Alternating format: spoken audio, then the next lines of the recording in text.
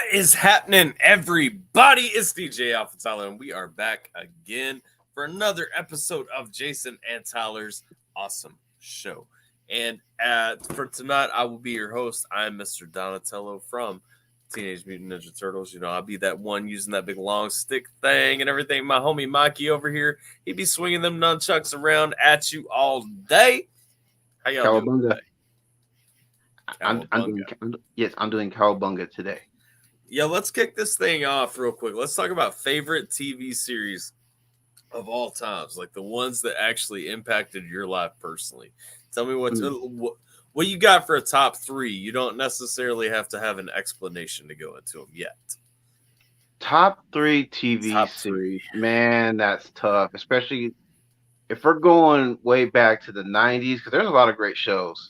Mm-hmm. I would say, okay. Oh, wait. Not the ones that you just love, not the ones that you enjoy or anything like that, but the ones that actually like impacted and shaped you and your life. Ooh, dang! You're talking about going deep. Yeah, I'm talking about the ones that like cultivate you and grow you. You know what I'm saying? I would say the Wonder Years is a good one. I would definitely say Boy Meets World is another one. I mean that's partly the reason why I'm choosing that one. We'll see. What's a solid number one or number three? If I'm going on the Nickelodeon side of things, man, I'm saying there's a bunch of good ones. Clarissa Explains It All. Really? Okay. Yeah. Random right there. Okay. Uh-huh. Shout out real quick to Jay. We got Roxy. We got Jiminator. What up, y'all? We also got some lurkers popping in and out and everything. Everybody keeps trying to figure out where they're going and whether they want to watch the stream or not.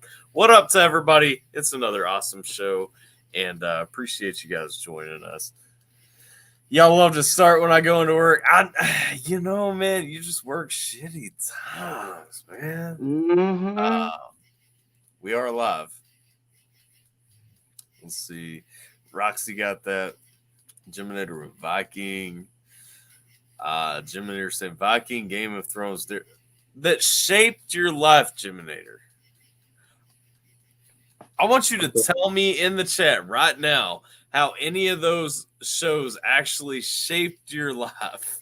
I don't know if I should be disappointed or confused. I want to know like whose head Jiminator is chopping off, because clearly that's what he's trying to tell me right now. Mm-hmm. Or that he's blonde and he is a blonde vigilante. You know what I mean? Mm-hmm. Grew up with MASH, Battlestar Galactica, Dukes of Hazzard. Good shows. Let's see. What up, Namson? How you doing, fam? Ass. What up, Chris? Ass. So apparently there's a show called Ass. Apparently. Ass. Actually, those are all three shows. What up, Nampy? Yes. How you doing, Namson? They shaped my love for storytelling, especially Viking. How old were you with because what? Hold up. Jiminator said what?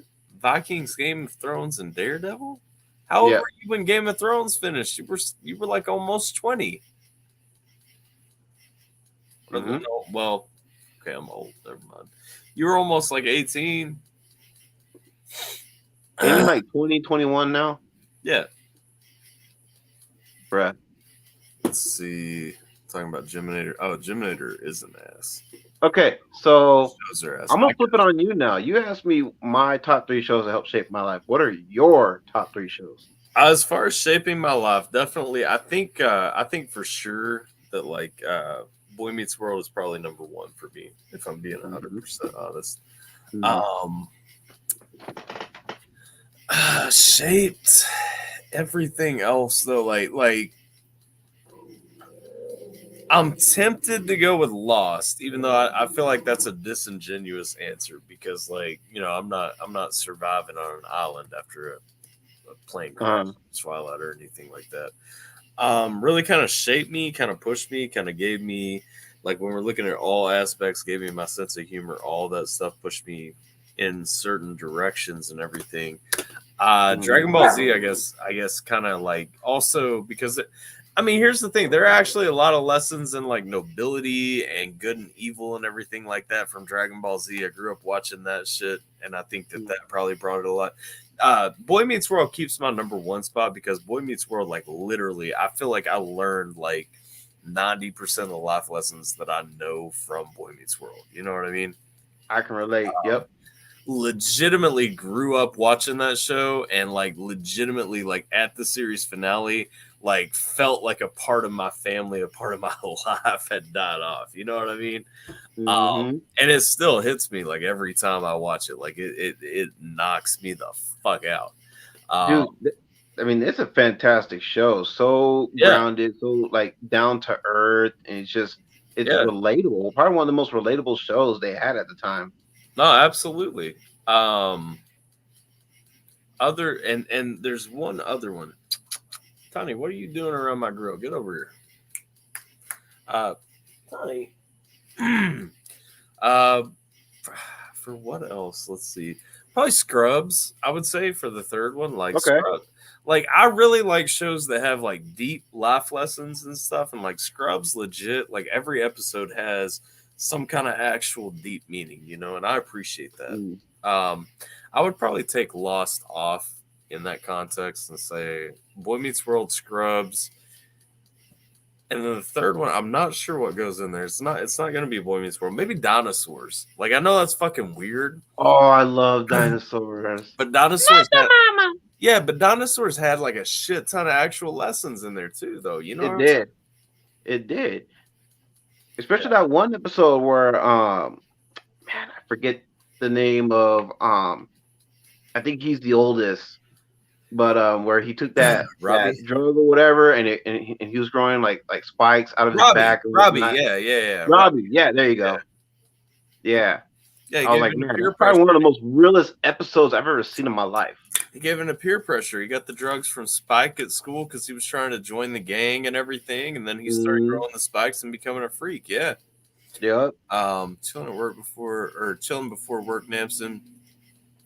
Chilling getting sick, so that's unfortunate. That sucks, Nampy. What up, Dylan? How you doing, dog? First 4 seasons of Game of Thrones are basic. Sure. Right. I mean, they are. Futurama is a dope show. Futurama is a good show. Greatest American Hero is a good show. I don't think I ever watched Welcome Back, Kotter.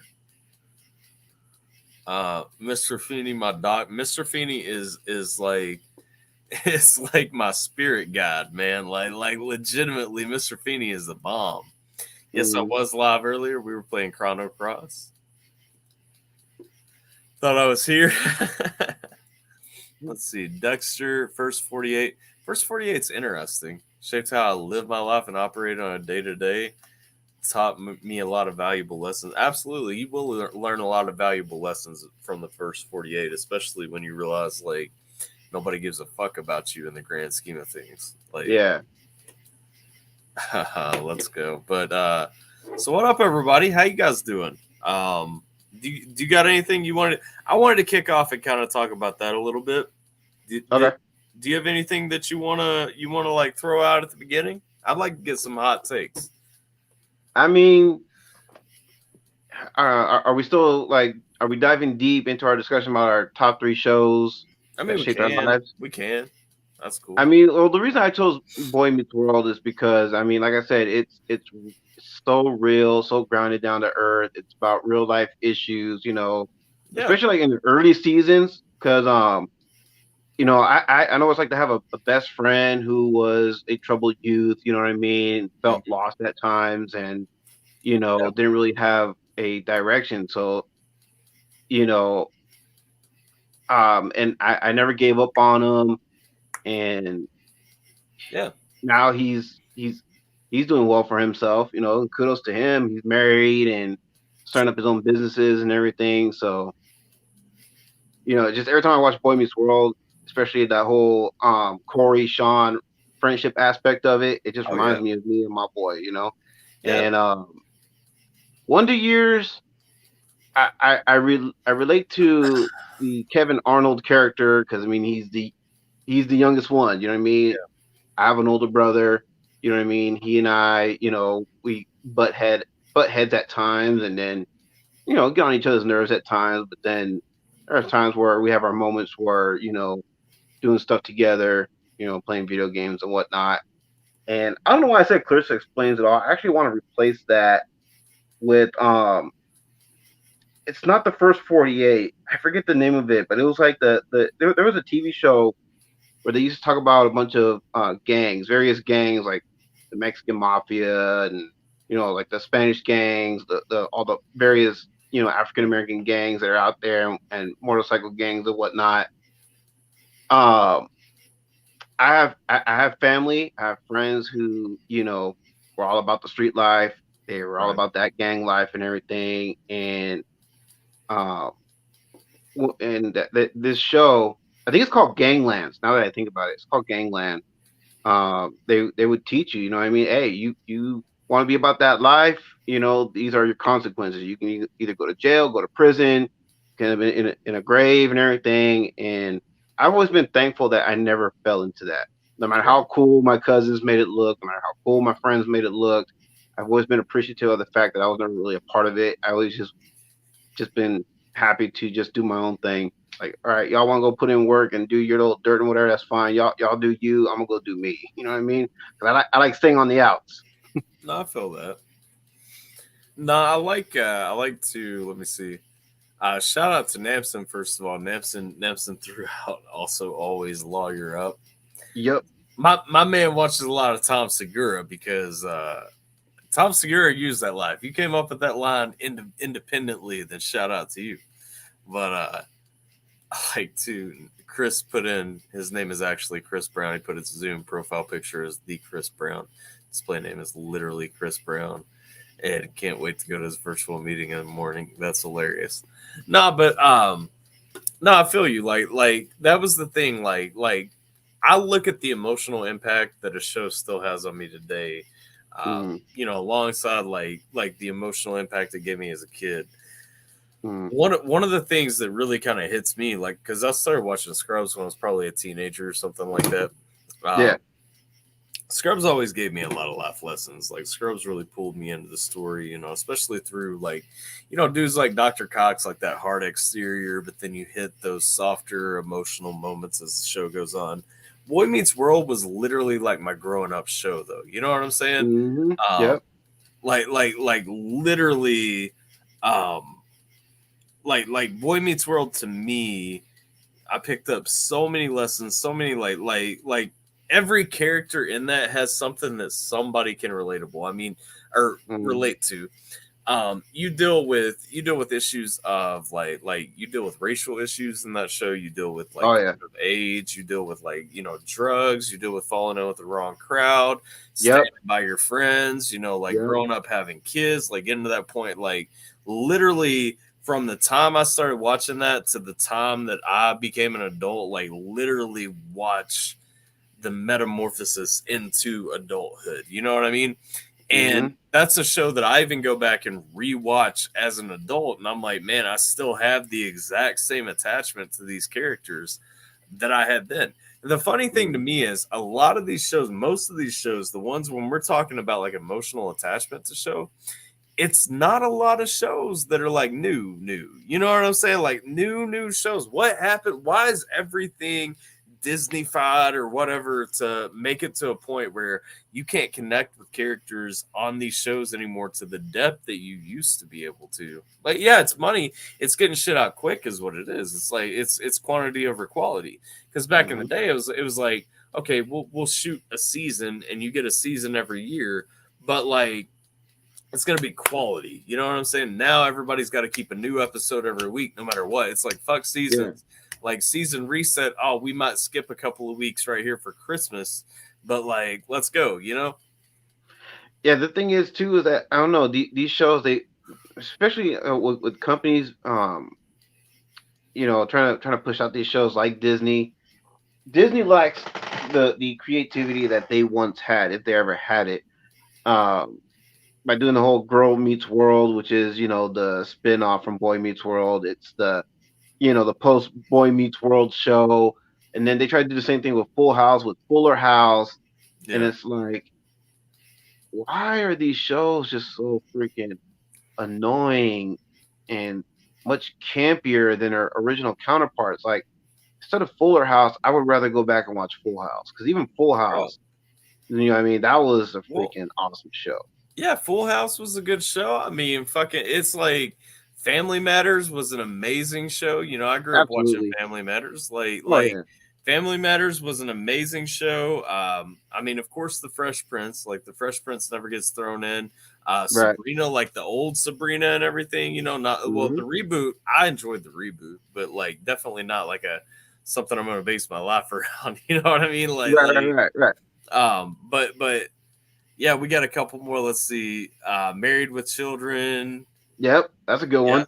great show. Home Improvement was a great show too. Oh, Home Improvement. That's the show. Like I said, I used to watch with my dad back in the day. Yeah, yeah. Let's see.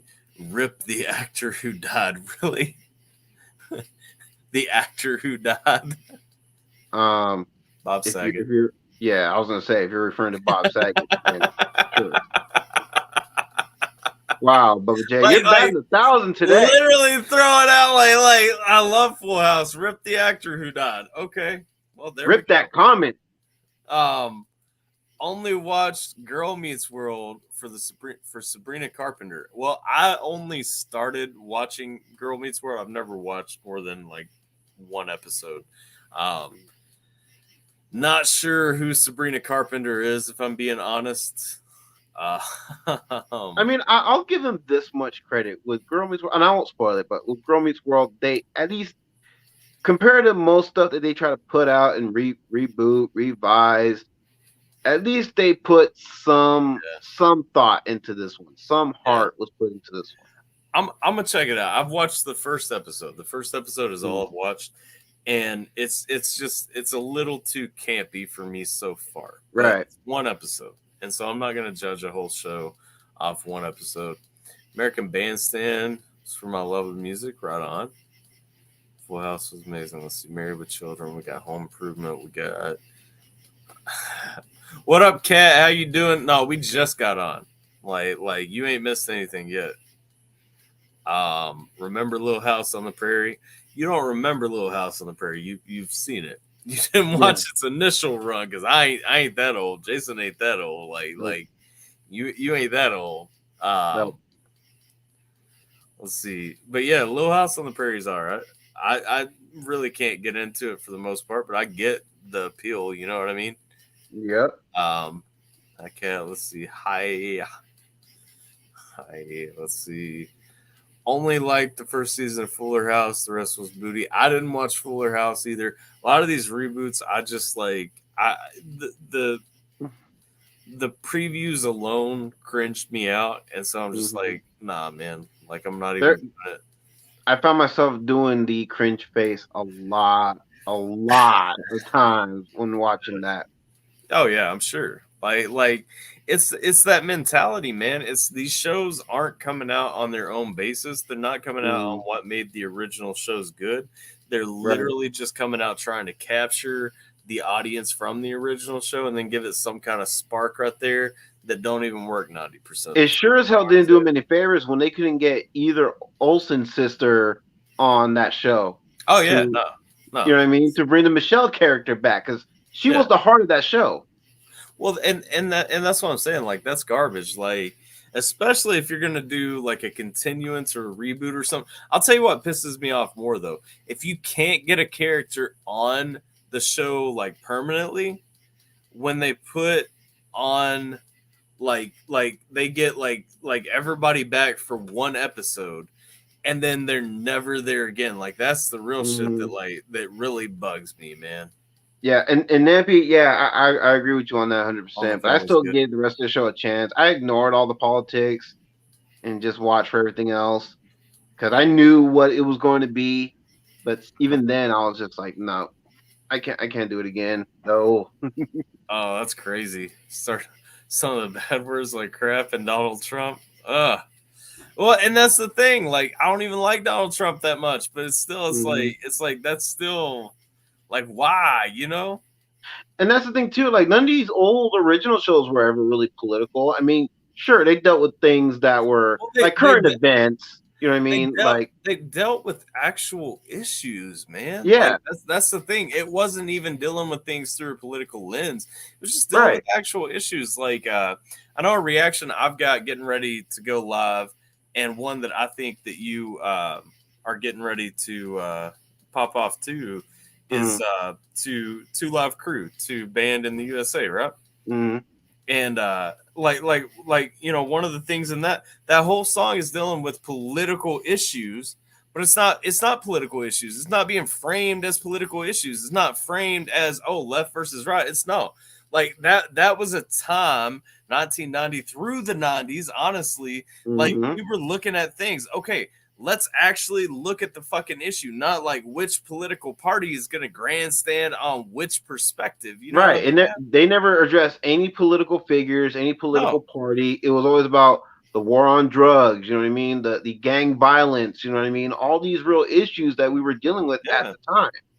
You Yeah. know, and that's what these news shows should be doing. Should be focusing on these, real issues that we're dealing with as a result of, stuff that's passed through the system. You know what I mean? Rather than telling people, oh, which side they should be on and who they should be voting for. Yeah, bro, 100%. Like it's we have issues that aren't tied to Republicans and Democrats. You know, found the Donald Mm. Trump line funny. Yes, yeah. No, I feel you. Let's see. Couldn't stand. Oh wait, I'm getting ahead. Hold up. Let me catch up on these chats real quick. Mag Mm. Cargo. I missed Mag Cargo. It's not my actual YouTube. No, I feel you. That's cool. Let's see. In an age before VHS, I had to watch shows like Dallas, The Falcon Quest. Tell my mom what happened when she was at work. Hey, I feel you. Let's see. The girl who got Fuller House going is a conservative. Well, yeah, I know, and that's why it's still kind of a crazy line, like to throw in there, you know. Mm-hmm. Welcome back there, Chris. I remember, if anything, during the '90s, Donald Trump got a lot of love. I know he made a cameo appearance on the Fresh Prince of Bel Air. Yeah. Welcome back, Kat. Let's see. Welcome backs everywhere. Couldn't stand looking at. Hold up. What? Good Lord. Couldn't stand looking at the six. What six you talking about, Wick? Which six couldn't you stand looking at? Oh, over on YouTube or what? Oh, yeah, over on YouTube. Let's see. The song banned in the USA was calling out censorship. Yeah, no, 100%. It was calling out censorship, and it mentioned a ton of other actual issues in there. You know what I'm saying? Yeah. Let's see. Roxy saying hi, Wick. Hello. Let's see. Home Alone. Wait, you gifted stuff? Am I not getting notifications for my Twitch stuff? What are you talking about? Hold up. Let me pull up my other things in another tab. All right. Real quick. Man, we having all kinds of technical issues right now, aren't we? Well, technical issues, nah, but like one thing. So for anybody who doesn't know, I'm trying to move away from StreamYard just because I don't like it. It's not really the most. What's the word I'm looking for? It's not the most interactive. It's not the most free form thing. StreamYard has served its purpose, but I feel as though our time with StreamYard on my channel is pretty limited. Just because. Yep. There we go.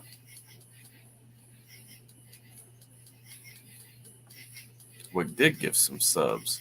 I appreciate that, Wick. If anybody else has done anything that I didn't catch, I'm sorry. I missed it. Let's see here. Oh, Roxy came out with a hydrate 24 minutes ago, too. Oh, I just had ice cream, so I'm kind of full. But no, like oh, Roxy, yes, Wick. I was gonna tell you, I I didn't find this out until after you and I talked earlier, but apparently Roxy was watching your stream earlier, and she was trying to let you know about your sound, but she didn't have a chance to do so because you couldn't see the chat. Don't like StreamYard or at all or Restream. I moved away from Restream way early on. Restream is Restream is in my mind a trap. Shout out to WeScheme, by the way. Yeah, shout out to WeStream.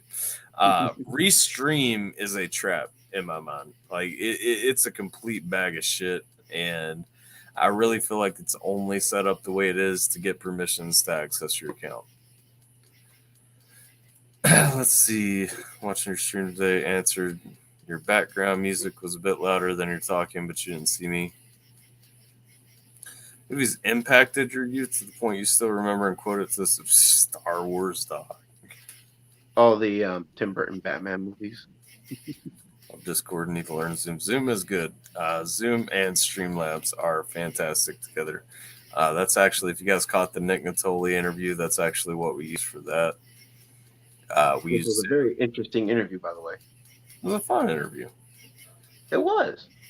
Background music was louder. Let's see. Tons of movies. Jay, too many to explain. Yeah. So I would say, yeah. The Tim Burton Batman movies, absolutely. Star Wars movies, Gone with the Wind, man. Casablanca.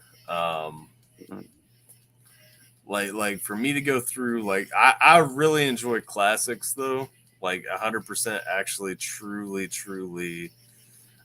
enjoy those, you know? For me, it would be, of course, the Tim Burton Batman movies, the Back to the Future trilogy. That's always a favorite of mine.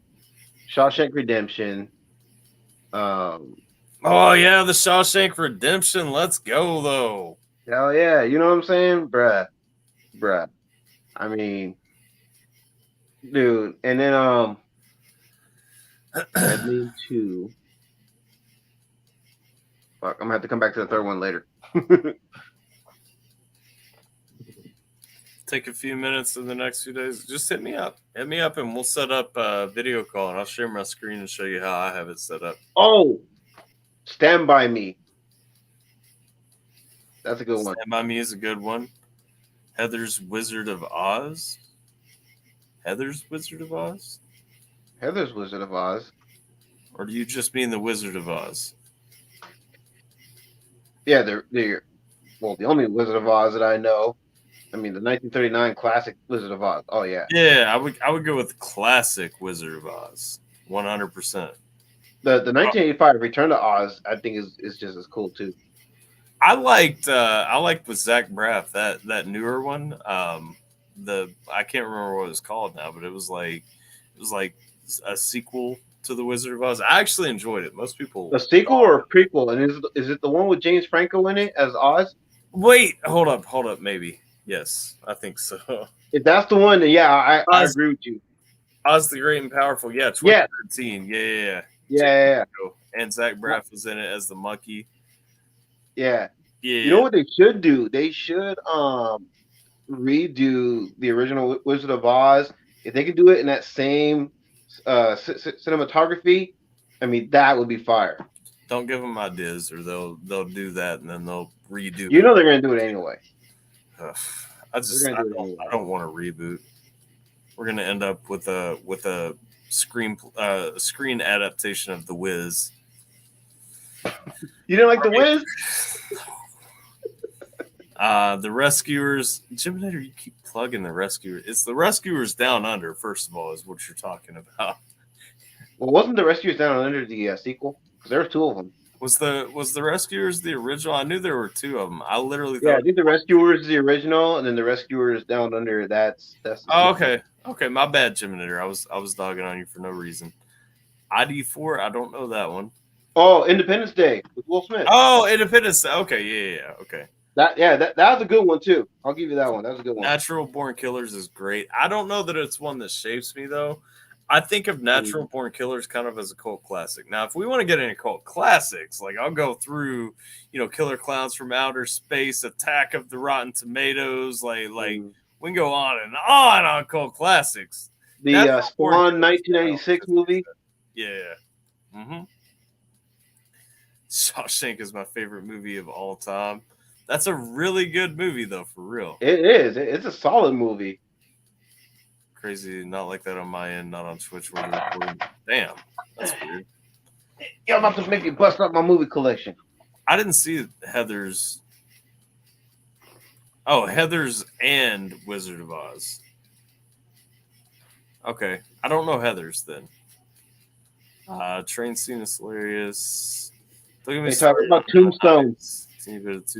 Tombstone's a classic, man. Come on, right? Yeah, I've actually been to Tombstone, Arizona. By the way, when I lived in Sierra Vista, it's really close to Sierra Vista, Arizona, and so I actually went over to Tombstone. I actually visited like the little place that they have set up for that and all that. It's a cool place. Let's see. It was the beginning when you were riding the back. When you changed the cars, it was balanced. Car wash and the Whiz were great too. I have to disagree on the Whiz. Down Under is the sequel. Oh yeah, how can I forget my favorite trilogy? One of my favorite comedic trilogies, and that's Friday. American History X. History X was pretty good. Yes, I do like that one. What about too? What about so? I mean, if we're talking about movies, like I love Gangs of New York and The Departed are two of my favorite movies. But Goodfellas. You know what got a ton of love at the time, and I genuinely have not heard about it since, was American Gangster with Denzel. I don't think I've seen that one. Like it fell off hard. Like it got a shit ton of love. Yeah. Goodfellas, though. I mean, we're gonna talk like street gangster movies. I mean, Goodfellas is definitely one of them. Movies that shape and influence you. No, that was the topic. That is no longer the topic. Or else we would have some criminals up in here. Harry and the Hendersons, great throwback that I haven't watched in a while. Also, Fifth Element, fantastic. And Beetlejuice, yes. Yes, Beetlejuice, yes. To Tombstone. Blade and Queen of the Damned. Yes, but okay, here's my problem. Everybody wants to shout out Queen of the Damned, but nobody wants to shout out Interview with the Vampire. Interview with the Vampire is better in every way in my mind than Queen of the Damned. And yet it's like everybody just skips over. And it is part one. Queen of the Damned was a sequel. If you do not know, Queen of the Damned is a sequel to Interview with the Vampire, and Interview with the Vampire is a better movie.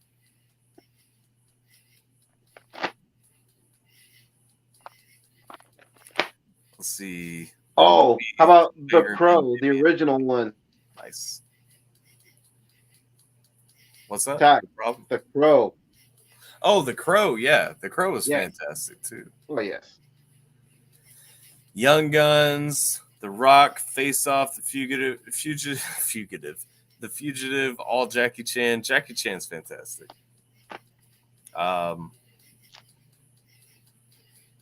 Revenant? I've never seen that. Most influential of all time was Jaws, and that's why Ellen won't go on a boat in the ocean. Sandlot. Sandlot's a good movie. Oh, Sandlot's fantastic. Prefer me to get that one. So I've never read the books. I will say, usually, I typically on franchises where it's an option, I typically prefer the books as well. I have never read the books for Interview with the Vampire. Interview was epic. Yes, it was. Biased. Never read Queen of the Damned. Nightmare Before Christmas. I'm willing to bet that the Queen of the Damned book was better too. Nightmare Before Christmas, absolutely fantastic. Let's see, Grumpy Old Men with Jack Lemmon and Walter Mao. What did you say? Huh? I thought you skipped over Jay's comment. Oh, Jay said yes, The Crow. Oh, okay. Let's see, Grumpy Old Men, the Wick movies. Yeah. No, those are fantastic. We had a whole. If you guys missed this, we had a whole come to Jesus moment about those movies on Friday Mhm. in the voice chat. Meant Revenant. Oh, okay. That makes a little bit more sense with Tom Hardy and Leonardo. Yes, Requiem for a Dream is pretty good. And Ross. Then I read her claiming of Sleeping Beauty series. And here I am reading dirty books and interviewing authors. Woo! Hold up! Did Kat just speak to my heart? Kat, you and I may be two of the only people on earth that I know who would throw Equilibrium on a list of fantastic movies. But I appreciate you so much because nobody ever shouts out Equilibrium. What about the Boondock Saints? I don't like the Boondock Saints that much. Why? I just don't. It's not like there's anything objectively bad about it that I would say. It's just I just don't like them that much. Like You haven't really got into them. Yeah, I guess that's it. I don't know. But you also have to understand. Okay, so like most people who like the Boondock Saints that much got really into it in high school, like through that stoner phase. You know, when I got into that phase in high school, I got into movies like, Wick just mentioned Fight Club. I got into Fight Club. I got into The Matrix. I got into like Equilibrium. I got into Gattaca. And Gattaca, shout out to Gattaca too, because I don't think anybody's thrown that out there yet. But Equilibrium and Gattaca, after I read 1984, I went over to Equilibrium and Gattaca. I was like, this is my jam right here. Like this is my lane of movies. You know what I mean?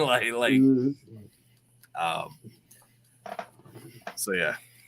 Training Day with Denzel was what apparently that was what Jay said that I skipped over. I'm not the biggest fan, so I don't really have much to say there, but I mean I get the hype. I don't think you're in a minority of saying that Training Day is a fantastic movie. I think I'm very much in the minority saying that it's not. Equilibrium is amazing. Yes, it is. Requiem for a Dream.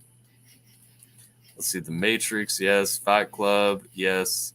Donnie Darko. There we go, though. Donnie Darko. Advocate. Devil's Advocate. Yeah. Oh, Devil's Advocate is actually a good movie. You know what else, too? On that same note, well, on a similar note, Constantine. Nobody ever really shouts out Constantine. Constantine is a fantastic movie. If you guys haven't ever seen that. The Replacements, yes. No, The Replacements is fantastic. Happy Gilmore, yes. Happy Gilmore's good, not fantastic. Oh, it's fantastic. I don't care what you say. It's not fantastic. Yes, it is. What up, Schemey Scheme? Scheme is raiding with a party of 8. What up, Scheme and everybody? How you guys doing? Appreciate you coming by. Also, I still owe a hydrate to Roxy from. It's not Scheme's fan. It's the Weirdo Cult. What up to the Weirdo Cult? You know what I meant. Listen. No. Listen. You gotta get it right. Listen. You think I don't know that? I'm looking forward to watching Scheme's reaction to Tom McDonald's new track, though. I've got my reaction ready to go to it. I saw his reaction. Huh? I saw his. I just got done watching his reaction a little while ago. What do you think about it?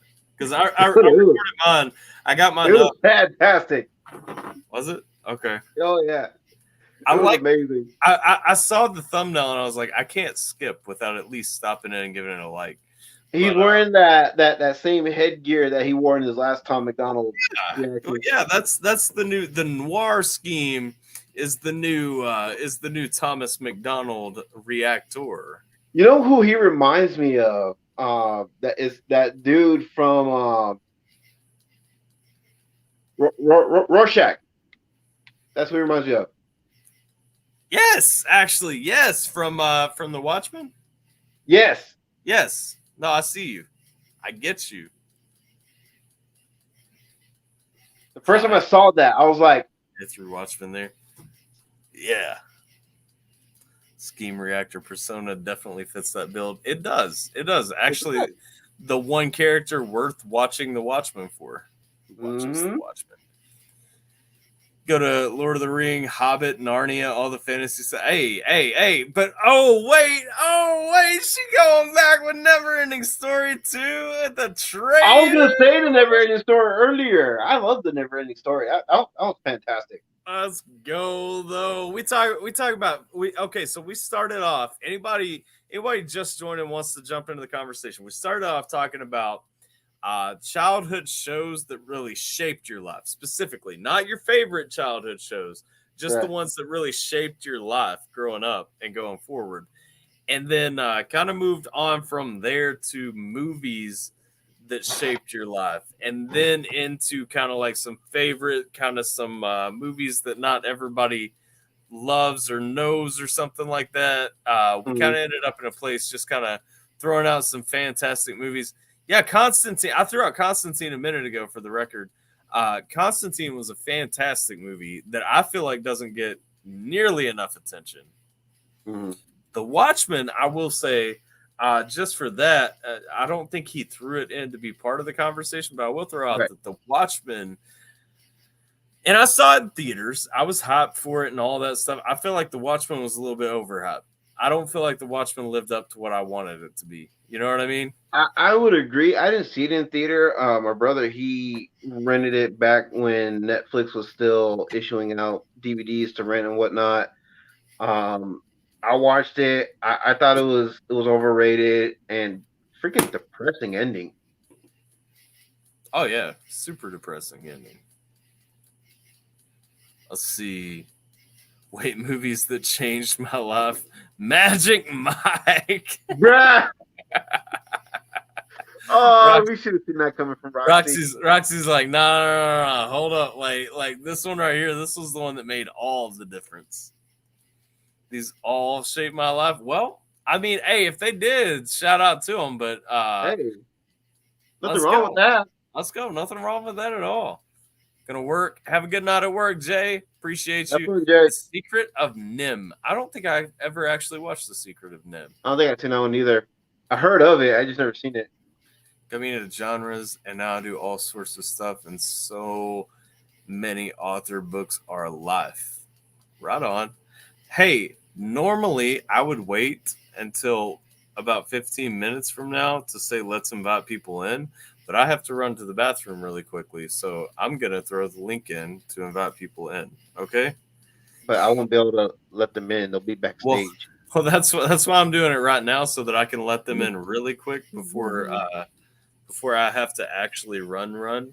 If you guys want to jump in. The link is coming in the chat. You should probably throw it to BRB because I kind of got to use the little boys' room too. Well, no. I mean, you can go ahead. You can go ahead and run, and that, while I'm letting people in, and because I'll only be a second when I run, but it's gonna take me a second to get there. So yeah, I might be a minute. Pee break time.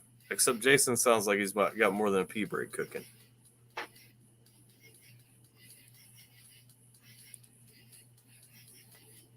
Jump in, converse. Let's discuss movies, literature, whatever you guys got. Somebody's baking brownies. Boondock Saints, what is up, my man Joey? Boondock Saints was a big one for me. Always love that movie. We were talking about that a little bit ago. Like it's not that I dislike the Boondock Saints. It's that I went in a different direction when everybody else was falling in love with the Boondock Saints. And so for me, I think I landed on things like Equilibrium and Gattaca and stuff like that, and kind of went away from the Boondock Saints. You know what I mean? Wasn't a big fan of the second movie. I can understand that. Wasn't really a fan, period. Joey, jump in, be a part of the discussion. Joey and Alan. Alan, I haven't seen you in forever in one of these. And Kat, come on now. We got some good chats ready to happen. Y'all just got to jump on in here. Jump in. Equilibrium was trash? No, sir. No. Equilibrium is one of my favorite movies of all time. Don't hurt my feelings like that, dude. What about Gattaca? Where are you at on Gattaca, Scheme? Didn't dislike Boondocks. Never understood the cult classic status. I agree with that. I'm at work at the moment. Well, fuck. And you're on the phone at the moment. Good lord.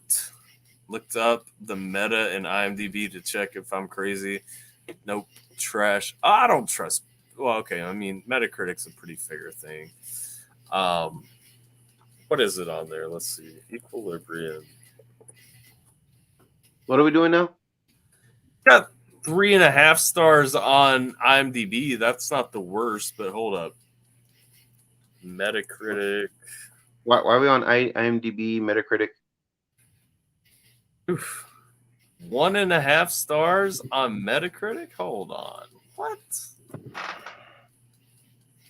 Users give it unnecessary love, I guess.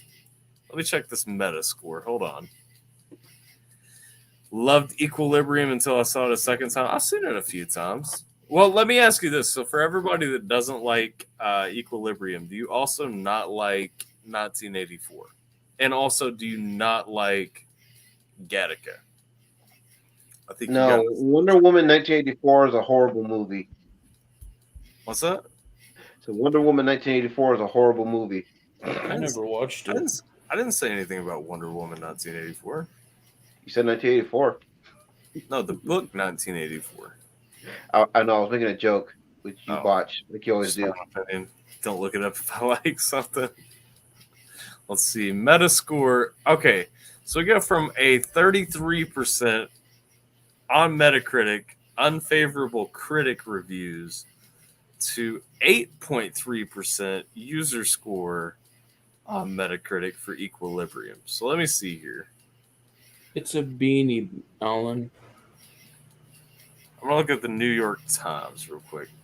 If someone left 1984, Fahrenheit 451, Brave New World, Gattaca, and Sylvester Stallone potboilers, Judge Dredd, and Demolition Man out in the sun and threw the running glop into a movie screen, still be better than Equilibrium. But they're still going.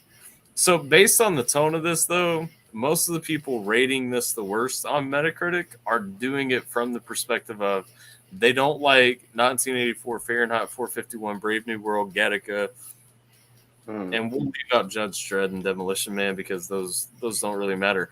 But if you don't like the premise of 1984, Fahrenheit 451, and Brave New World, you're probably not going to like Equilibrium. And that's also why I threw Gattaca in there, because I feel like the two of those movies actually go together pretty well. Well, speaking of Sly Stallone, what about the Expendables movies? I love the Expendables movies. They're fun. They're fun. I enjoy them. Let's see. Wait, Jim has his shower cap on. I'm pretty sure Jiminator's in the shower. 1984 and Fahrenheit 451 are the good versions of what Equilibrium wanted to be. Was like, what if 1984 was The Matrix with bad choreography? I can see that actually being a fair review, even about a movie that I do enjoy. I can see that as an extremely fair. You're not going to win that argument with Scheme, so yeah. No, it's not an argument. I'm saying I can see that stance. Mm. But I still enjoy the movie. You skip the stand, Long Oilers. Better than 1984. 1984 is my favorite book of all time. I disagree. I think you mispronounced it. It was the Langoliers. Oh, well, that's cool. Anyway, find it hard to find movies with good rewatchability.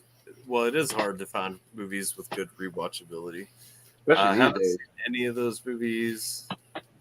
Well, the things that I was saying were books. Let's see. Total Recall. Total Recall is pretty good. Over the Top. Let's see. I think it's the opposite. If you do like 1984, it makes Equilibrium worse because you should have a comparison of what the story should be. Well, what if? So, did you ever watch the 1984 actual movie that was made? To call it a movie is kind of sad. It's not a good movie. If you watch the 1984 movie, or if you watch the Atlas Shrugged 2-part movie, then you probably were looking for a better version of that style of story anyway. And so I think the fact that I watched the 1984 movie specifically before I watched Equilibrium makes me appreciate Equilibrium a lot more anyway. The book. You don't watch the 1984 movie. We like what we like. Hocus Pocus is fire. Now, what do you guys think about the preview though for the new Hocus Pocus? I don't know. I'm kind of iffy on it. I haven't seen it. Give the chat a second. I'm not a fan of the preview. I'm not gonna lie. Like the preview, it's this Disneyfication of everything, man. Making everything more poppy, making everything more snappy, and it's just like you know, I look at it finishing up like Boy Meets World and going to Girl Meets World and looking at how Girl Meets World starts after how great Boy Meets World wrapped up. You know, it's crazy to me to look at how Disney today is just fucking up franchises that they can make so much money off of, you know, if they would just stay true to form on anything. Same with Star Wars, you know, same with a few other things. Sick of remakes and sequels 30 years later. I will give them credit for this for their Hocus Pocus 2. They do have all the original actresses actually coming back. So the three witches are still the same actresses. Yeah, but why did it take them so long to make a sequel? Like it took so long for Top Gun to get a sequel. That I don't know. That makes no sense to me. I love the Top Gun sequel. That's one of my favorite movies of this year. I haven't watched it still. I haven't watched it yet either. Amazon is making so good. Amazon is making a prequel to The Hobbit and the Lord of the Rings. But why? Why? It is the most expensive TV show that's been ever made. I don't give a shit. I just want to know why. I want to know why it's happening. There's something to do. I don't know why, but they're making a Game of Thrones prequel. Don't care. House of Dragons. Do they have Binks? I don't think so. That was one of my biggest issues. So I think there's something. I think there is something like close. There's a cat in it. I don't know if it's actually Binks or not, but that was one of the conversations I was having with my wife when we were going into it. She was telling me about it, and I'm like, it would make zero sense to have Thackeray Binks come back and be a cat again because he already got that redemption and like went on with his sister. I'm like, that makes no sense at all. They don't have him actually speaking at any point. And so I don't know the answer to that, but my answer is I hope not. Called it the Rings of Power. Ignore that. Amazon isn't making anything LOTR. It's... And then we trail off. So Scheme says you're lying to me, Moni. Let's see. JJV looks like he is cohesive with the beard below him. Oh, yes. Quite distinguished. Binks went to heaven, so he can't be there. I agree. It's basically propaganda made by people who never read Lord of the Rings because they own the rights to the appendixes of the Silmarillion. It's a no story made outside of Tolkien lore, trying to wedge into lore with wokeness. It will be trashed. May God have mercy on anyone who watches it. Mm-hmm. So they're just okay. Well, I never read those books, but I think I know the ones that you're talking about. You're talking about like basically the appendages or whatever that were made kind of to go along with the Lord of the Rings, like the Middle Earth lore and everything, right? Appendixes, right? The annexes, sure, yeah. Appendixes. That was the word I used, and then you said appendages. Did I say appendages? Yeah, you did. Yes, you did. That's because I have to pee really bad, and I got. I bet you do. It does look like it will be trash. Well, it sounds like it'll be trash. It sounds pointless. Anybody wanting in on the chat real quick? I'm going to put the link in here one more time.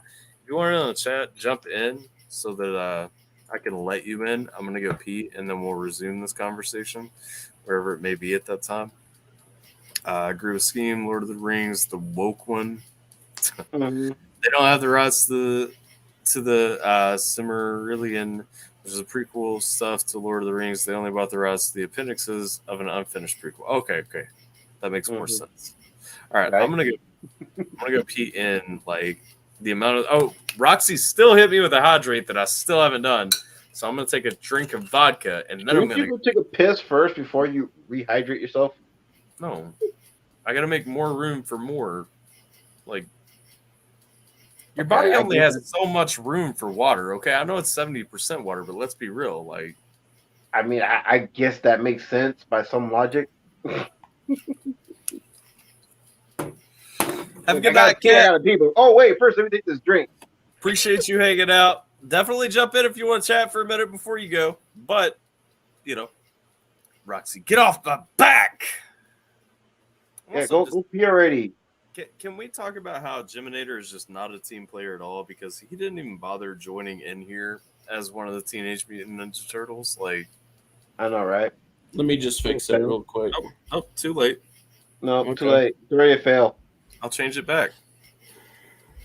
I'll change it back to Dick Bag McGee. I am live again, Technutium. How you doing? You can jump in if you want to too. This is the last time I'm putting the chat or the link in the chat before I go pee. If you want to come in and hang out, chat. I hate the phrase "chop it up." If you He's want to come gotta in say and it chat, 3 or 4 more times before he actually goes pee. don't act like you know me. Hi, Tilly. Oh, I know you very well. I know you too well. Hi, Tilly. It's too late. Do you know that most of my teeth are receding from my gums because I used mouth nicotine for like 19 years? Yeah, I use hydrogen peroxide to rinse my mouth out. So tell me what to do, Tilly. All right, I am gonna go. Tyler, go pee. Go rock the piss, bro. Put it in there. Nobody has joined. If you want in when I get back, I will see you in the waiting room when I get back and let you in. But until then, Go pee. Okay, Boj, when Tyler has to go pee, that is like a cue for you since he and I did all the talking earlier. This is your time now to say some stuff. Oh, shit. Give me one second. Today, Junior! Let me just fix something real quick.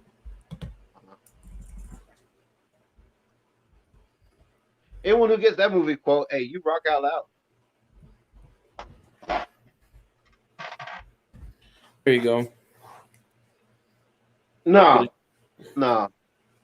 Oh, Raphael, you are not. I got you, man. I think that's a huge insult. You want me to be Shredder? I mean, you look like someone who has to wrap himself up with blades so you don't get touched, so sure.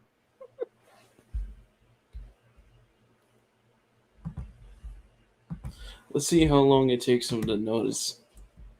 Oh, he's gonna notice right off the bat. And he's gonna tell you that you're wrong for choosing that name. He's just watching his own stream right now. He's like, well, I'm sure he is watching. Like, you fucking dare. I think he's probably gonna tell you, you need to change it to April O'Neil.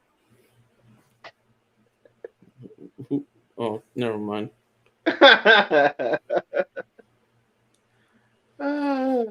He's like, you motherfucker.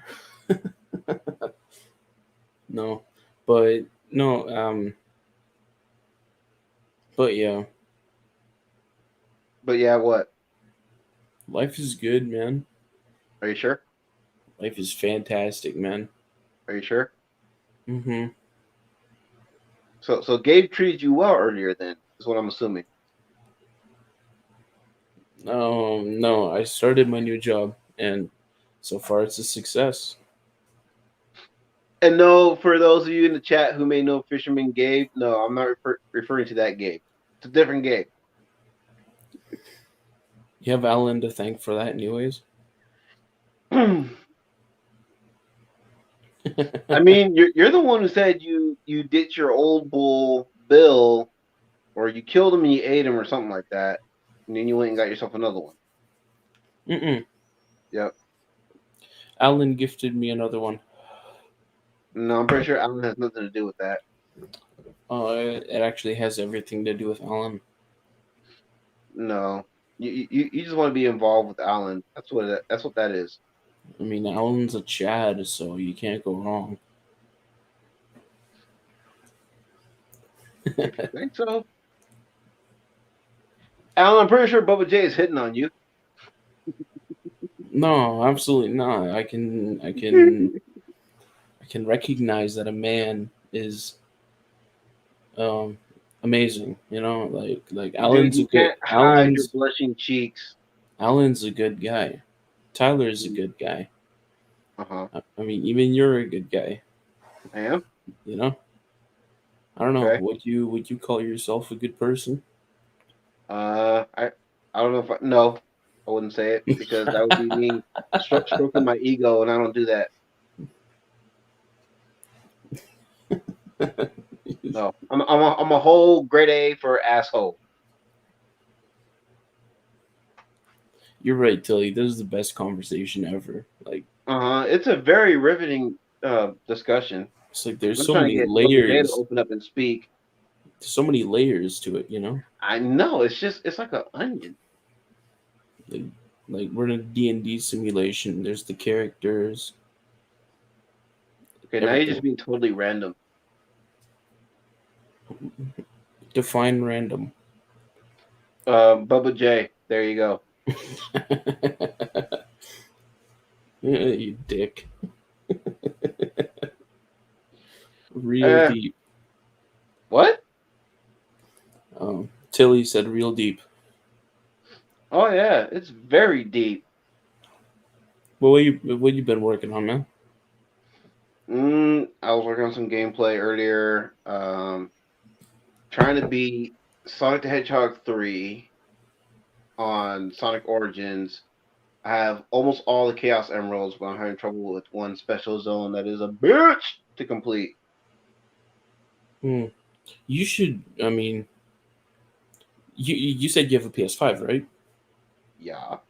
Have you ever played The Last of Us? No. You should try it. Maybe. You should get it. It's really good. Maybe. They're doing what they did is they made a remake from the original and they just rebuilt it with like new graphics and everything.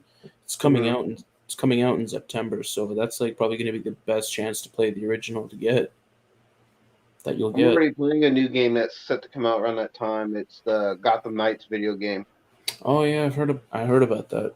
Yeah, I'm playing that one. And then the month before that, in August, the new Saints Row reboot is coming out, and I'm supposed to be playing That's coming out. That's next month. Yeller. Oh shit! No, I'm really looking forward to God of War Ragnarok. I think everybody knows how much I love God of War. Like it's such a good game. I don't think people know that well. You might want to elaborate on that. No, it's such a good story because like I never played the originals, like from like the PS1, PS2, those ones. But in 2018, they remade it and put Kratos in a different realm. It's like Norse mythology, and he's old, and he's got a son now. But I like how you said basically he's old, like that's the highlight of the character. No, that is the highlight of his character now because you know how like lustful and revengeful he was. Now he's like slowed down because he's older. He's got a massive beard now, and like he's got a son, which I don't want to spoil because I really want Tyler to play that game because the story is incredible. And like the fight. Talking about playing it, what did he say?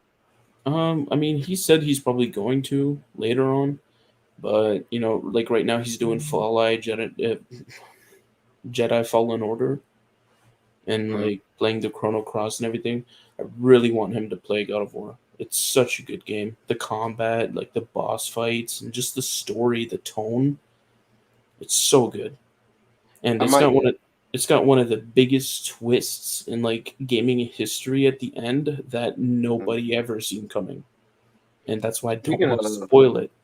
Speaking of Jedi Fallen Order, I might be getting that pretty soon. Yeah, I looked it up in PlayStation Store, and it's only like $40, something like that. Yeah, I love the combat. Looks super sweet. super slick I and would fast love paced. to record gameplay with the PS5, but for some reason, I can't turn off what is it the HDR or whatever it is for the PS5, so I can record on my computer screen. You 'Cause mean my with computer screen records at 1080p. you mean with the Elgato?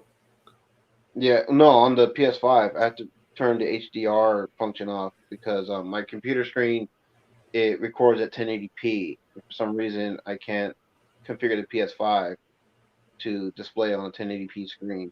I don't know, it's Mm. weird. I gotta look into it. No, you should definitely figure it out. Wixter says he's gonna get Ragnarok. Yeah, me too. I'm gonna buy it day one. They Hello, recently. Technetium. Hello, fine sir. Hey, What is up? The weakest Fine, foot soldier. sirs. I I agree with know. I that. just seen that. I agree with that. You were watching your stream, weren't you? No, I came back and fixed your name. I told him the shredder fits him because he looks like the kind of guy who would need to wrap himself in nothing but blades so nobody can touch him. Shredder doesn't fit him. Shredder actually accomplished things. You're not wrong. Well, but then Shredder also loses too, though. I mean, they did kill him in the original movie. That is true. Did they kill him, or did he just come Well, back? they supposedly killed him in the original, but then he came back in the sequel somehow. Well, how are you today? How would you like to weigh in on this conversation, Mr. Zach? What? I'm What sorry, did Bebop. I missed a lot of whatever you were talking about. I legitimately just hopped in whenever. For the initial said hello. conversation was the top 3 television shows that shaped your life. Not your favorite 3, but like the top 3 that The like top shaped 3 you. TV shows that shaped my life. Yes. You know, that's an interesting one because I really didn't watch like a whole lot of TV other than cartoons for the majority of my life.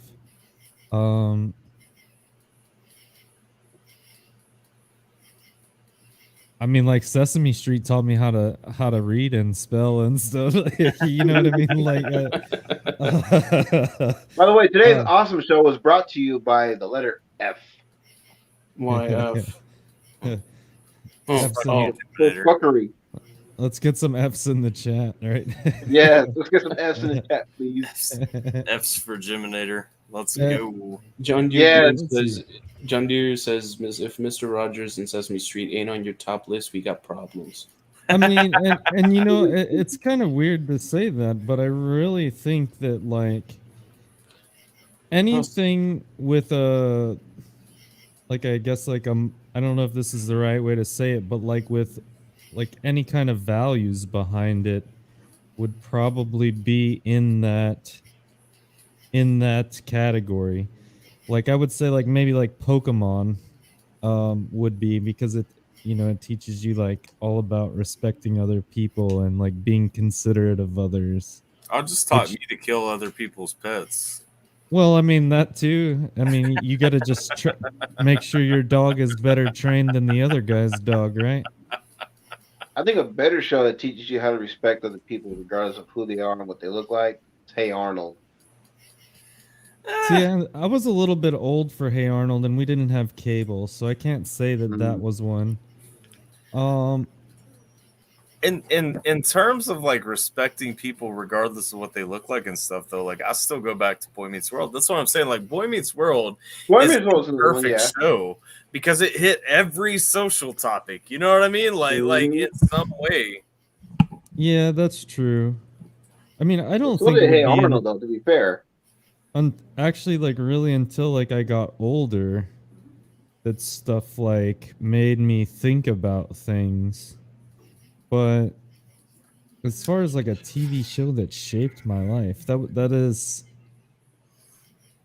like maybe Star Trek. I mean, I know that sounds kind of. I mean, Jay threw out Battlestar Galactica earlier, so I guess Star Trek's fair. But Yeah.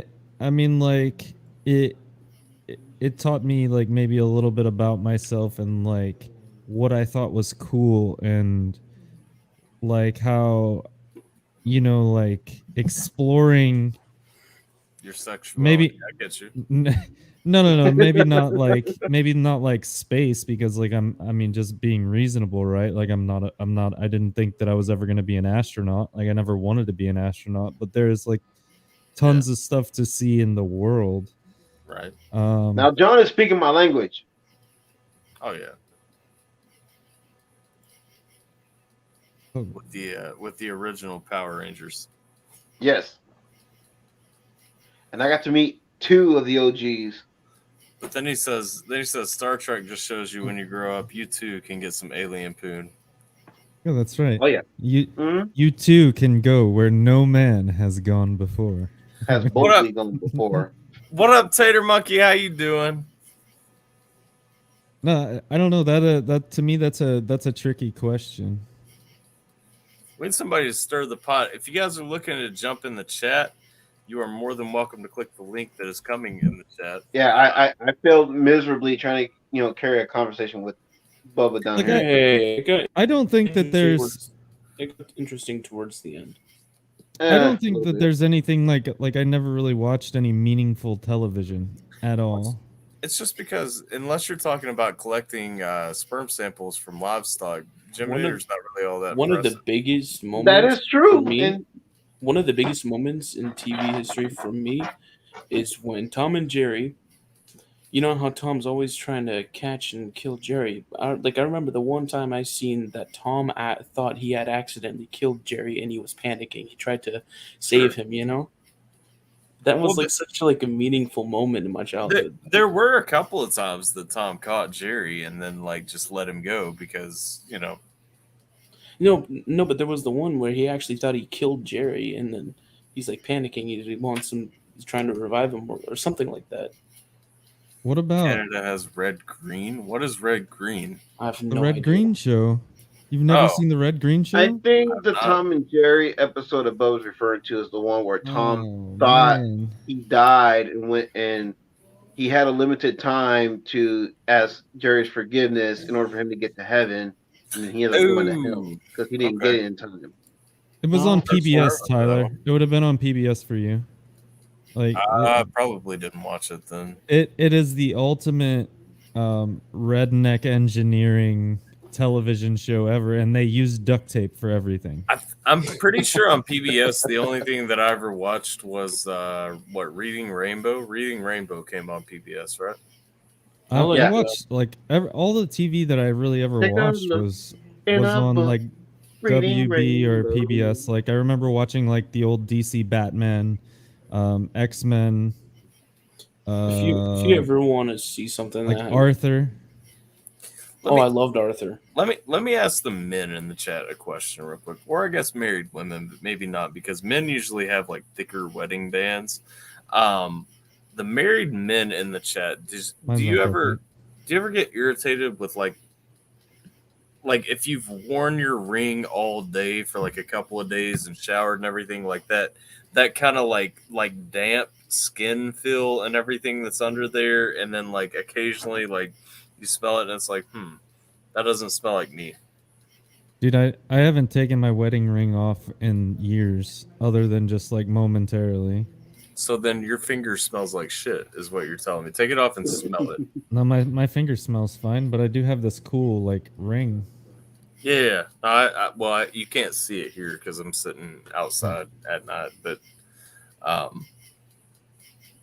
hear those crickets. That's right. But no, there was a show that I loved really growing up. It was called My Goldfish is Evil. If you guys ever want to look into that, it's a fantastic kids show. I'm just listening to those crickets telling you right now, Bubba J, since you admit you don't like them. They're going, fuck you. Fuck you. Kind of makes me want to take a nap. I don't like who or what. Petman animated series is amazing. I actually yes! bought it on Amazon Prime. Yes. Not too I agree with that man 100%. The X-Men animated series was really good too. All of okay, legit. I shout out anytime I watch a comic book cartoon series. I shout out all those old Marvel ones specifically because they stayed so true. Like they legit used the comic book art. You know what I mean? Like it was so true to the comic book art that it was Right. that it was ridiculous. Like not the animated series, not the Batman animated series. I'm not talking about that one. But Right. like the X-Men series, the Amazing Spider-Man series. I love like, the Spider-Man series. those I wasn't cartoons. a Spider-Man, big the fan of animated the series. Spider-Man. That's the best one. Yeah. Spider-Man was always like a Spider-Man to me is always just like a whiny little biatch. So like I wasn't a huge fan of him, and as much as I will tell people all the time, like I don't think Batman is a superhero because he's absolutely not a superhero. No, John Green. Speaking of that, I've never seen that show. Like, I've just heard about it. But I did like the Batman. I thought it was really good. Oh yeah, the Batman the animated series is fantastic. Like So on that though, like how did you feel about the new movie? Because it got a lot of flack, man. Which one? So we talked about this the last time we did the show. Which I movie? personally The new Batman. the new Batman movie. I personally felt like the first half of it was way too slow. The second half of it was a perfect movie. I get the reasons for the pacing being the way it was, and as such, I appreciate the movie. I disagree with people who say it's the best Batman movie ever made. I disagree. I disagree with that too. Yeah. Yeah. I would say it's very far from the worst Batman movie ever made. I think it was necessary. I think it was a nice time period for Bruce Wayne, for Batman. I think it was a side of Batman that we haven't seen. I thought all that was good. Yeah. As a movie, I really enjoyed like the stripped down Batman from the early part. You know, like Jason pointed out last time, his car was, you know, just a muscle car. Like his outfit, you know, really, if you look, his outfit's stripped down. Like he's changing into it in a backpack and everything. I appreciate nuances like that. I love how the Riddler was portrayed. I think that was the best way that the Riddler could be portrayed. Well, Paul Dano always nails any character he plays. So, how did you feel about like the timeline? Did you think that there were anything, or do you think that there was anything about the timeline that was off, or anything like that? Which timeline are you throwing out? The timeline that it's currently in. So in this timeline, right? This would have been after the Joker had kind of controlled everything and set the city in a state of I guess like a more of a downfall than what it would have been before, right? Because Joker had just been imprisoned for the first time. Which means that so now you have Two-Face. That would have kind of been the character that's kind of in control now, right? Along with you have to remember Two-Face starts off as a DA, and so Two-Face, you know that is consistently true through all Batman lore. So right, and this doesn't show it, right? But I find that there is kind of an anomaly with who is the police captain. There is an inconsistently if you're purely looking at if you're looking at the Batman timeline from the comic books, if you're literally looking at what has been portrayed as the Batman timeline from the comic books, there's an anomaly if you're thinking that the Joker already had to do something which justified him getting landed in Arkham, which I agree and disagree with. If we think of Arkham as just an insane asylum, the Joker is going to go to Arkham if he gets picked up, period. Right.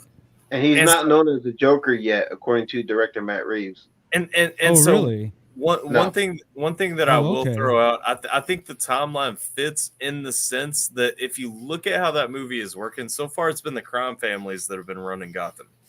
And so that worked for me because it's super early.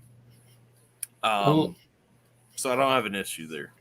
One of the standouts for me was Penguin. I thought Colin Farrell really played him well. wasn't.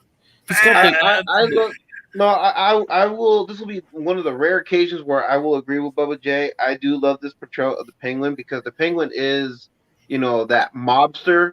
You know what I mean? And I thought Colin Farrell did a great job in portraying a mafioso Penguin. I would have liked the Penguin better had I not seen him in Gotham first. If I had not seen the portrayal in Gotham first, It's not the same guy. To me, it's not the same guy. It's not the same guy. It's a different actor. I know. That's what I'm saying. Had I not seen the portrayal of Penguin in Gotham first, like coming up through those younger years of Bruce, like that to me is a perfect early Penguin. No. Absolutely. You cannot just say that a Absolutely. different character from a completely different show that isn't even. No. That's not what he's saying. I'm not saying anything about a different character. I'm talking Yeah. about. But why are you saying? Okay, but why are you saying you didn't enjoy this Penguin because of the other Penguin? Because through the timeline, I would have liked to have seen a continuance of the Gotham character. Is all I'm saying. I said I would have liked this one better had I not seen the portrayal in Gotham first. Oh, okay. So let's talk about like the crime families. So we had Oswald Cobblepot, we had Salvatore Maroni, Carmen Falcone. No, they haven't established Salvador Maroni. I don't think they showed him yet. They only showed Falcone. They mentioned him though, right?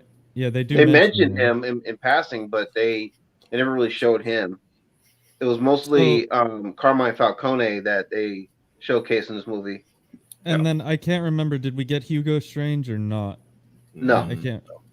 No. So there's no Hugo Strange. There was no all the main characters, which I was surprised about.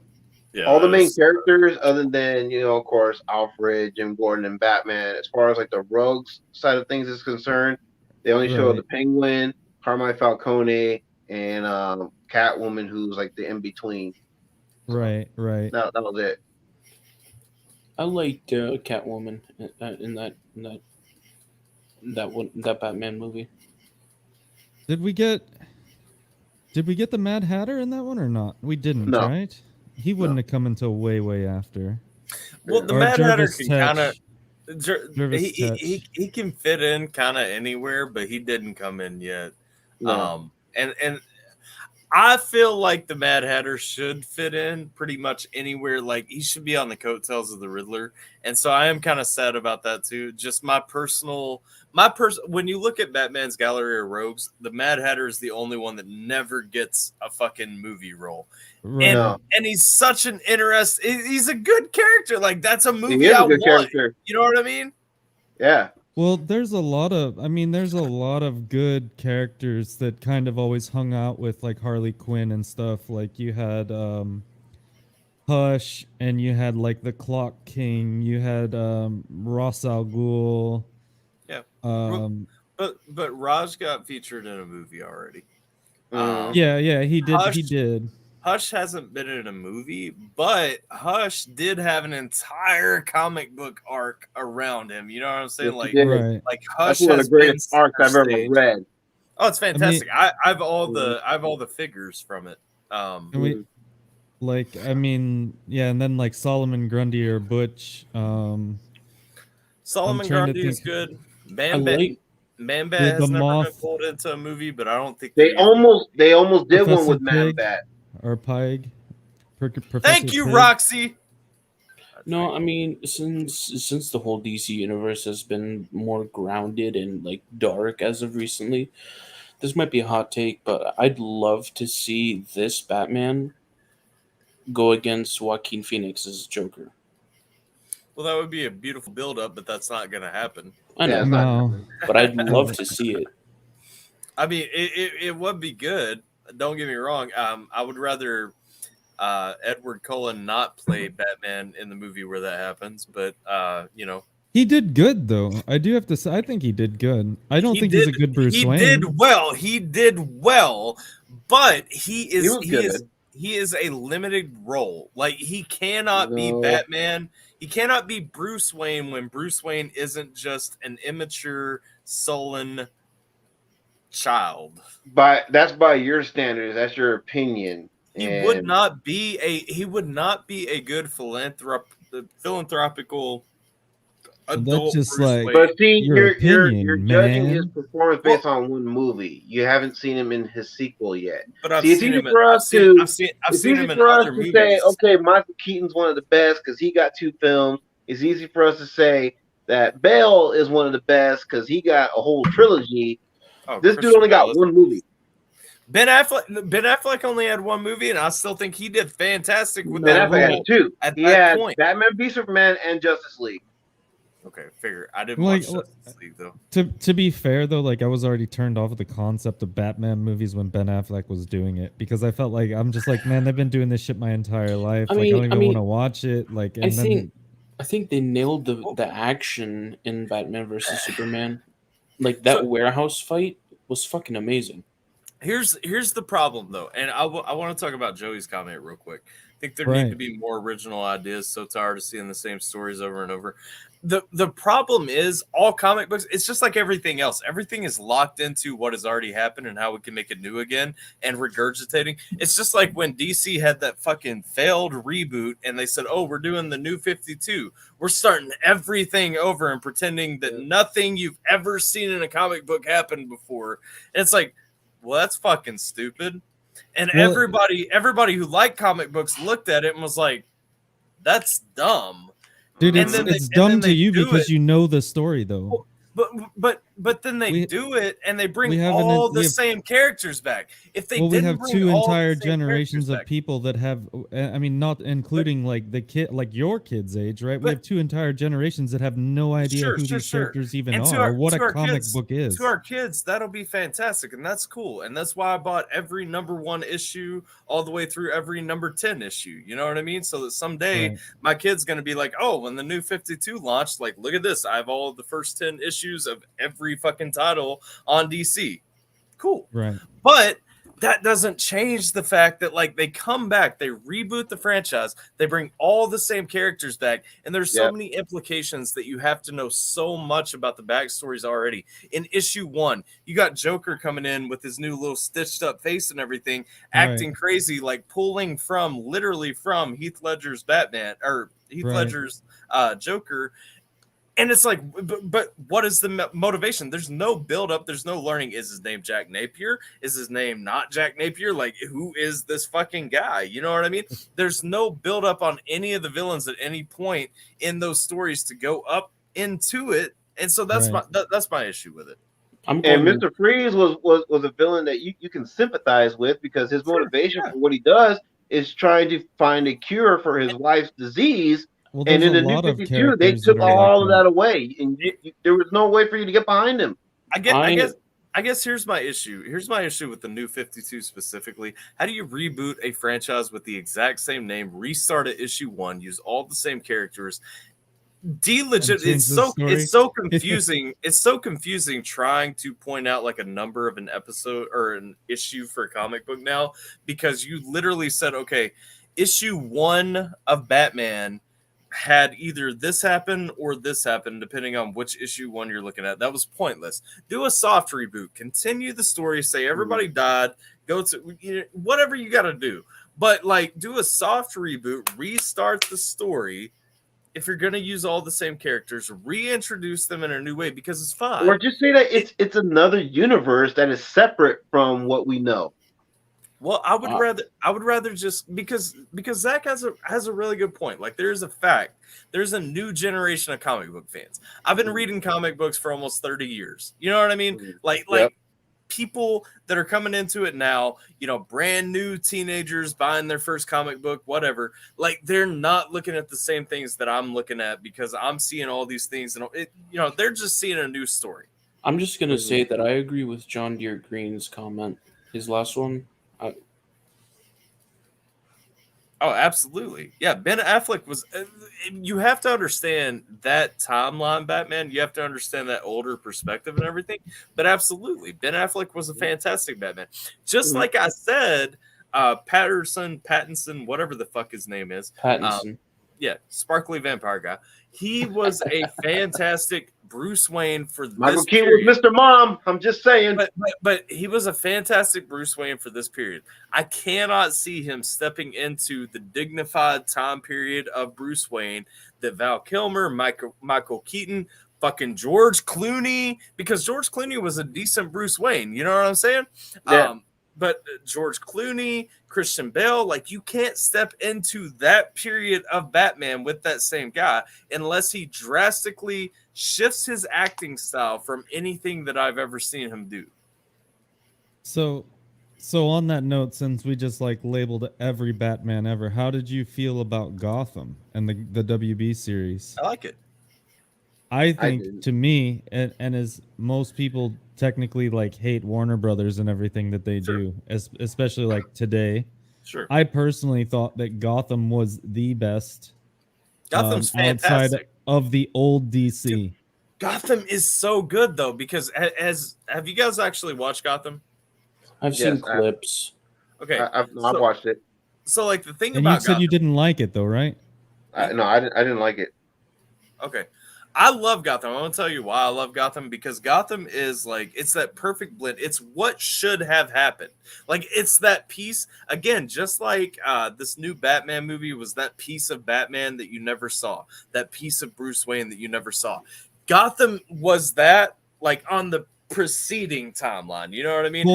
Full character immersion. Yeah, because we know how Bruce's parents died and everything, right? And then we always skip to fast forward to, okay, now he's like above college age. You know what I mean? Right. But we never see like what happens. We start out with like Albert like being a fucking dictator. And the cool thing to me about Gotham is that we're following the individual villains around Gotham while they're advancing in their growth. And that's something cool to me, because you start off with like fucking Oswald Cobblepot before, you know, like literally the Penguin is an insult to him. It's Oswald Cobblepot, and he's just a little bitch everywhere that he goes. You know what I'm saying? Until one day he's like, "Nah, I ain't gonna be your bitch anymore, motherfucker." Like. Yeah, just full on snaps, and then fucking you see that. Really, I really thought his character was fantastic because of his not only his character development, but how you get to see inside of his mind and the twists and turns that happens, and how smart that the man actually is, and the same with all the other. Thank you, Joey. Thank you. Well, and I'm gonna say too, specifically to Penguin. Like that is a part of Penguin that never gets showed. Like that's not Danny DeVito's Penguin. You know what I mean? Like that is not, and in my mind, that's not even necessarily the Penguin that gets shown in this new movie. And that's where I'm saying, like, I would have enjoyed Penguin in this new movie more had I not seen Penguin in Gotham first and seen like that. Right. Okay, but Colin Farrell's Penguin is the most comic book accurate Penguin compared to the Gotham Penguin. Well, fair. And but the thing is, like, if you how did he get there? That's the question. That's like, there's no character. Well, you know, he's getting his own show, right? Well, here's what I'm saying though. Hold up, because if you haven't seen like the Gotham Penguin actually like push his way up in Gotham City, like the way that he rises is actually like it's so true to the origins of Penguin, being an orphan, being cast out, being nobody, not mattering, all that stuff, and literally rising yourself to importance in the crime families and all that, to the point that you have the pop-in spot and everything. Because most casual viewers who don't read the comic books, you came in, and even a lot of people who do read the comic books, you come in on Penguin, even if you only played the Arkham games, you come in on Penguin when he has like his bar, he's got like his insulation and everything around him. You know what I'm saying? Like he's a bad motherfucker. Wasn't really an orphan though. He was actually born into money, just like Bruce. Yeah. Only difference was the Cobblepots were reckless with their money, unlike the Waynes. Yeah. Right. All right. So all that's in Gotham is what I'm saying though. Right. Yeah. I'll give them credit for that. They got that part right. But I'd like to take this topic to the other side, Marvel and like And like when you guys talk about Gotham, Uh, can I Bubba, can I just Bubba, talk? Bubba. Can I just talk about this for a second? No, just no. Possibly. Tech. Let me ask you: have you seen Daredevil, Yes. the show, What which version of the show? Like the Netflix series? the Netflix or... series? Yeah, I've watched it start to finish. All three seasons. All of it. It's so damn good. It's so. I absolutely hated it. You hated it, I hated it. dude. Okay, listen. I just want to say why I like this show so much. It's like they take their time, and like They put take their passion time. into it. And listen, okay, so the second episode blew my mind, bro, because there's this kid who gets trafficked, right? And Daredevil, he's like on the case, right? And then so the shot just rolls into this hallway, and the whole film, like the whole fight, is cut in one. Like it's not cut once; it's like one shot action. And what I like about it is because it's so damn realistic. Like once he's thrown a few Because kicks, seeing echolocation is realistic. No, I'm not saying the echolocation is realistic, but the way they filmed it is super And grounded. that's how it Because begins. like, when he throws 3 kicks, when he throws 3 punches, he's tired, he's wheezing, he's on the ground, he can barely get up, but there's 2 guys rushing him. He's got to do something, or else this kid's gonna get fucking trafficked, right? And this, once he's done, he walks into the room. It's still one shot. The action scene is done. It's still one shot. He opens the door, says, "Hey, are you all right?" Grabs the kid, and walks and just walks away. And it's just like it's so damn good, bro. And then the second season comes around and they introduce the Punisher. How do they introduce the Punisher, bro? Also, garbage series. By the way. Not have to sit through an entire 3 seasons of a bullshit show. I'm sorry.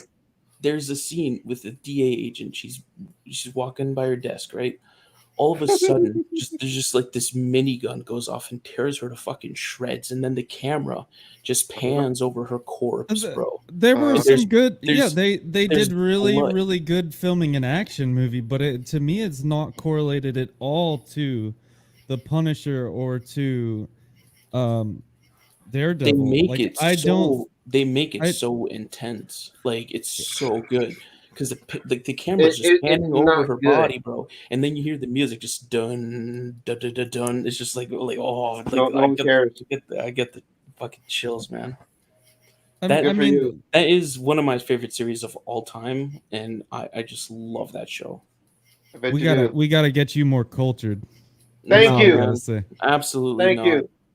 What, like you like the Ben Affleck Daredevil movie 2001 with the horrendous Absolutely CGI? Not. No, there's yet to be a good Daredevil rendition. There's yet to be a good Daredevil rendition. Completely fucking wrong. You are wrong. Oh shit! Charlie Cox is the best Daredevil you will probably ever see. I'll point out, Jiminator, as you're yelling, you are completely fucking wrong. Remember, this is the one person that last week was like, "You're all so mean to him." I do not give a fuck. Charlie Cox is the best Daredevil you will ever see. Nobody cares. In your lifetime. In my opinion. You just like the Cox at the end. Charlie Cox does such an amazing job. And he's still trying to figure out how to enter his character so well. He plays him so well. All the little things. So his acting is incredible. It's hard to convince someone, and a lot of people will say, "Oh, it's either Marvel or DC. You can't like both," which I think is a false statement. I like when both. It comes to I would agree with that. When it comes to specific characters, I believe that you can't like both. Mm-hmm. So Daredevil to me is like Batman. Why did you hate it? It's because it's the Marvel rendition or a take on the Marvel rendition of Matt Murdock and Daredevil.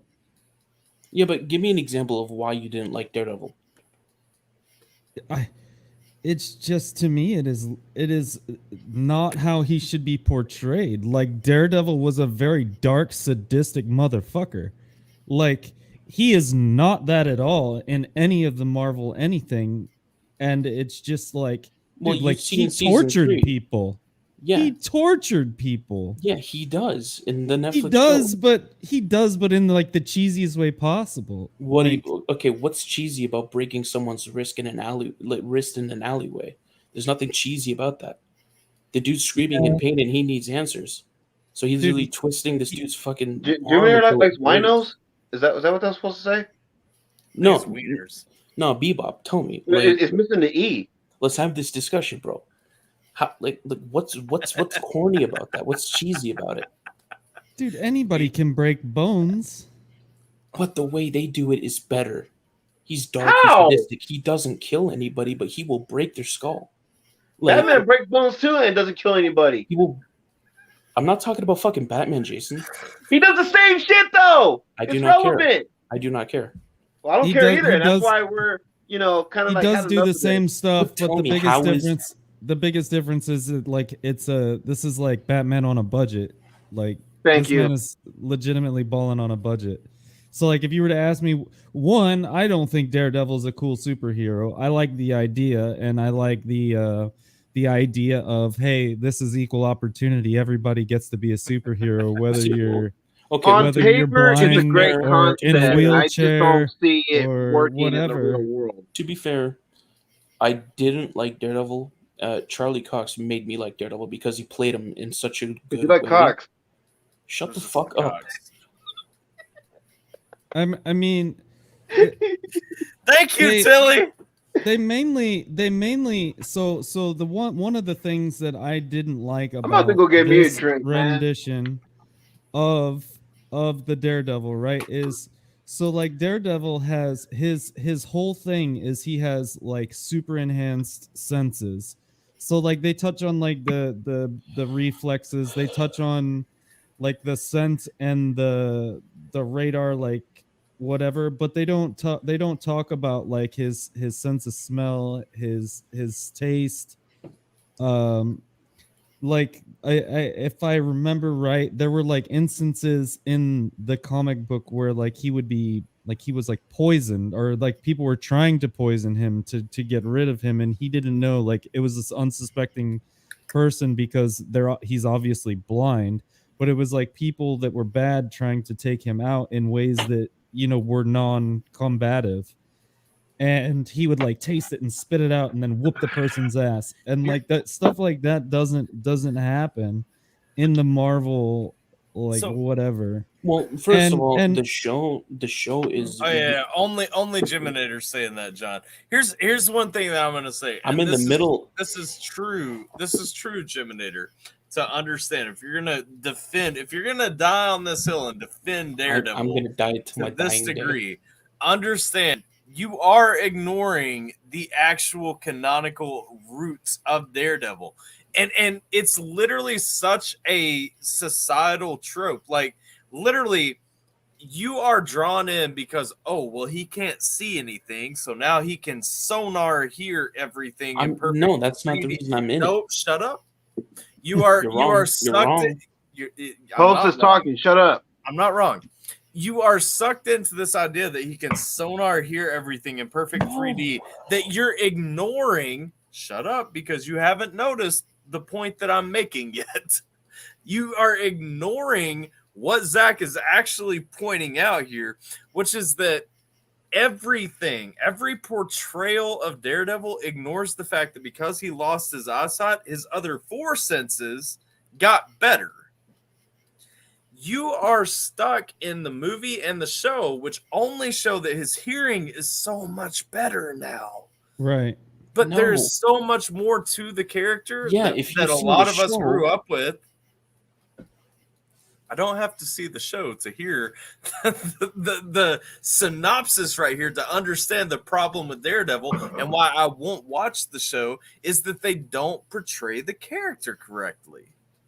Daredevil was a woke superhero before woke was even a thing. It's not just hearing; it's the sense of touch, it's the smell, it's the hearing, all of it. It's all implemented into the show. I mean, it might be, but they don't really show it. And then, not to mention, right? So, like, they do. You're wrong. If you remember the show, he had like all of it.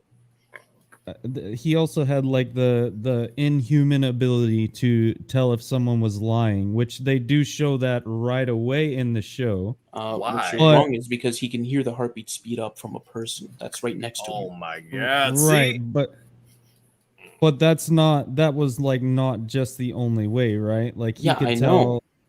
like other right. Like I mean, like what I think in the show, there's like he can tell that the girl likes him because her heart rate is going up or whatever, which is I don't remember that. I could maybe I don't know, maybe that was in the movie or something. I have no idea. Yeah, but that I was do in the movie, remember- man. I do remember it like Oh yeah, something no, that was Ben Affleck and Jennifer Garner, 100%. like, oh, I can tell you like because me. it goes to like that blue 3D model, and you see Yeah. that. Like I said, that movie was fucking crazy. Yeah. I guess But- I think you're Have a mixing good up night, the movie and Chris. the show, man. Honestly. Also, anybody new lurking, hanging out that's joined recently, if you want to jump into the conversation, here is the link coming in the chat. By And all means, jump in. It's not just chat it's with not us. it's not just Daredevil himself. Like it's the cinematography, the Rip into sets, Kuho. and all of It's it. it's well filmed. I mean, I would say that I'd say that's The true direction for is- a lot of everything Netflix is. It's all well filmed, and that's what makes pretty much anything they that actually Netflix gave does them a- watchable. A good budget But- of like $200 million. Like Dude, it's not they a cheap give they show. give incredible budgets to shows that shouldn't ever even make it out of a fucking script. That's why but- it's so good. And somebody who actually knows how to fucking direct something, you can tell. But I love mean, the like, show. I so love Zach. so Saw Zach's so- dog, and I miss my dog. and they're not afraid to show shit. Like the show is rated 18 plus. Like it's graphic, it's brutal. Oh, so you like doesn't- it because there's It boobs? in it. doesn't. There's remind me. no sex or nudity, man. That's not the reason. Remind me about who were our adversaries in the show. The Punisher, Kingpin, what's Kingpin I was mean, the main Elektra, one, right? Elektra. Kingpin literally decapitates someone with a fucking car door. And they show it all on screen. Like that's not something that you're not going to see in an MCU movie. It's dark. So- It's graphic. So, but we that was I It think looks if better I because remember, it's dark and graphic. Okay. that I Yeah, mean, and they that is a actually- big turn on to a lot of Yes, people. Jason. When it's dark and graphic, they're actually comically accurate, motherfucker. But Okay. Okay. By your logic, sure. Actually, So that's certain. We have to discuss comic book timelines if we're going to get into that because there are dark Yeah. and gory Batman comic timelines. There are also family friendly ones. So Yep. but like we missed out on some of the better characters in my This man opinion right here that gets would it. have it would have made a much better show like Typhoid Mary or the Potter Melvin Potter Tripod Mary? What? Typhoid Mary. She was I thought the you said Tripod Mary. My bad. she was the schizophrenic like Supergirl. Mm. She was she's the same. Let's see. Hold on. Typhoid Mary. If I remember right, she was like a hooker or something. Oh shit. Typhoid Mary, Daredevil. No idea what you're talking about. Apparently, she is in season 3. I don't remember her being in season 3. Of what? So I don't think she's I've seen the season 3. she's the lover of. She's the lover. She was also known as Bloody Mary and Mutant Zero. Bloody Mary. So she was the former lover of Daredevil and depicted as the enemy of Daredevil, suffering from a dissociative identity disorder. She was considered to be schizophrenic, and she also comes into conflict with Spider-Man and Deadpool, ultimately marrying the crime boss, the Kingpin, which is his second wife. So apparently she was in the film Elektra. Horrible movie. that was a terrible movie. That was a I, shitty and- ass I movie. genuinely don't remember that. And was movie al- at all. It was Again, I've never also seen it. was and I also like in it. Iron Fist. That's why I like Daredevil because they actually do Elektra right. See, Yeah, but you know what though? I mean like Do they though? According to the comics, yes, she becomes a key member of the Hand. That's exactly what Okay. happens in fucking season 2. Okay, that's one thing that happens. What else happens to her in the show? Tell Well, me. if they didn't fucking cancel the So- show, we would have found out. Did she die? Not at the end. Oh, so she didn't die and come No, back as a super No, weapon? she or, dies. Okay, She okay, dies. so they don't No, do her 100% no, right. she Okay, I got dies. you. She I get dies. no. You said everything you needed to No, say. she I get dies and comes back in the Defenders as a super. So- as the Hand. Yeah, so Does she Typhoid Mary. remember her life? Typhoid Mary is a schizophrenic who was she was a prostitute. He was Daredevil was tracking down a criminal in the brothel, and he accidentally kicked her out of the window, which is what made her then his adversary. So she's the comic book version of Super Ho. Sure. Are you talking about? But then, like, you go back to I think it was the Gladiator. That was Melvin Potter, and he was the one that was like, his mind got fucked up because he took too much LSD or something. He was always tripping out. I don't know if you remember that. Well, no wonder Jimmy likes some of these characters. You know what I mean? Another Because it's reason- like, you know, Another kind I of actually used to. I Daredevil. actually really used to like the old comics. Like Daredevil was a cool comic book, but I don't think that like anything that they do outside of in the comic will ever amount to anything. But like, right, because it's an idea, it's a concept that when you look at it on paper, it looks and sounds like it could work. Sure, in a comic book realm, it works, but not everything that is comic book logic would work in live action medium. I'm sorry, it just doesn't. right. Okay, but you can't say that if you haven't watched Daredevil. I told you that I did watch it. I watched the movie and I watched the show. All of it. So I know for a fact it does not work in a live action setting. I'm sorry. You watched Comic book season world, 1. sure. Live action setting, no, it doesn't. So you watched season 1, 2, and 3 of Daredevil. Yeah, I pretty much said that at the top of Oh. this conversation. Oh, I thought you hadn't seen it. My bad. I But did another see it. reason, but another reason to watch it is Scott Glenn. He plays Stick. I get it. I did see it.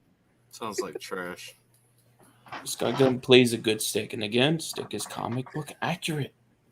I did enjoy the Iron Fist. Like that was one because I'd never watched or read or heard anything about. Everyone hated that one. I liked it, and it's because I didn't know anything about it. But I think that's what it takes to actually like one of these random ass Netflix series that has everything to do with old comic books, right? Yeah. No, if you don't like it, no, it's all good. I love it. I'll defend it. It was all right. I'll give you that. It was all right. I mean, if we're trying to stay true, I don't think that it was amazing by any means. Not like you're putting it on this pedestal like way up here to me, and I don't think that it belongs there. That's And I would fair. agree with That's your opinion. And I agree with that opinion. That's also your opinion. It is. I'm glad we settled that. Sure. And like just the action and the one-shot scenes and how they're able to pull that off with like, Action scenes alone do not make a great show or movie. That's what I'm saying. If there's I'm no talking about the strong story, you know what I mean, that calls for this kind of stuff, I'm sorry, but it's shit. The story is awesome. The action is a bonus. Can we stop talking about Daredevil? Fuck, I don't even like Daredevil as a character. And he shows I don't either. I don't know why we're so stuck on this. Matt Murdock is literally the shittiest alter ego in comic book history. Okay, fuck you, and and he shows up in Spider-Man: No Way Home. So wait, hold up. One of those He's in the trigger MCU. warning things for this Hold guy. up. Hold up. I think we're missing. So we've talked about like all these superheroes, right? sure. But we have yet to talk about the sensation that is Nick Cage as Ghost Rider. Oh, the first one though. The first Ghost Rider movie I think is good. I don't want to talk about the. I'll talk about it. I don't care. I mean, the first, like I said, the first one I think was good. Second one, I don't know. I haven't really watched that one all the way through yet. I fell asleep during that one, so Bro, it's not that great. So for context, I went to the drive-in. right when I was 17, I think. Mhm. and Ghost Rider was playing on this screen, and Shrek was playing on this screen. Don't And tell I me fucking that's Shrek. I stayed facing that way the whole time. You know what I'm saying? Bruh. There's a flying token donkey. Bro, like if you can't pass the Shrek test needs to be a thing. If you can't pass the Shrek test, then I got nothing for you, you know? You know, I don't know if that's a good test though, because I've actually Well, seen no. that movie so many times. Well, yeah, that- but that's the thing. That's the thing, though. Think about it. That makes it a good test. You've seen it so many times. If something you haven't seen, let's say more than once. If something you haven't seen more than one time, you may have watched it once or you may not have seen it at all. If something you haven't watched more than once cannot pull your attention away from Shrek to watch it, how good is it? I don't care. I love Shrek. Shrek is one of my favorite movies. Would you rather watch Shrek than Ghost Rider? Yeah. Then Shrek's not, or then Ghost Rider is not that good. You know what don't like Ghost amazes Rider. me? You know what amazes me though? So I'm on Rotten Tomatoes right now. So the tomato meter for Shrek is 88%. Sure. Meanwhile, okay, so you have Toy Story at 100%. I think we can all get on board with that because that's a huge. Oh, yeah, that was a absolutely. revolutionary concept. If you don't say Toy Story is one of the best movies ever made, then Okay. you're retarded. Like, Oh, okay. So then we have Ice Never Age watched coming in at 77%. Jim Dare's never watched it? I should have just Yeah. shut up. Zach, you're making a fair statement right now with everything you're saying. This man literally mumbled as you were going through that. I never seen watched it. Wow. Hold up. This explains But a lot about you. I know- Yeah, it does. I know everyone loves Hold on. Toy Story, and I understand. I just There's have a not seen bomb it. siren going off down the road from you right now. Hold up. What? Y'all hear that? Nah. No. Or you better find shelter. Listen.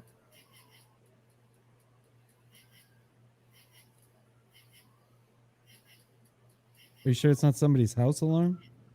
No. It's you don't hear that. Oh, I hear that. I hear it. That's a police siren. That's not a police siren.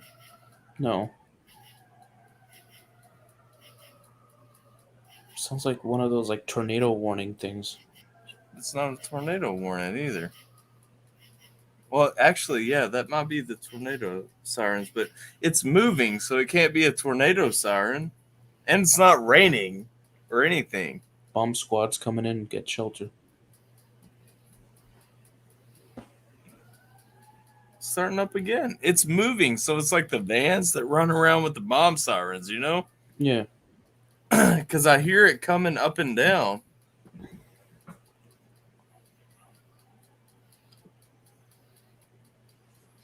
Could it be a fire truck? No. That's what Roxy said, anyways. Thanks for following in the cool. Yeah, I won't even Tilly- try that. Tilly's right, though. It is the air alarm, but I don't know why it's going off. Like, You guys getting narrated? Huh? So, you guys getting narrated? I mean, well, that's what that shit means, but no, not. I mean, it don't seem like it.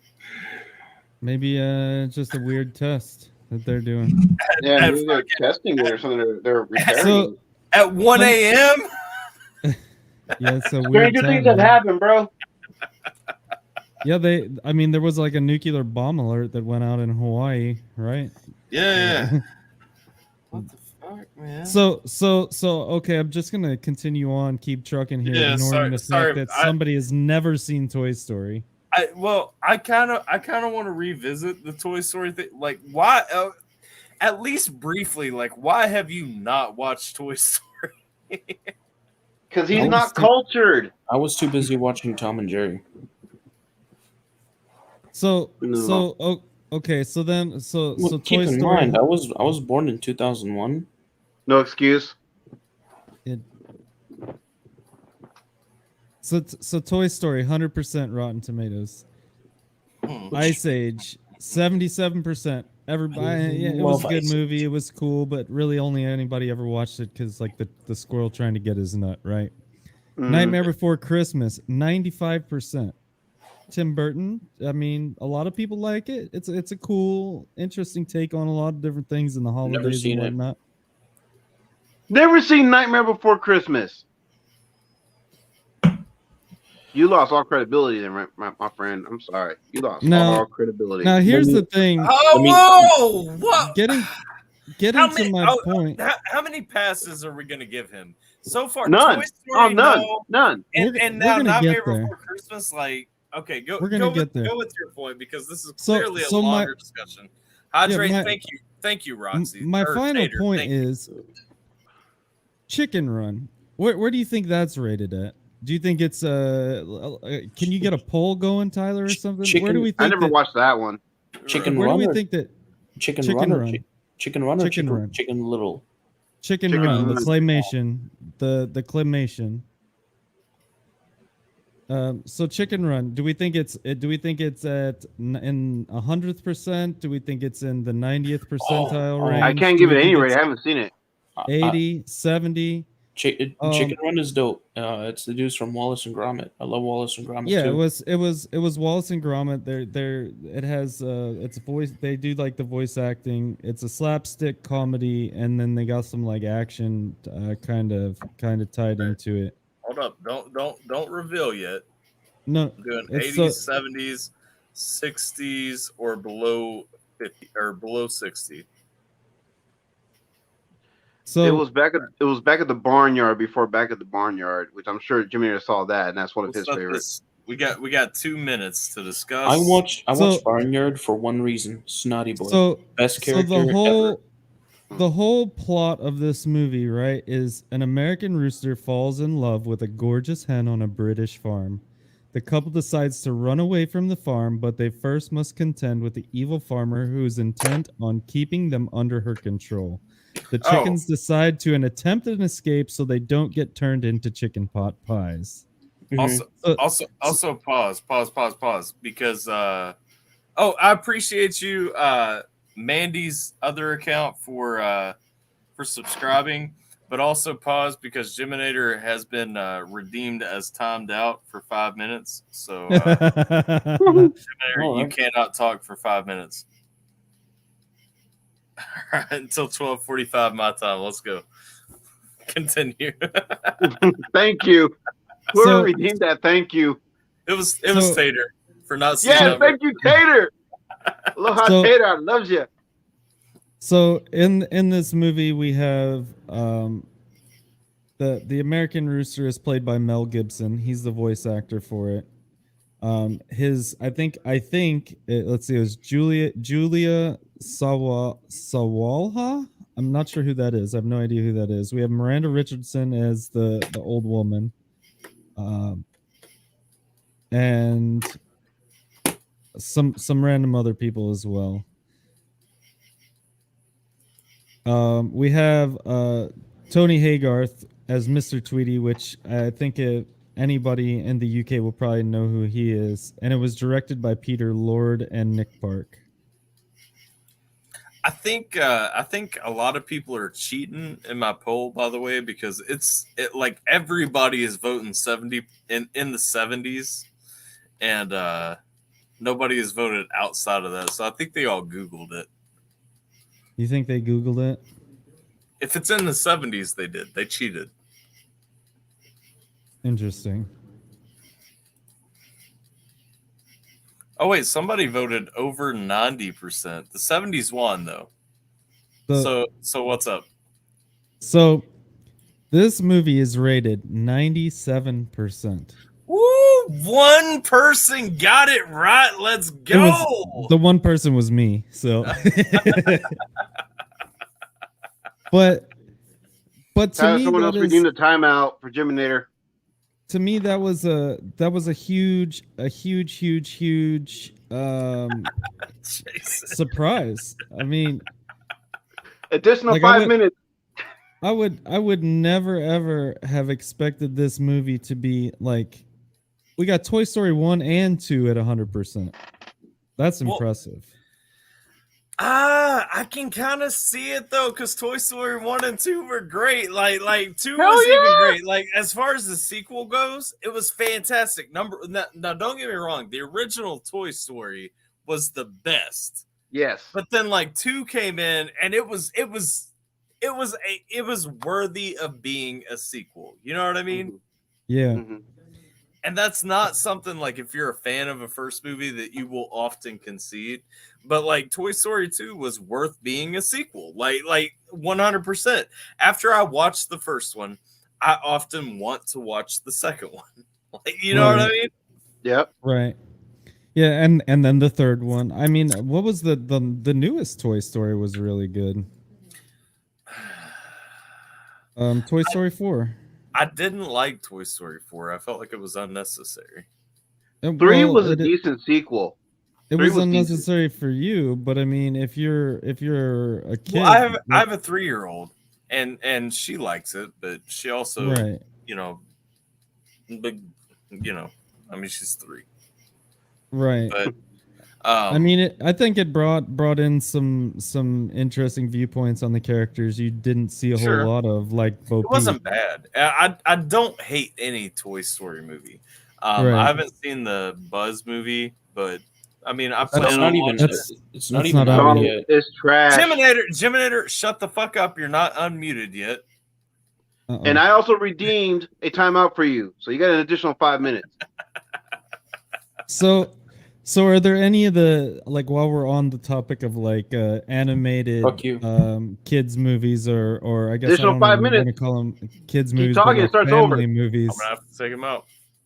There you go. Did you what are some of the newer ones, are like, I guess, like, I say newer, like within the past like 5 to 10 years or something, on like the animated, whether it be like Pixar, Disney, or I watch everything that Pixar comes out with, man. I watched like the Moana shit. I watched what was the drip to the oh.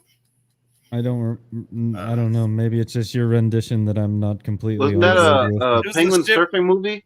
It was the shit where the bitch threw the house up on her shoulders and like carried it and everything. I don't remember. Hold on.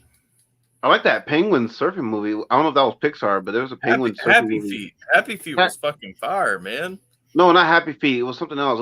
It was Surf something or something Surf. I can't remember. Yeah, I know what you're talking about. Surf's Up. Surf's Up. There you go. I like that one. Yeah. I thought that one was good. So new Pixar movies. I'm looking through them. I've pretty much seen them all. No, not Luca. Hold up. Luca was good, I thought. What was the new one? No, I'm trying to remember the one I was talking about though. Watch Brave.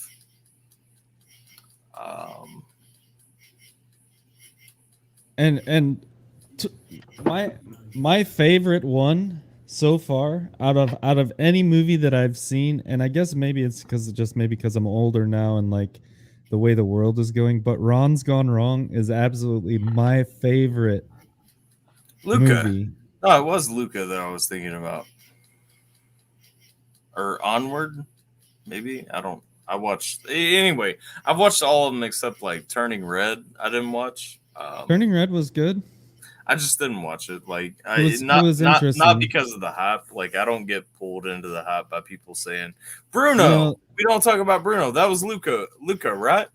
We don't talk about Bruno. No, that was Encanto.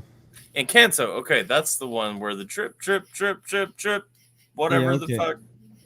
That one to me was not great. And you know what? I made a joke. I made a joke one time, right? As I said, a year ago. So when We Don't Talk About Bruno became like the #1 song on the radio, I made a joke, and I said last year at this time, WAP was the #1 song on the radio. Like, first of all, Bruno wasn't even, or Encanto wasn't even really that good of a movie. I said, but at least we're showing some forward progress as a nation. At least y'all are trying to get your shit together. Because Tyler, didn't you react to WAP? I reacted to what? What? How dare I what? Then Kanto? Well, I knew it was something like that, but like. But have you seen Ron's Gone Wrong? Spicy noodle. It's good as shit. Did you put the vegetables in it? Do I have any deviled eggs left? No. No. You're gonna have to take about 3 more hours and go make 6 more deviled eggs, my dude. Mhm. Why are you so triggered by how long it took me to make those? Because they don't take that long. It takes longer to chill the eggs after they're boiled than it does to do anything else. And this man, It should only take you a little more than 20 minutes to boil some eggs, and then a little bit of time to cool them down. It takes me 12 minutes to boil eggs where I want them, and then like get everything like good and ready. Everything good and ready. Well, the worst part was like I was mashing them up. I was mashing the yolks up with a fork and then like mixing everything in, and then I always put it into like a Ziploc bag and cut the corner off, and then like squirt it back into the eggs. You know? Okay, yeah. So I mean, like that was the semantics of everything that was going on. So you never answered me. Have you seen Ron's Gone Wrong? No, I don't think so. About the kid who wants a robot that's basically a social media robot? I don't think so. So to me, wasn't that Big Hero 6 or something like that? Oh wait, my daughter has a ton of these toys, and so I'm assuming I have seen it, but no, I don't remember it. So the whole premises of this movie, right, is everybody at this kid's school has this robot. And this kid really wants one, but his family's like, nah, you don't need that. Basically, but he really, really wants one. So he gets really, really upset that he doesn't get one on his birthday. And he's like in high school or something. I think he's like in high school. Hi, Nikki. No, Tater. I also redeemed a silence for Jiminator. He's still back. He's still backstage, but he couldn't keep himself muted long enough, and so he'll be back. Actually, he's back now. So what to me, like, so anyways, so his dad gets like sees how badly he really wants it, so he like rushes downtown to like the place where they sell them, and he tries to get him one, but they're like on back order or something. And he doesn't get one, but on the way home, there's one that falls off of the truck, and it was getting returned, and so his dad pays the guy like half price for this robot, and it turns out it's damaged, and like all of its base programming is just completely jacked, right? Yeah. And so he takes it out of the box and it's not working right. And the very first thing that it came to my mind as soon as he pulls it out of the box and it starts talking stupid is, oh no, it's retarded. And like it, I thought you were gonna say, oh no, it's Bubba J. No. But like that's your first thought, and then like it grows and evolves with this guy, and everybody's like, dude, what's wrong with your robot? Like it's not right. And he's like, no, this is awesome. And so it like turns out to be like, even though it's busted and it's like this broke ass whack ass thing, like it turns out to be this great thing, and it takes down like basically this whole network. And to me, like this thing is like an iPhone. Like I see this robot as like an iPhone, because like all these kids got iPhones these days, right?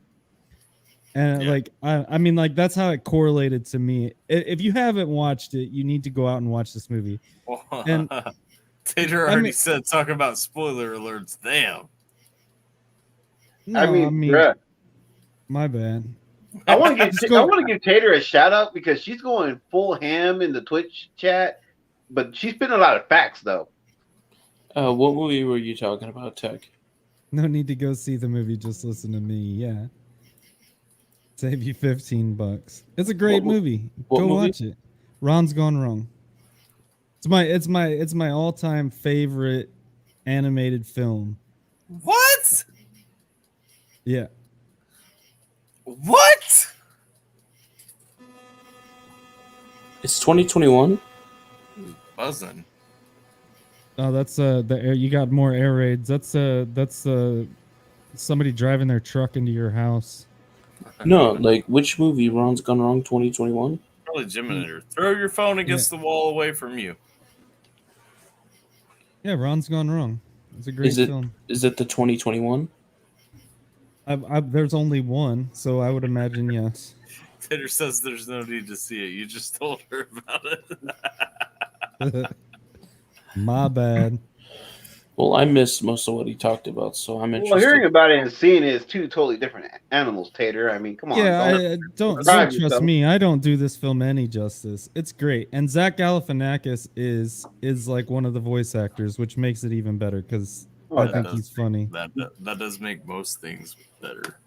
That dude's a good actor. Zach Galifianakis made me like Hillary Clinton. Like, let's go. Did he also make you like shiitake mushrooms? No. but Hillary Clinton, like Ooh, shiitake mushroom.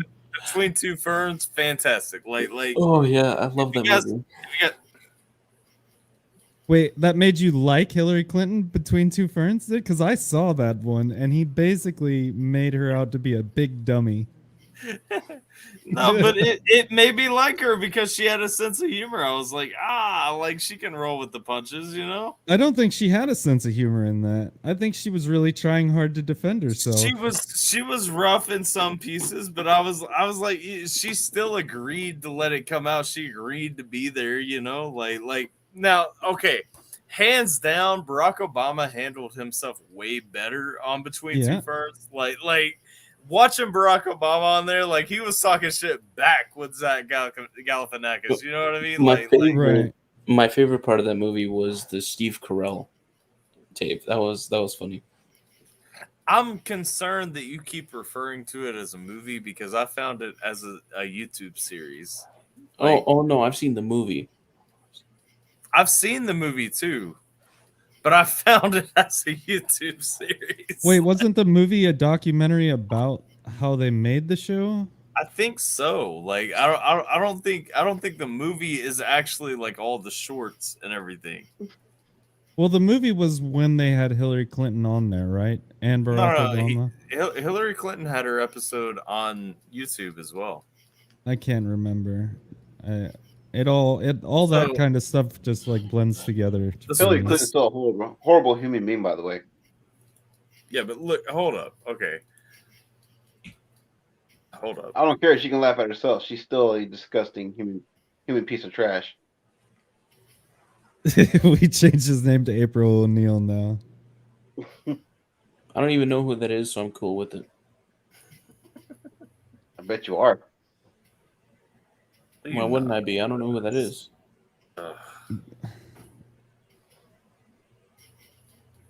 So on Funny or Die, let me double check something. Let me look at their copyright tags. You also did say you like being on the bottom, Jiminator, so I'm not surprised by that. So and have you watched? Dude. This is, I mean, since we're talking about like strange humor things. Okay, here we go. Here we go.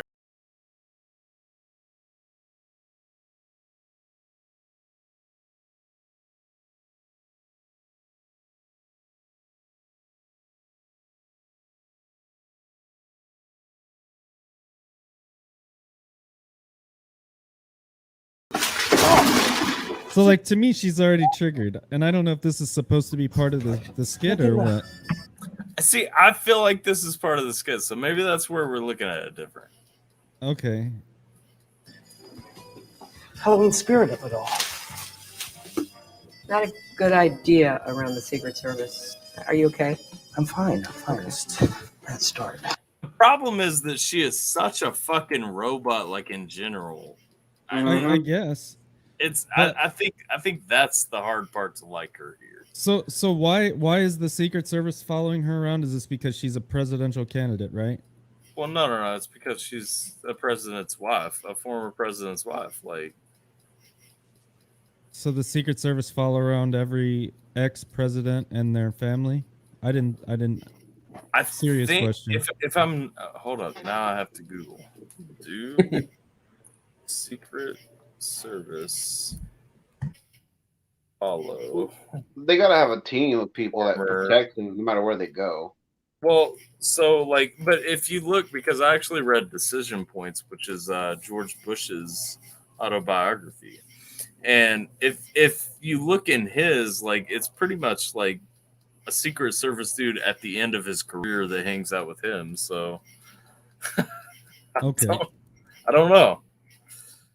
Spouses. Congress authorized Secret Service to protect a former president and his or her spouse during their lifetime. Yes. Okay. Ever since 1965, unless they decline the protection.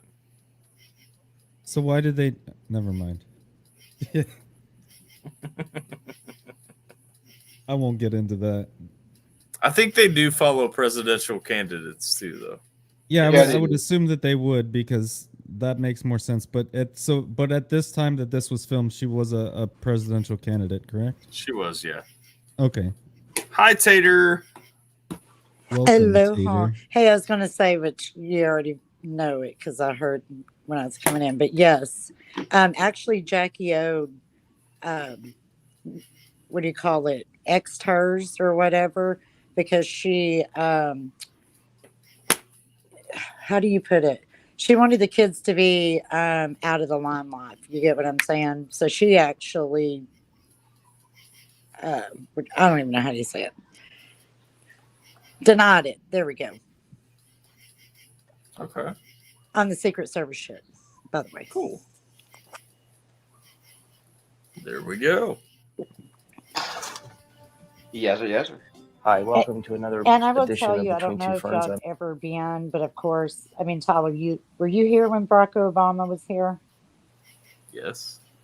Okay, so you know how crazy they were. Literally shut down a fucking like an island for this.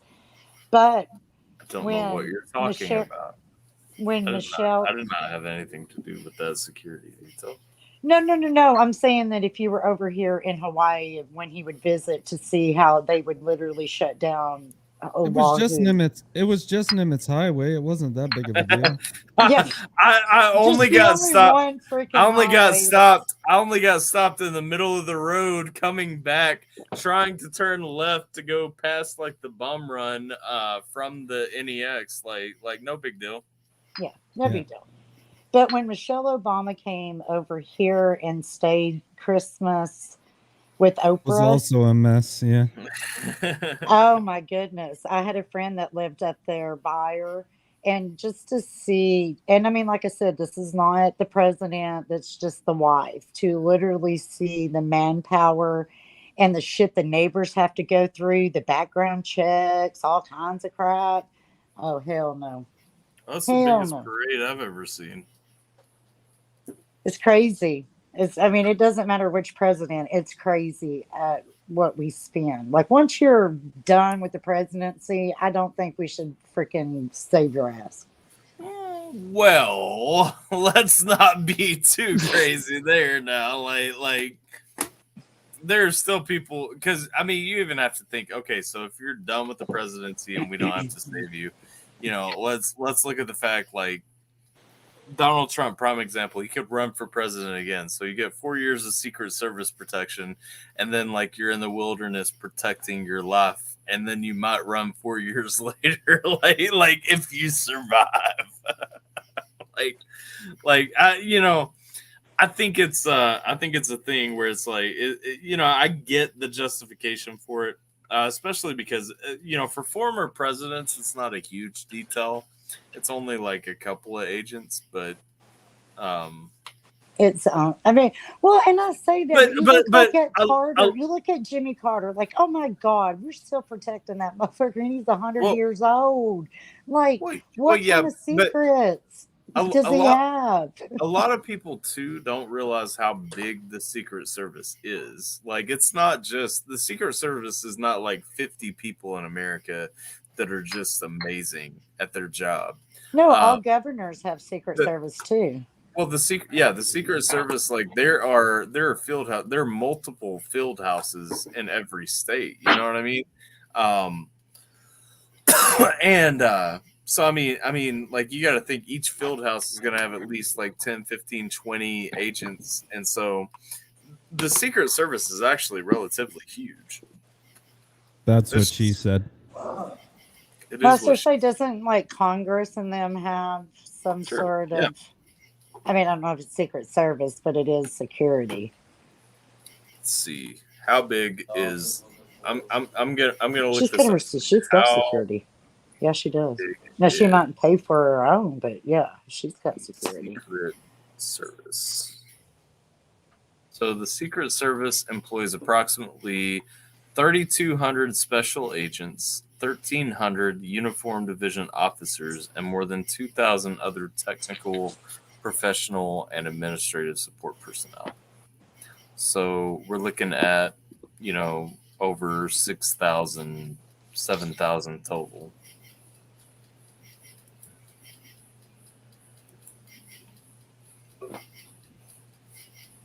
Crazy. Yeah, it's pretty big. Yeah. And on top of that, when you're looking at those details that are coming through, like that's not just the Secret Service running those details. Like the Secret Service will tap the army in that area. They'll tap, the military, whatever, and all that. And so, And the police department. Mm-hmm. And so those details aren't just Secret Service agents. Really, you're gonna see maybe on a detail like that, you're gonna see like 20 Secret Service agents versus a whole. Let's say, like if you're talking about military intelligence, there'll be a whole operation going on somewhere that nobody knows about, like making sure like threat analysis is done like around the clock, routes are cleared, like all that, Yeah. And you know what's crazy about them too is most people don't know this. They do handle a lot of the nation's like counterfeit money and stuff like that. They do more than just protect people.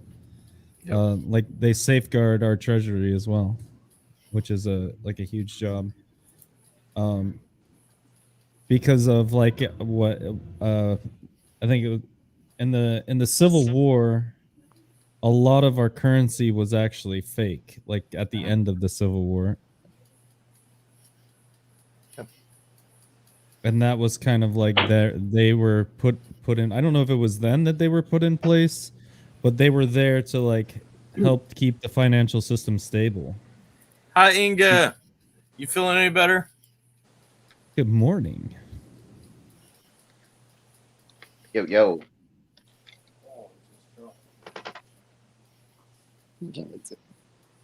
But according, okay, so I'm reading this article now, and it says according to in the last 10 years, the Secret Service has pulled out nearly 500 billion.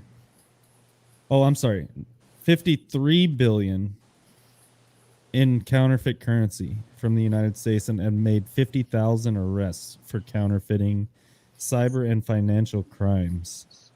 Yep. They've also seized 1.8 billion in counterfeit currency, and that's actually why I know that they help like safeguard counterfeit money, because what was it? I think it was in like 2020. There was these people that were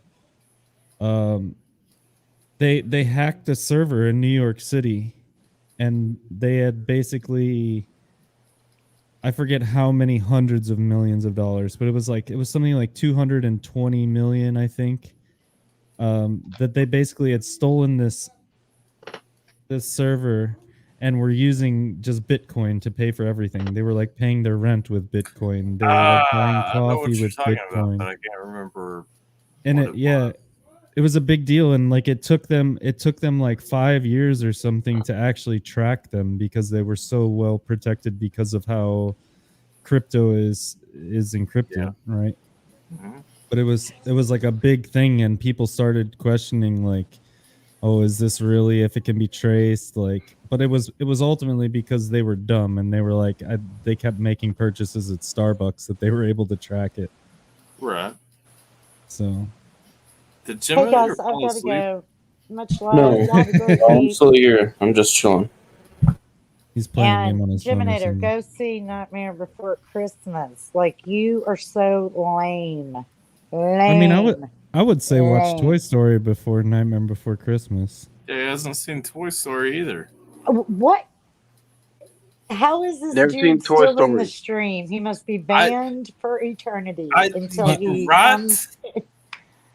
Like, you I haven't seen agree Toy with Tater Story? wholeheartedly. Look. Do you My wife understand? says I'm off my rocker because she says you need to go out and watch all of the Tim Burton animated everything before Oh, you go see Toy Story. yes. Like, Well, what was here's it? the Jack thing. and the Great, or, No. You Giant guys, Peach. James and the Giant Peach, but James you and the Giant you guys don't even understand. Like Jiminator had not seen any Star Wars movies until like a month ago. I mean, Jiminator, Get your fucking phone throw your away from the phone against the computer. wall. I'm not on my phone. Okay, watch Get this. it away from the computer. Why does the buzz go away when I mute you versus the So- buzz is not there when you're unmuted? You might have to boot him again, Ty. I'm just saying.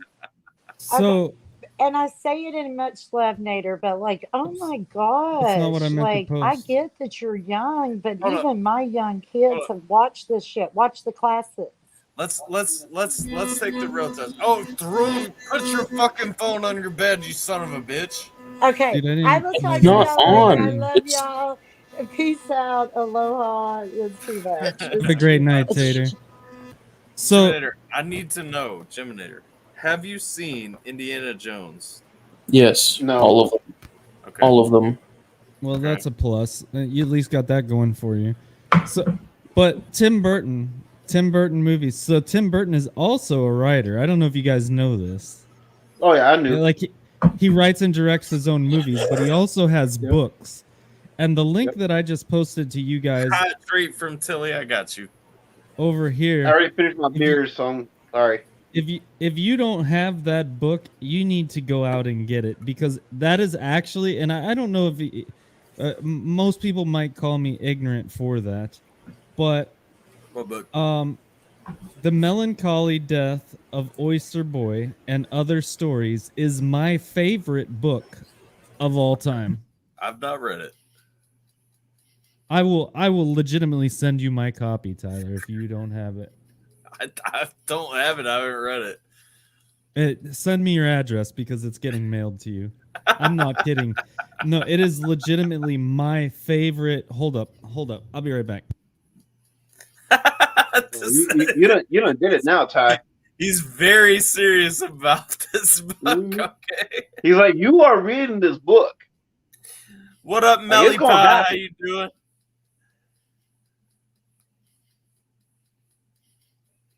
All right, hold up. I don't know if you can see it. I can't. I don't know. I can't. I don't know if this Yes. is Now we can. the greatest book What? of all time. Why does that look like Where the Sidewalk Ends? Like it looks like a parody of Where the Sidewalk Ends. Well, it possibly could be maybe. Let's see. Let me read you a story. And don't worry, it won't take long. Okay. So this is my favorite story. It's called Robot Boy. So this is actually like I said, it's a book of short stories and it's like poems and soliloquies and all that shit. But Jimmy, keep So your Miss- mic off. Mr. and Mrs. Smith had a wonderful life. They were a normal, happy husband and wife. One day they got news that made Mr. Smith glad. Mrs. Smith would be a mom, which would make him a dad. But something was wrong with their bundle of joy. It wasn't a human at all. It was a robot boy. He wasn't warm and cuddly. He didn't have skin. Instead, there was a cold, thin layer of tin. There were wires and tubes sticking out of his head. He just lay there and stared, not living or dead. The only time he seemed alive at all was with a long extension cord plugged into the wall. Mr. Smith yelled at a doctor, "What have you done to my boy? He's not flesh and blood. He's aluminum alloy." The doctor said gently, "What am I going to say? or what I'm going to say will sound pretty wild, but you're not the father of this strange-looking child. You see, there's still some question about the child's gender, but we think that its father is a microwave blender. That's ahead of his time. The Smiths' lives were now filled with misery and strife. Mrs. Smith hated her husband, and he hated his wife. He never forgave her unholy alliance, a sexual encounter with a kitchen appliance. The bars, though. The bars. And Robot Boy grew to be a young man, though he was often mistaken for a garbage can. And Right. this is the image. I'm trying to get my camera to focus here.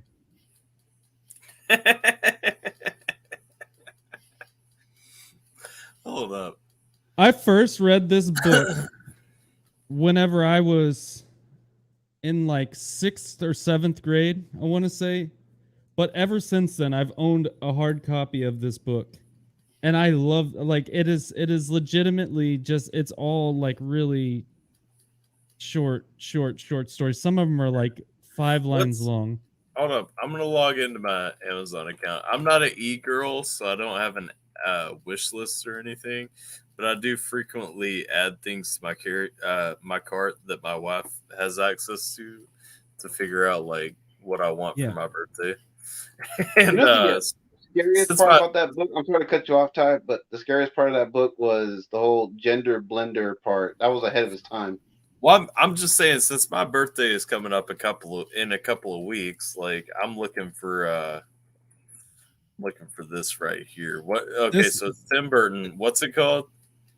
The Melancholy Death of Oyster Boy and Other Stories. Yes. I sent the link in the thing over in the private chat. That's cool. The hard copy is only $12. Like, dude, I'm buying this shit tonight. Like, I'm buying this right now. Never mind. I paid $25 for mine or something, but it's been years and years ago, so it was probably still fairly new. This one's interesting looking, but still, I'm buying.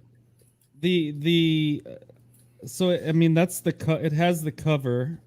But this is, if you take the book cover off, this is that's the same book. That's what I'm looking at on Amazon right now. Yeah.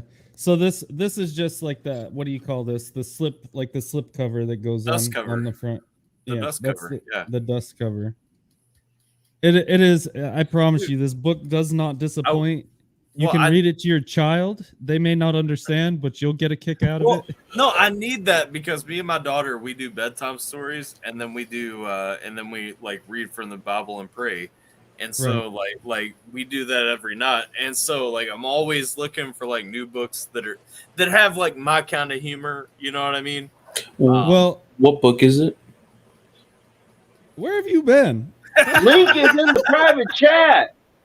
Bruh. Look, it's fair for me to ask this question as I'm typing it in before he said it's in the private chat. But like at this point, it's been said like 4 times. Yeah. Why you got to yell it now? The Melancholy Death of Oyster Boy and Other Stories by Tim Burton. Think we need one for the raffle? That's true. I need to buy a second copy. I'll buy 2 copies and raffle 1. I got you, Roxy. I got you. Read us a story every day. I may. I might start off. So. Never mind. I was gonna go in the house and start showing off some cool things. For Father's Day this year, I got a really interesting storybook that I can read to my daughter, and I read it to my stream to kick off my 5 o'clock live on Twitch the day that I got it. It's a pretty cool book, but on top of that, I was going to show off the shoes again for anybody who hasn't had a chance to see them, just in case y'all looking for a pair of awesome AlphaTyler tennis shoes, sneakers, kicks, whatever you call them. Inga says, please. You know what? I will probably buy a copy of 2 copies of this book. As far as whether or not I will kick off the stream reading, we can discuss that later. But I will have a copy of this book in my house soon. Another book that if you don't own it, that you should probably have is everybody's seen Beetlejuice, right? Mhm. Like Yeah. okay. So is a handbook for the recently deceased. Oh yeah, absolutely. That shit. Okay, so I'm in love with like canonically like in canon books from movies anyway. And so Yeah. like that I have next to like the zombie survival guide, next to like anything that puts itself in a world and exists like in that world while still being readable and keeping me entertained is just top notch for me. Right. I mean, yeah, it's great. Like, there's a lot of. I'm trying to think. I have a couple more books that are super like fit that category, and I can't think of what they are right now. There's another one called the Gashly Crumb Tinies. I don't have the Gashly Crumb Tinies. On the hold up, I'm gonna Google it real quick. You should actually put that in your cart too. That's like another $10 book that is super good. It's Amazon quotes it as dark masterpieces of surreal morality, a witty, disquieting journey throughout the alphabet. So one of my favorite books, a friend of mine gifted it to me when my daughter was about to be born. You can grab it on Amazon for $16. I'm also looking on Thrift Books. You can grab it for $4. It's called The Stinky Cheese Man and Other Fairly Stupid Oh my Tales. God. Dude, you just named a book that I've been trying to figure out. So that I actually have to go buy that right now. So my first grade teacher read me this book, and so they do like a weird spin-off of Rumpelstiltskin. Yeah, right? yeah. So I've been trying to figure out what the name of this book is called for like the last 6 years. I'm not kidding, because I could never find what it was called. But that is an excellent book. So this book came into my life when my daughter was on the cusp of being born. I was laying out, me and Sierra were laying out like, okay, when my kid's born, I want to read her a bedtime story every night, like spend that time together and all that stuff. And so a friend of mine that I was working with at the time, he was like, I have a gift for you. It's one of my favorite books. He's like, you'll love it. It's perfect for that. And I'm like, okay, what is it? And he's like, I'm not going to tell you. He's like, but I will buy it for you at some point in the future. And so I come into work one day and on my desk is this book. And it was The Stinky Cheese Man and Other Fairly Stupid Tales. And it's such a fantastic collection of just asinine. It's like remakes of all your old fairy tales. Exactly. I don't know if Hansel and Gretel is in it, but it's like Little Red Riding Hood, Rumpelstiltskin. So I can't remember what's all in it, but it's like the most excellent renditions of these stories that you cannot help but love. Oh yeah. So we have me and him haven't made it through the whole book yet, but so looking through, I'm gonna go to Amazon's listing. It's only $9.99 on Kindle, but it's $16 for a hardcover on Amazon and $10 for a paperback on Amazon. It has let's see, the Amazon reading thing. If geese had graves, Mother Goose would be rolling in hers. The Stinky Cheese Man and other fairly stupid tales retells and wreaks havoc on the allegories we all thought we knew by heart. In these irreverent variations on well-known themes, the ugly duckling grows up to be an ugly duck, and the princess who kisses the frog wins only a mouthful of amphibian slop. The Stinky Cheese Man deconstructs not only tradition of the fairy tales, but also the entire notation of a book. Our Nazi narrator, Jack, makes a mockery of the title page, the table of contents, and even the end paper by shuffling, scoffing, and generally paying no mind to structure. Characters slide in and out of tales. Cinderella rebuffs Rumpelstiltskin, and the giant at the top of the beanstalk snacks on the little red hen. There are no lessons to be learned or morals to take to heart. Just good, sarcastic fun that smart Alex of all ages will love. Yeah, absolutely. It's a beautiful book. The other one was the true story of the Three Little Pigs that was most excellent. Yeah. Where they end up cooking at the end. Yeah, that was a great one too. Let's see. Man. Didn't know Geminator is being called one of the greatest Canadian bands is April Wine. So and you know what's great too is like, so I read stories. I could show you. My son has a bookshelf in his room that's completely overflowing and full, like to the point to where we're stacking books on top of it. So does Emery. And we read. Like we blew through the Berenstain Bears and the Cat in the Hats and all that. So like right now, my son he actually turns 7 tomorrow, and we have read. We're reading chapter books because we're out of stuff to read at this point. So like we just finished James and the Giant Peach. We just finished Charlie and the Chocolate Factory. Oh, we're still reading Charlie and the Chocolate Factory, but it's probably almost done. We read Charlotte's Web. That was the first one that I introduced him to, and he kind of seemed a little bit bored with it because, I mean, I can understand, right? Like, he's only so much of a talking pig that you can handle. Yeah.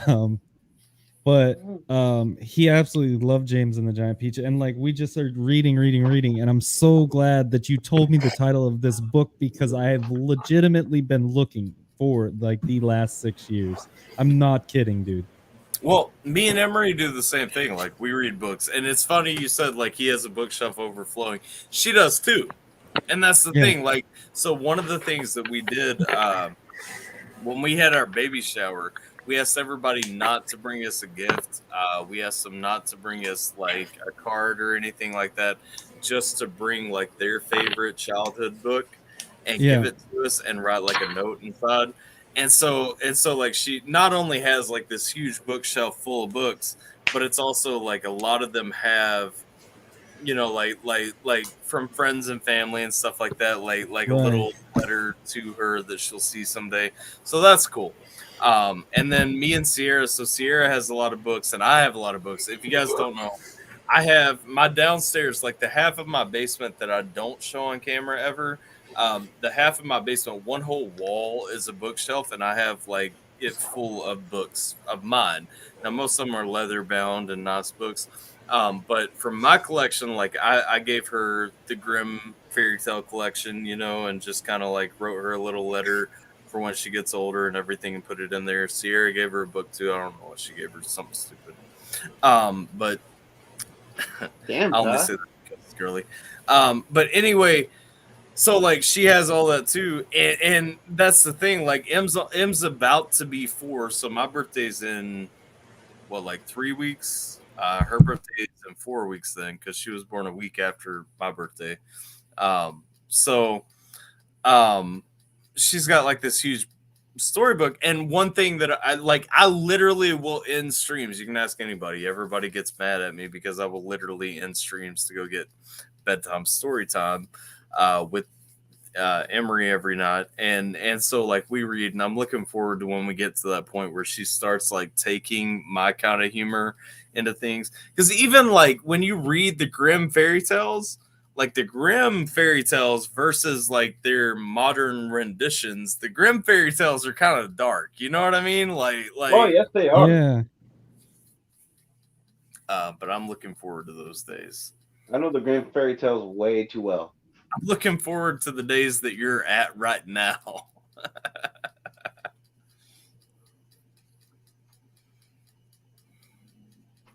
Do I have a fucking Rhyhorn in my chat? Hold up. What the fuck? So what now? No. Stop. No. I have a Rhyhorn in my Twitch chat. What up, Melly Pie? I think you're back. I don't think you've been here. Welcome back.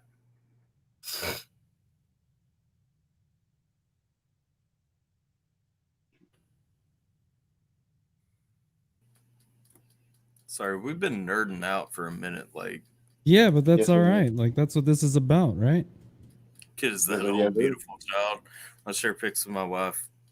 I know there's something special. Hey, yeah, she'll be 4 in 3 weeks, and it's crazy because I feel like a lot of this community either remembers when she was like a little like baby, you know, like because shortly after she was born was when I started my YouTube channel, and so y'all saw like when she was like, you know, like there, you know, and it's like now she fucking like going up and all that shit. Like I don't know.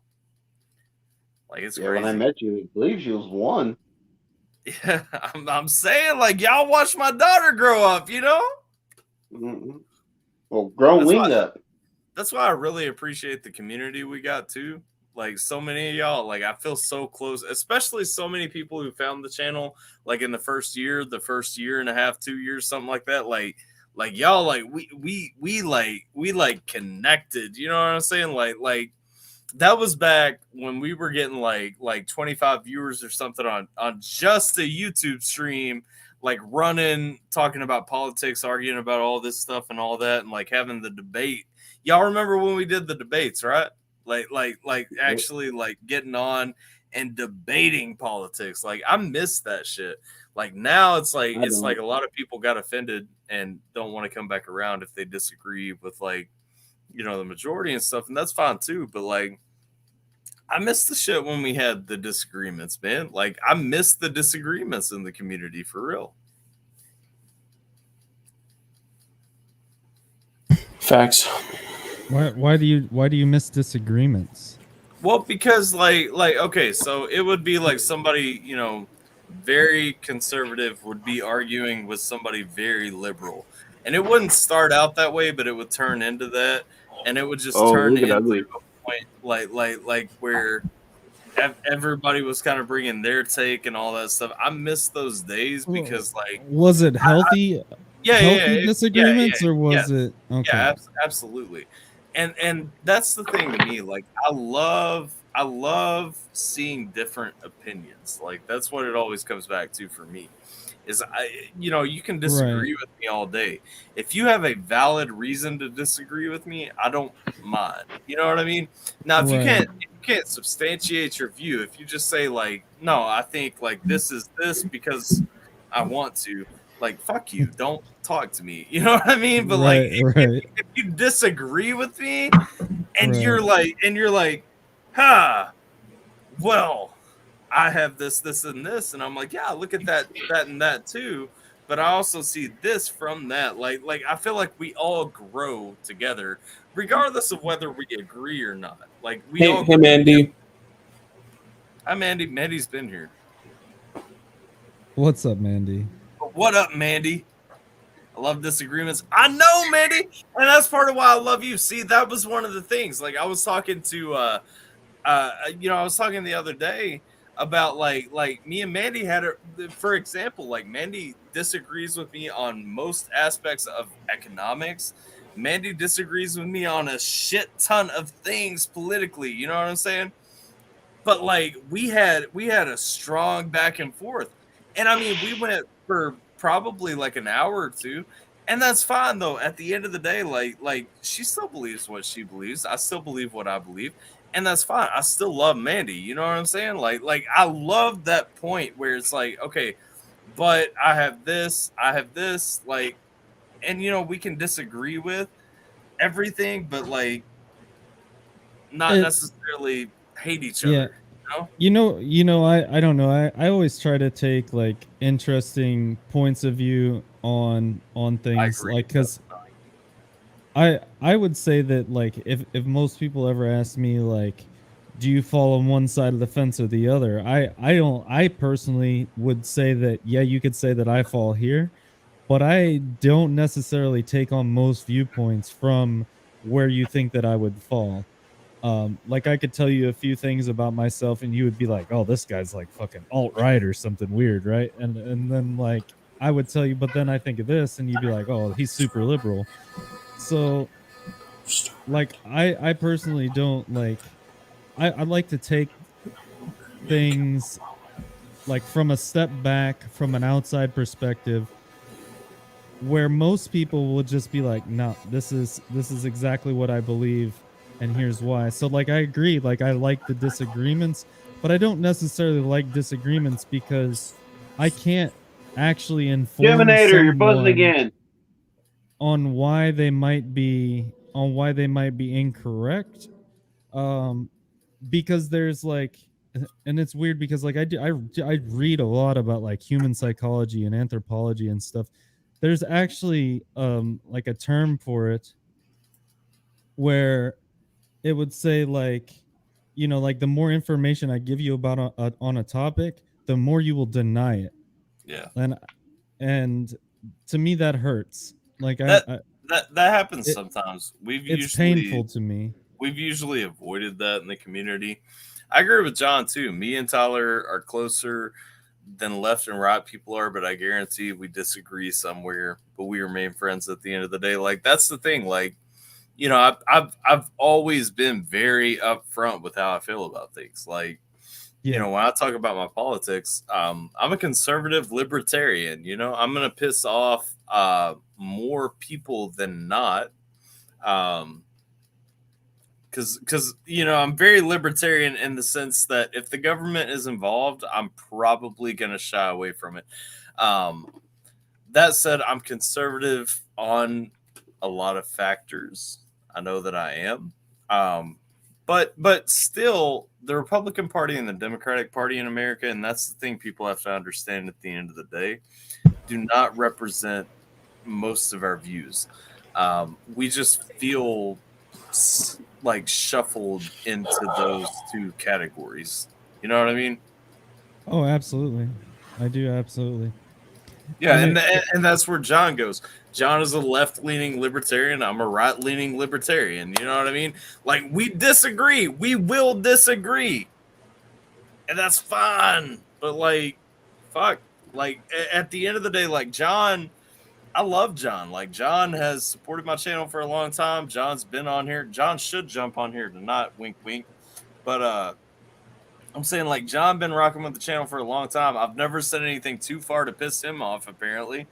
And, you know, at the end of the day, like, we talk on Facebook. You know what I mean? Like we're friends. There's a lot of things, too, like... I don't know, like huge topics that people are talking about like every day, especially now, like where I say, yeah,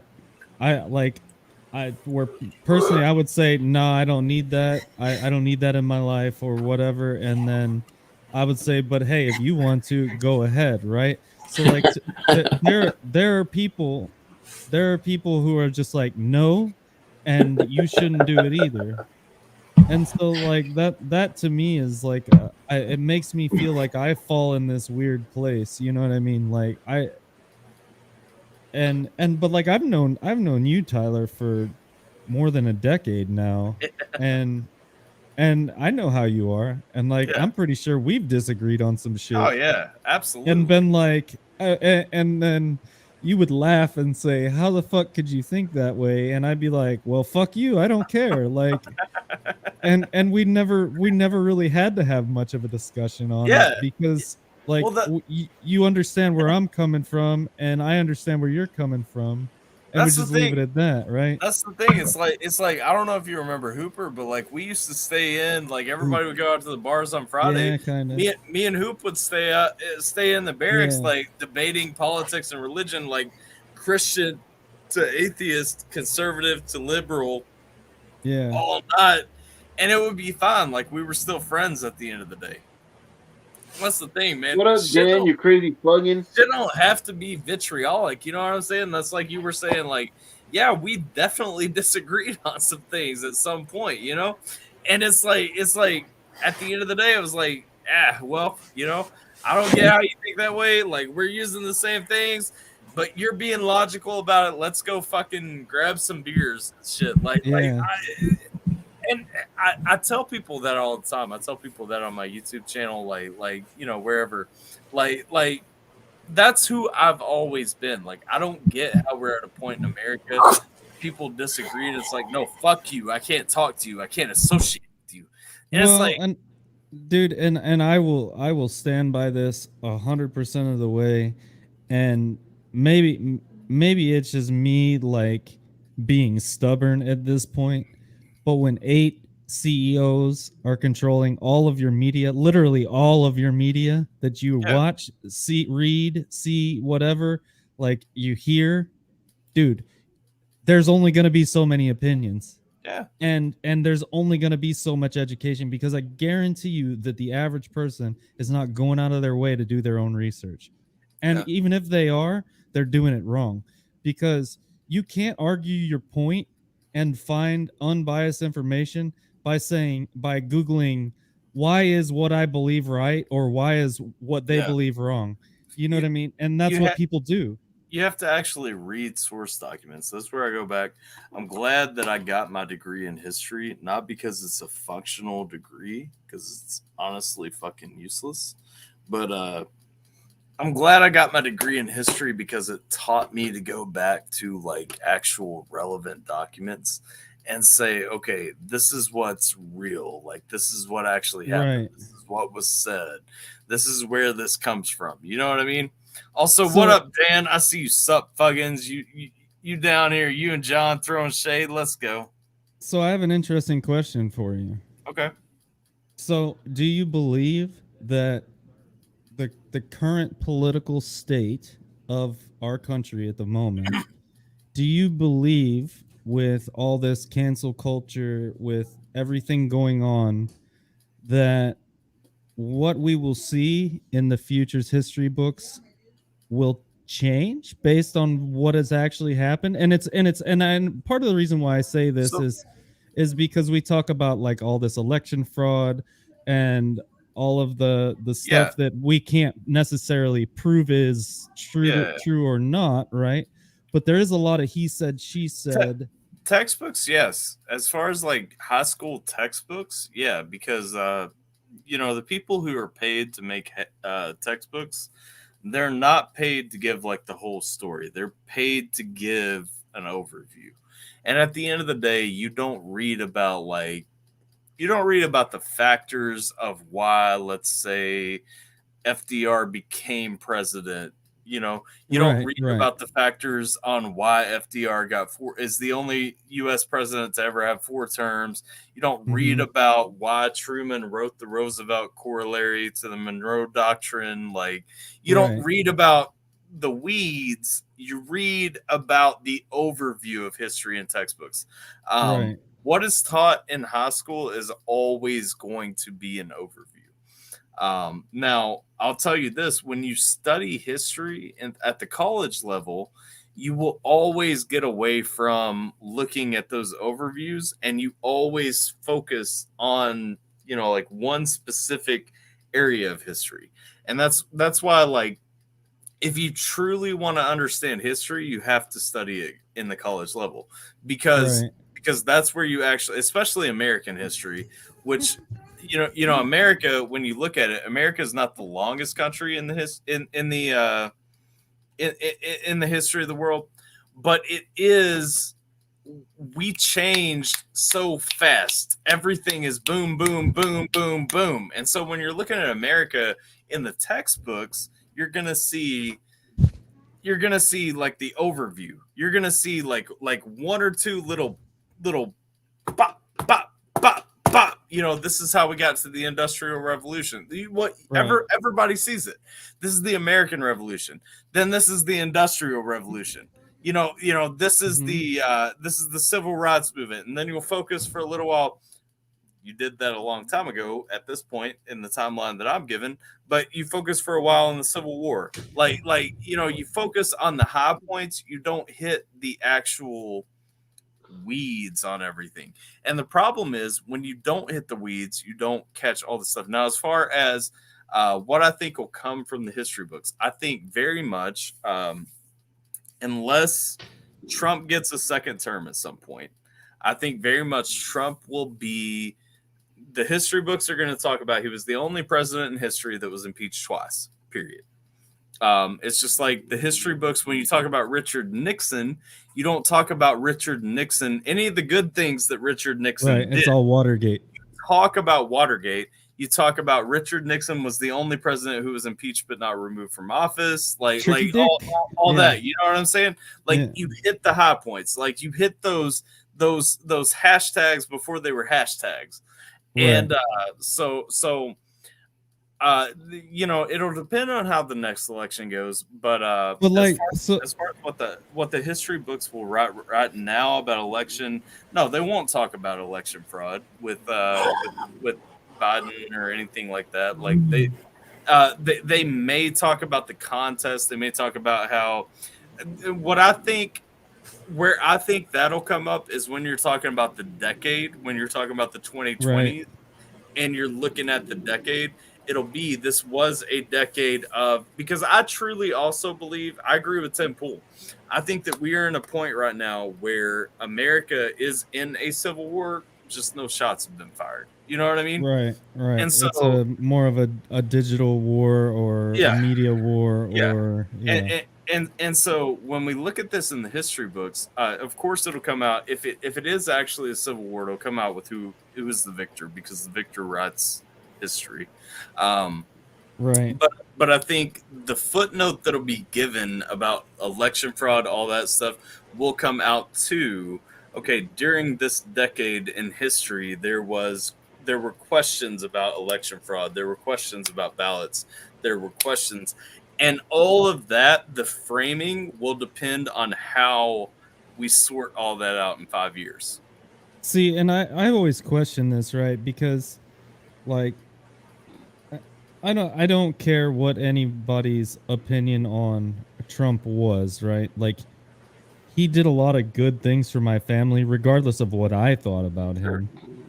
And I mean, you're a veteran. He did a lot of great things for you too. Absolutely, yeah. And to me, that is like some of the things that he did for veterans and stuff like that. People failed to see that kind of stuff the entire time that he was in, because when he did it, the very next day he fucking tweeted something about somebody's titties somewhere along the line or some shit. You know what I mean? Like, it was always like something completely ridiculous that always overshadowed everything. And it's like, dude, people don't like care. Like, they just care about the headlines. But here's the thing, that stuff is contemporary. It's just like when we don't talk about the fact that every president up until Arthur Adams had a fucking sailor's mouth. Like that is what, if you look at Arthur Adams, profile, it's the fact that he said fuck every other word. But until you actually look at Arthur Adams, you don't know that.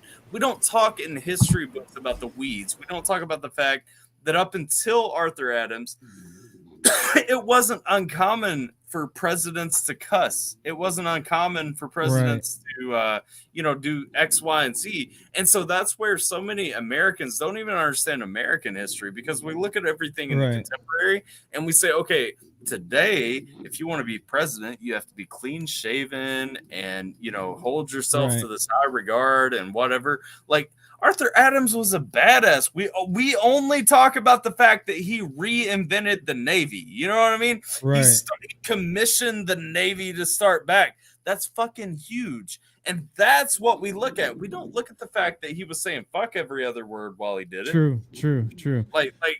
So like, I don't know. Like, I look at like all of our past presidents also, and I think about some things, right? Like, are we going to look at Obama being on the cover of Time magazine, which I'm sure that's a big.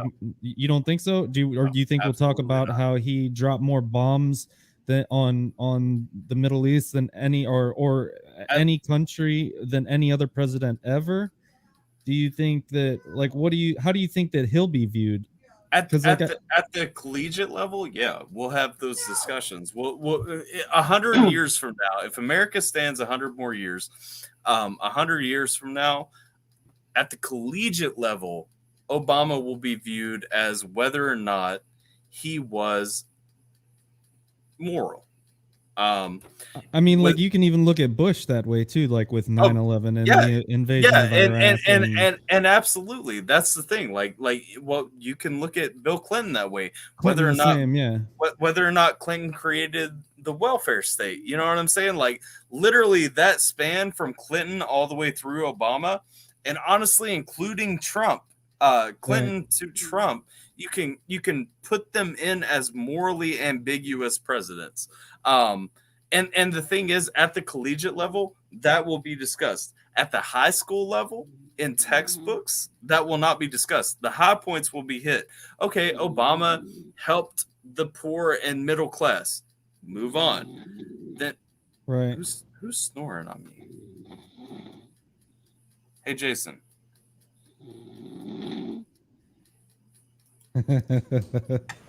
We lost Jason, huh? This He did. man's He fell asleep. snoozing. So I'm gonna mute him for right now. He can unmute if he He's comes back. snoring, dude. I do have work early on tomorrow, so I'm gonna go too. All right, Doc. Have a good one. You too. But what I'll say is, at the collegiate level, yes, those discussions will happen just like they happen right now, because we already have conversations at the collegiate level, you know, while you're studying history in college for your master's, for whatever. We already talk about whether or not Clinton was morally straight.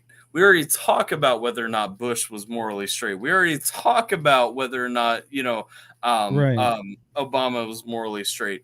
And, you know, I graduated college before Trump was president, but I'm sure we talk about whether or not Trump was morally straight. Right. And so, and to me, I think that span right there really comes in into a morally ambiguous point. But if you look at what the textbooks already say, you can get a guide for what the textbooks are going to say. With Clinton, we talk about, okay, he helped the poor and middle class. We talk about No Child Left Behind and stuff like that. Yeah. We talk. I'm sorry. I said you said Nixon. Clinton. I said Nixon earlier was the only president who had been impeached but not removed from office. But chalk that up to the fact that I've been drinking. That was not accurate, because of course Clinton was impeached, not removed from office. But the point is, Nixon was the only president who was facing articles of impeachment but left before he could be impeached. Anyway, the point is, when you get up to you meant what I knew. Yeah. I've been drinking, like I said. But when you get up to what the history books are going to talk about, they're going to talk about, there are two narratives in the history books, and they're going to lay them out separately, because we're going to talk about everything good the president did, everything notable the president did, and then we're going to talk about, you know, how they're judged, whether they were a good president or not. And at the end of the day, Clinton is viewed as a good president because he did more good than not for people. Now, that is in contemporary textbooks. I think that'll change, probably honestly within our lifetime, as people start to realize that, you know, the welfare state is not helping people. But as of right now, according to the textbooks, Clinton's a good president. You know, there are notes about the scandal. There are notes about, you know, everything good that he did. That stands, whatever. With Bush, you get the war in Iraq, you get the war in Afghanistan, you get the war stuff. You also get, though, honestly, interestingly, a lot of liberal narratives. And really, if you look at it on a partisan guideline, Bush was not a Republican. He was very much a liberal. I think everyone can accept that, looking at him in a retrospective, he did not govern in the presidential seat as a conservative at all. With Obama becomes a little more touchy. I think that I don't think that the drone strikes, I don't think things like Libya come up in history books until you dig into the weeds, and that's where I'm landing on that. Right. No, and I guess like before because we kind of went off like some other ways. Like, I'm more curious. Do you think that like it would be based on like what our headlines say? Because No. like if okay, so because I mean like the reason why I wonder about this, and I still wonder about this like on a daily basis, is because one, all of our media is like extremely biased regardless of where it's at. Two, um you see like, okay, like if we go back to like the Clinton Trump election, every single station that was broadcasting the election had Clinton as a heavy favorite to win. Sure. And it was almost like it was a surprise whenever Trump won on every single network. That will be a note in the history books. And Absolutely. that was something Because- that actually because- killed me. That is the point to me where I think that history books will absolutely point out that polling has been unreliable, because if you look, we've started a trend at this point. From that election forward, polling is being revealed to be unreliable, because all polling, not all polling, virtually all polling, but most polling, to be completely accurate, most polling leans harder in favor of liberals today. And it really comes down to, I was listening on NPR the other day, and someone was talking about how people do polling today. And it's interesting, most polling right now is being done by a very small sample size, which is literally tailored around to, because of the man hours that people would have to put in call centers otherwise. It's literally being tailored around to people they know will answer, and will answer in favor of their implied outcome, so that they can open a quick call center and close it down in the shortest amount of time while investing the minimal resources. And then they match that up with past trending data and all that stuff to kind of come out with where they think the next election will land. And so if you look, you cannot poll that way today in a country that sits on a political pendulum, where the overwhelming more people are leaning away from Republicans and Democrats toward the middle, or toward the Socialist Party, toward the Green Party, toward alternatives that really 10 years ago we didn't pay attention to, because we were like, oh, they can't win elections. But now people are actually paying more attention to their full spectrum of options, because even in Kentucky, and Kentucky doesn't adapt to change very well, even in Kentucky, I can register right now as a constitutionalist, Republican, as a libertarian, as a Democrat, as a Green Party. I can register as like 7 different political parties in Kentucky, and so that's the thing, like, people are now embracing those middle places and saying, okay, well, maybe these don't actually benefit me. And so when they're talking about, would I vote for this person or that person? Well, neither. Or, well, this person because it's most close, but the isn't a possible answer on the polling. And so we're getting polling that is more skewed toward liberal outcomes. There's a whole breakdown. You should definitely. But I think that it goes no, and I understand what you're talking about, but it's there's a lot of like weird gray areas. So like, so for example, okay, so because my wife is in the military, and I'm assuming this is why. Okay, so this started. I have to give you the time frame and some background, right? So one, I didn't vote for Trump. I didn't vote for Clinton. I voted for Gary Johnson, to be specific. I didn't like Gary Johnson enough to get No, I mean, but I mean, in my opinion, he was the best choice out of a bunch of dumbasses. I love Joe Jorgensen, though, for the record. That was a different election, though. That was after. That was the next libertarian. That was the next. Yep.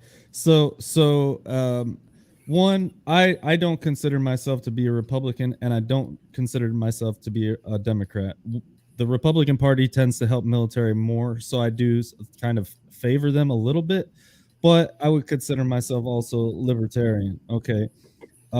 Whether it's right or left, I don't know. That's fucking I'll let somebody else decide that. But during that time, right, I received a letter saying that I was going to be the Republican National Committee, their vote for the state of Washington in my district.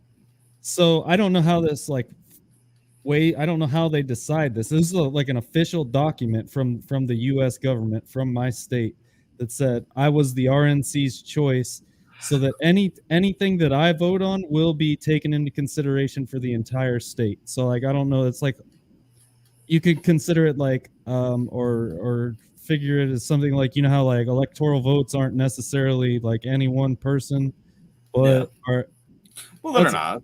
Well, right, they're not. But I mean, this okay. So this is what it feels like, right?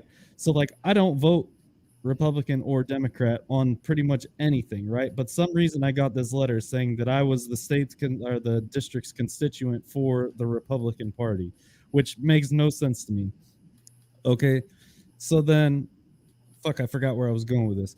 But at the same time, I started getting all these letters from Trump, like donate me money. Like I'm like, who the fuck signed me up for Trump's fan page and all this shit? And it was like this really weird thing.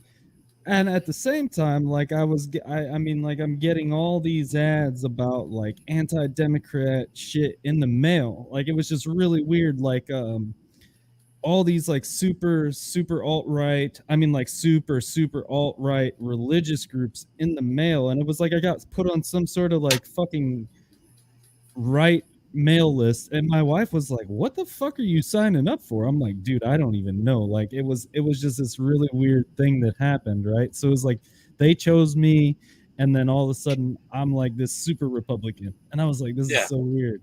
I mean, it was really what it came down to, and I thought it was just like really awkward. So like that kind of goes into your polling. It's like maybe I voted against something here in the state that aligned, and they saw that and were like, oh hey, we got to grab this guy because he's exactly what we want or whatever. Well, no, that is the thing, especially the fact that you're in Washington, like you know, in Washington super liberal here. Everybody knows is super liberal, so I mean absolutely liberal. And I don't necessarily agree with a lot of the things that go on here. Like they wanted to, like, I mean, if I could give an example of something that I thought was like the dumbest fucking thing in the world, was they wanted to add a $3 gas tax with a 50-cent a year tax on top of that. So they want everybody in the state of Washington to swap over to electric vehicles by the year 2030. You to swap over to bicycle. By the year 2030, with the exception of like heavy duty, like construction vehicles and stuff like that, right? But they were going to add a $3 tax, and they were trying to implement this real hard, and it nearly passed, which was fucking amazing to me, because okay, so $3 on top of what it is already. So like the West Coast is notoriously higher than what you're paying probably right now, right? So like, I would say like on average it's about $1 more. Okay, so $3. Right, I don't even know, dude. I haven't gotten gas in 2 weeks, so we don't drive much. I was just curious. But the last time I paid more than $5. Yeah, well, yesterday I paid $3.29 a gallon. So it's more. I'll have to look it up. Let's see. But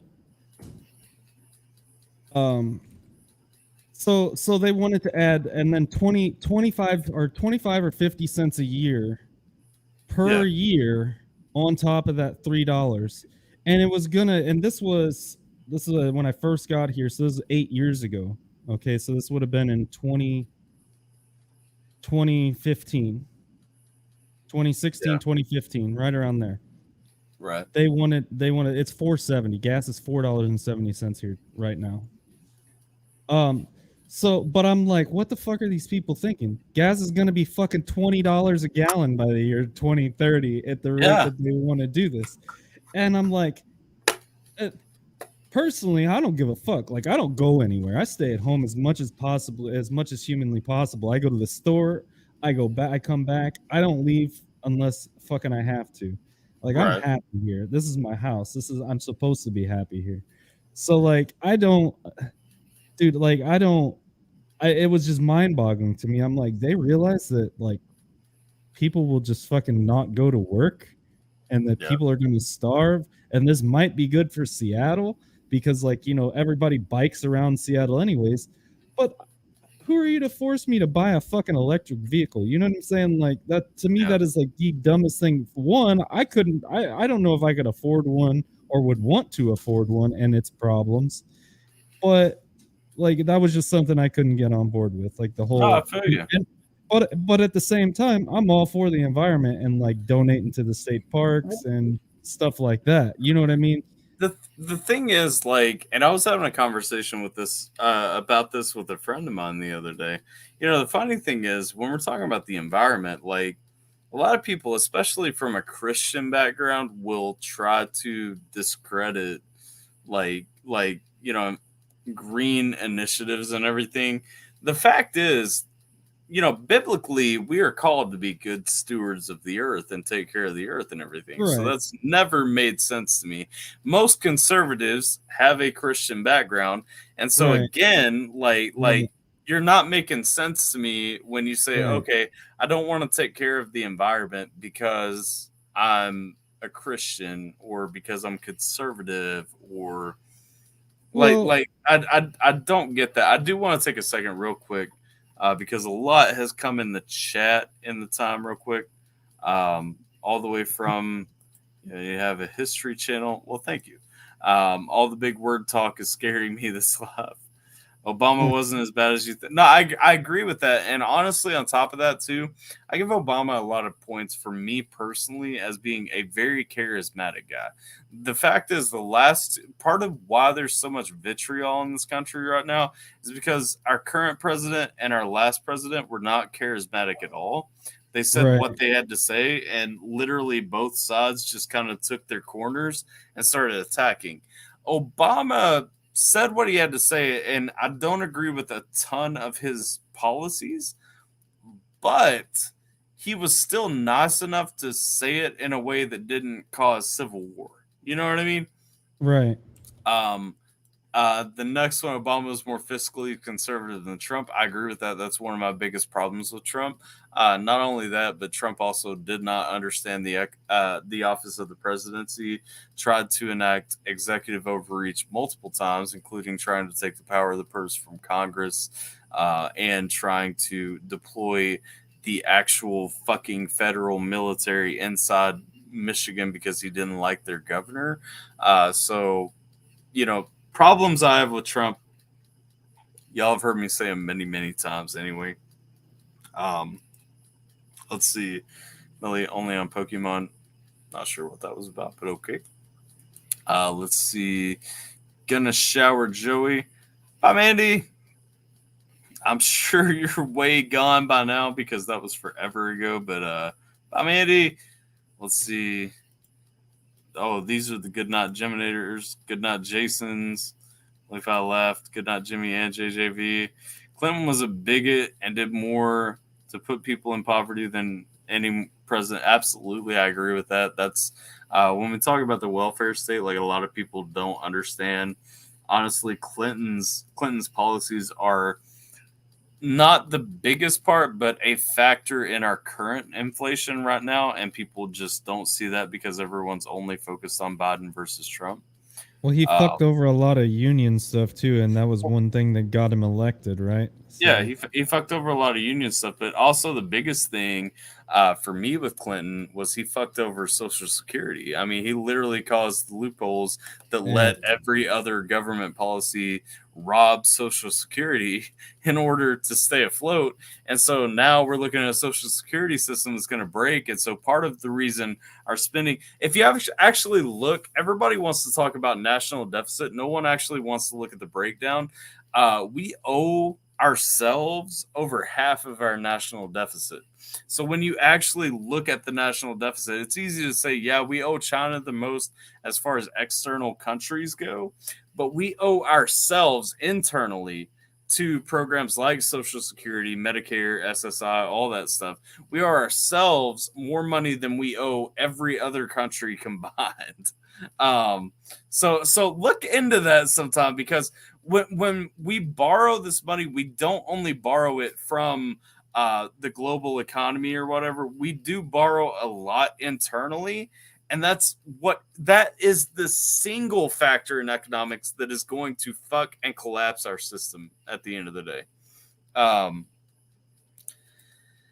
No president compares to JFK. JFK seen all people as equal. He loved getting laid, but he was and that's the thing. Like, I don't disagree that JFK was a good president. I disagree that no president compared to him. I think Thomas Jefferson was our greatest president ever because he was the only actual libertarian president we have ever fucking had. But if you look at his actual stances and policies, Thomas Jefferson was by policy. Now, granted, some of the things he did were wrong, looking from our advanced lens into the past. But by policy, Thomas Jefferson was the truest libertarian president we've ever had. But I digress because that is such a bigger debate to have. But JFK was a good president. Yeah, absolutely. That's part of why he was killed, because people don't want to actually be put out to take care of themselves. People want to be taken care of, and he didn't give them everything. Versus Lyndon B. Johnson, who was ready to give them everything once JFK died.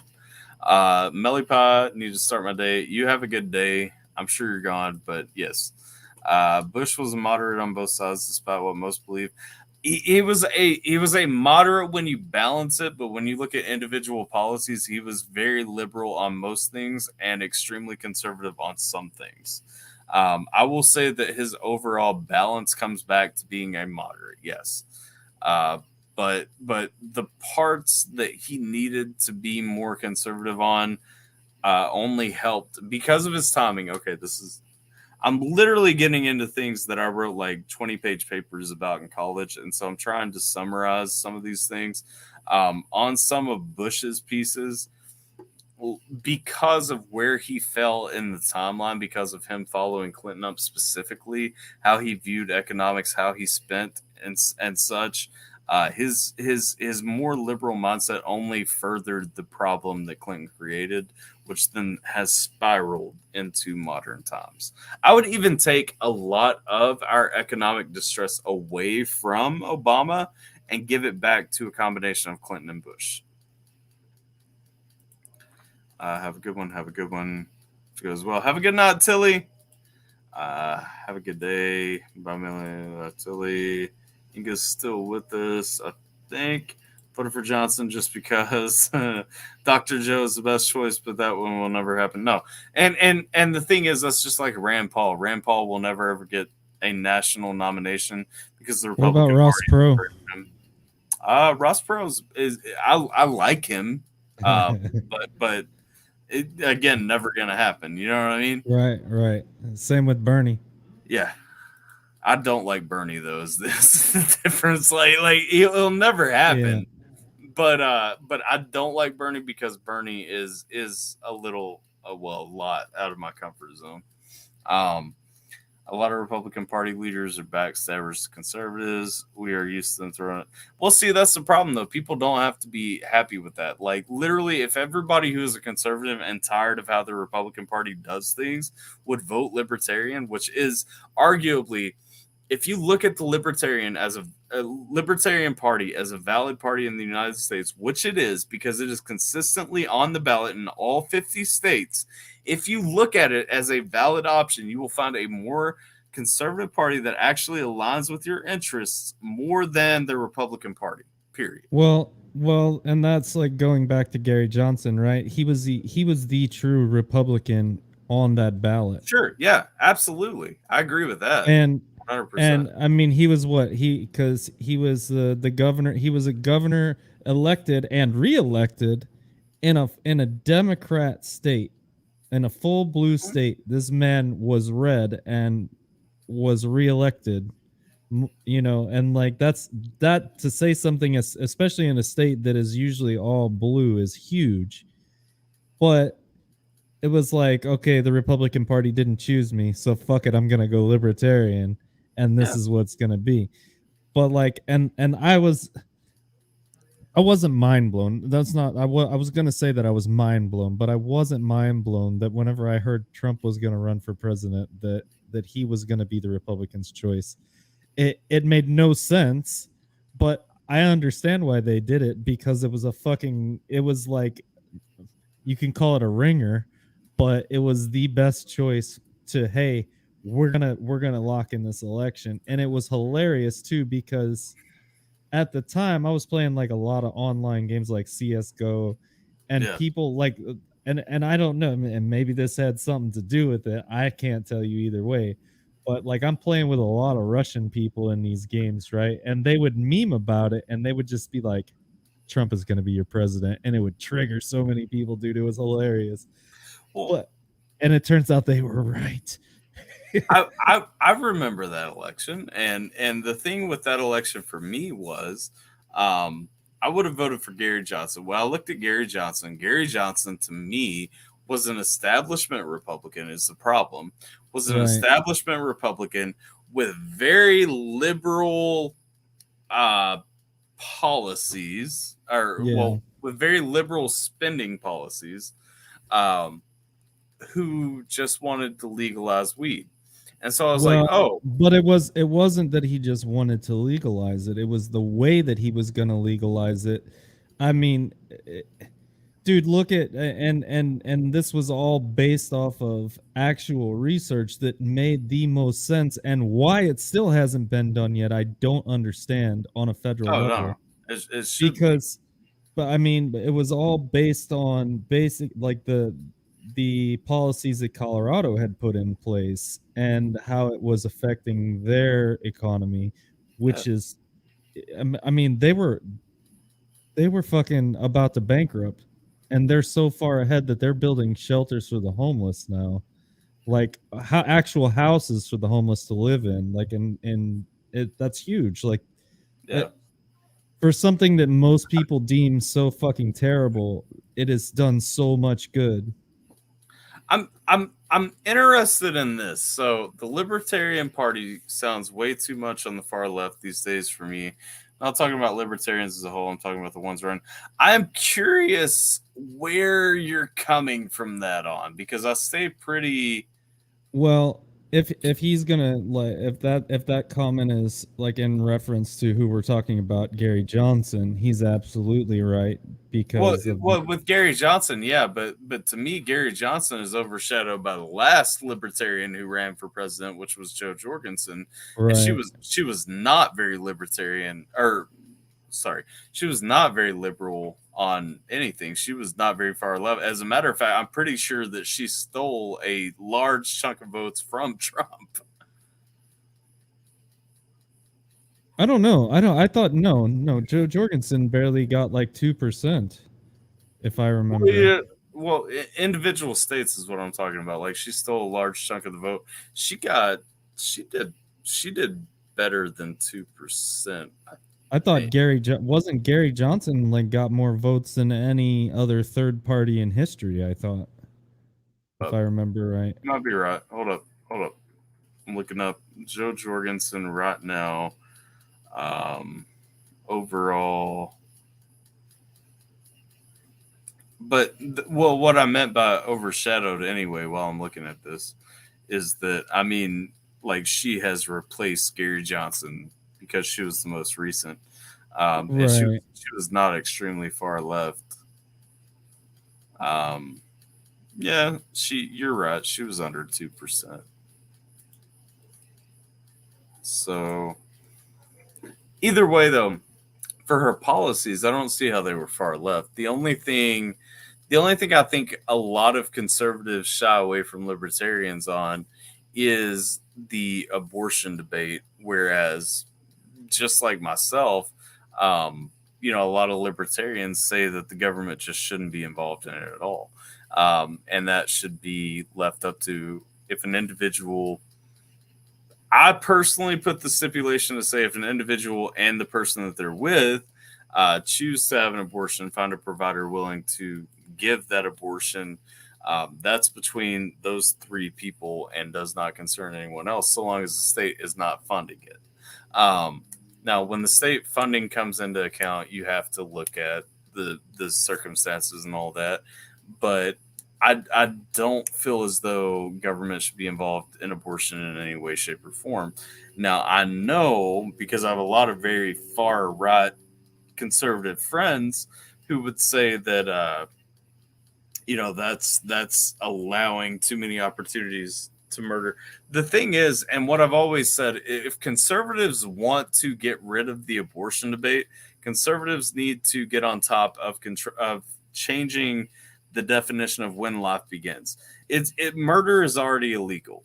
If you look at when life begins rather than looking at what an abortion is and the abortion debate, if you can have a discussion and actually come to a consensus that legally changes the definition of when life begins, then this isn't a conversation anyway. But until that becomes a thing, abortion, honestly, we have to take government out of it, and abortion has to be between the people involved in conceiving the child and the provider who is performing the procedure, period. Now, I know that's not popular. That's not my personal view, but were I a legislator, that would be my legislative view. And that's only because, you cannot keep government involved in something and expect there not to be funding. You can't expect there not to be stipulations. You can't expect there not to be X, Y, and Z. And so taxpayers shouldn't have to pay for abortion nor pay for transfer. No, exactly. And that's a big part of what I was just saying. Also, what up, Hillbilly? Right. But that's exactly what I'm saying. Like take the government out, take the funding out, take government out of the conversation completely. Like it should not be the government. I mean, I think more importantly too is you should say, two parties must be in agreement of it, because I mean that is a big thing. Like, because if it was me as a person and someone, like, that just tells me I need to step it up. Well, You know what I mean? Like, and that's where I'm saying that's my personal stipulation is I think, right, the man the and woman two-party who thing is conceive huge. the child, like absolutely that needs to be a part of the discussion because, and of course we're not talking about rape. We're not talking about outliers or anything like that. Right. Well, I mean, there are going to be outlying but- circumstances here, yeah. for sure. But and it's just like medical necessity, going back to when my wife was pregnant, when we were having our daughter, we were getting closer to the due date. And, she pointed out because of some medical things that the doctor was saying and everything, she was like, if I go under and I can't make the choice, like, I want you to keep the baby. And I was like, no, I'm like, if you can't make that choice, I'm going to keep you alive, period. Like, point blank. If you want somebody else to keep the baby, like, you're going to have to name a power of attorney that is not me. Because I will 100% choose you because we can make another child. You know what I mean? Right. Versus we cannot, like there's no other you in my life. And so, when you're talking about outliers, a lot of people think like the conversation is black and white. It's not, and any choice. And the thing is, I vehemently oppose abortion personally. Same, but if the choice is whether or not I want to keep a child or keep my wife, I will keep my wife. Like that's just right. Yeah, that's a non-question for me. If I have to make that decision, that is the decision. Now that'll be a tough decision. It won't be a tough decision, but that'll be hard to live with. But I will land there. You know what I mean? Well, and I mean, it's hard to say that, because obviously you're gonna accept, like, you're gonna choose the thing that you know versus something that you have no idea about or you don't know them, right? Yeah. And it's, I don't know, because like if you would, like, 10 years from now, you might be like, nah, fuck my wife. Like, I wish I would have went the other direction. Sure. You know what I mean? But like you in that moment, right? You would never know. And yeah, it's crazy, like how you think about that. It's just, yeah. And it's all circumstantial, and you have no idea, and like you cannot put yourself in someone else's shoes. And then there's also the argument that most people have too is, well, if you're not for abortion or whatever, then what are you going to do to help these kids grow up? Yeah. Because that's a huge deal, right? Yeah, like, sure. And our systems are actually awful. Well, like our orphanages our system is terrible when you really think about it. Like our system is terrible because it's so hard to actually get a child, because there are people on waiting lists for like 3 years to adopt a child. You know what I mean? Like perfectly suitable homes, right? Where but I these mean, kids can be grown up.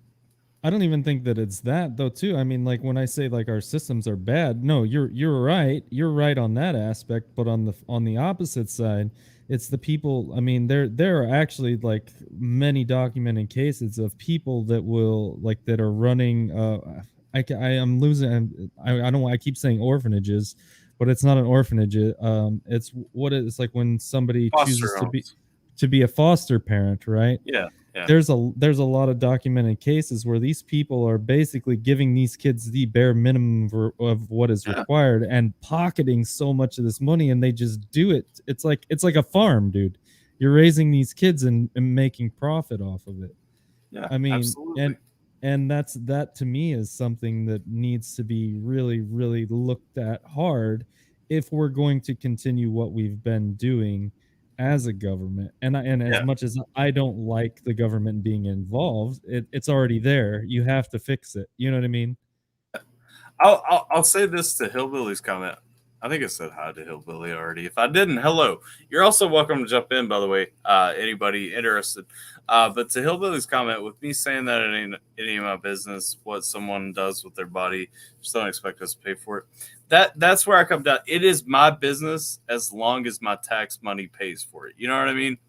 That's the point where I say if we take the government out, if you're not receiving any funding, if you are privately, coming to that conclusion, do your thing. It's not my sin to bear. It's not my burden to carry. See, and this kind of goes back to my point though, right? So like you don't want to pay for that specifically, right? Sure. And it is, and I agree with this, right? But if you don't want to pay for that and they can't afford to do it because they're a 14-year-old girl or something, right? Sure. And they, I don't know, maybe they don't have parents or maybe their parents are shitty. Who knows? Because I mean, in reality, a lot of people that are probably put in that situation, sure, their parents are probably shitty, or not raising them properly. But then you don't want to pay for it, so now this child is in the system because they're not gonna want it, but now they're forced to have it. You're gonna pay for that.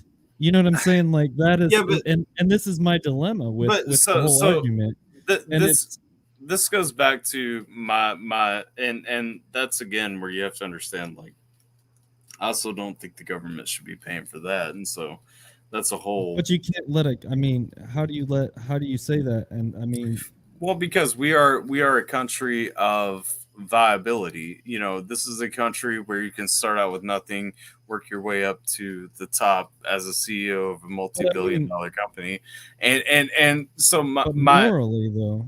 I understand. No, and I understand where you're coming from too, because morally, it's a conflicting moral statement to say no, have the kid, but I don't want to pay for it. You know what I mean? I absolutely understand where you're coming from, but that's where I always say, like when you're thinking about the two sides, when you're thinking about liberal versus conservative, when you're thinking about progressive versus whatever. Morally is always going to go left. But we have to think about sustainability and viability. And the fact is our government cannot shoulder that burden. And the fact is I would rather this country continue, as harsh as it sounds, I would rather this country continue minus a few lives. When you get down to the brass tacks, and I'm not saying that I'm happy to say this. I don't relish in articulating it this way, but sometimes the cold shoulder is for the greater good of the all. And the fact is, the country cannot sustain that burden indefinitely. The country cannot put that burden on indefinitely. Just like we shouldn't be paying for abortions, we can't afford to pay people to have 15 kids and just keep getting more and more and more and more and more just because they're using their kids as a way to get additional food stamps or additional incentives and everything. And so when I say like I don't support the government being involved in one, I don't support the government taking care of somebody forever. No, period. I mean, I don't know, and to me that's like a huge conflict. Like, yeah, sure, because morally, you are pulled morally to say, okay, well, the government should step in and take care of its citizens, but how much funding is actually donated to that, and how much do we actually spend for that? Is my question, and I've never actually have done the research to say, but I'm willing to bet that the cost after is far greater than the cost for the abortion. You know what I mean? I'm sure it is. I'm sure it is. And, but that's something that's a line that I don't like to have a discussion about because I don't support either of those funding sources. You know what I mean? Well, right. But I mean, like, if you're giving me the choice, right? Sure. I think that what you're saying, yeah, we shouldn't have to do that, and I agree with you, but I mean, I think the reality is that you're gonna have to. I mean, like I said, it's something that's already in place. We should at least do our best to fucking tape and glue it together. Then here's the problem that I find, and this is the line that I see that follows, okay? Because if it goes back to the only logical thing that you can say is it's up to the parents to teach their children better, right? Teach them about contraceptive, teach them about safe sex or abstinence or whatever. It's up to the parents to do that. We've taken the parents' power away to do that, and so that's kind of an issue with the education system out the gate. Further, what penalty is there in place for parents who don't take care of their children, who in turn don't take care of their children, who are all living under the same roof? The fact is, we need to get back to a point where prisoners are not viewed as, privileged position people, and they have to do actual hard labor, because if you're afraid of the consequences, you will usually create better results. You know what I'm saying? If your fear is going and having to hammer a fucking rock until it breaks, not saying that's realistic at all in today's world, but I'm saying, like, if your fear is having to have a fucking chain on your leg and hammer a fucking boulder until it shatters into pieces to make gravel, like, you're going to be more incentivized not to fuck up, not to let your kids fuck up while they're your kids and living under your roof, and so forth. And so if the kids don't get taken care, don't get taught and make a mistake, and then they don't take care of the children that they produce, and your ultimate punishment is that you're going to have a shitty experience, like, second, third hand effects, like, stack up, and eventually somebody's going to start teaching their kids better. And so, like, that to me is that's the problem with any of these political discussions, any of these debates about our system and reforming and everything, is we want to look at everything as a one layer issue. We have to reform every single fucking layer to actually fix the problem that we have. You know what I mean? Because we're thinking about the children without thinking about the children. It's so many different levels of fuckery that cause the issue. Right, and you're not wrong, right? And I don't think as many people would have a problem with it. I mean, I don't think as many people would have a problem with it if there weren't so many people abusing what is already there. Yeah, exactly. And that's so going and I back. think that's the biggest part of the problem, to be honest, because there's so many loopholes and ways to game the system. Well, it's going back, and if you remember, because when we talk about, yes, there are loopholes and ways to game the system. Going back to George W. Bush, I'm critical of the dude. I don't like the dude. Well, he seems like a fine guy. Like he's a funny guy, if nothing else.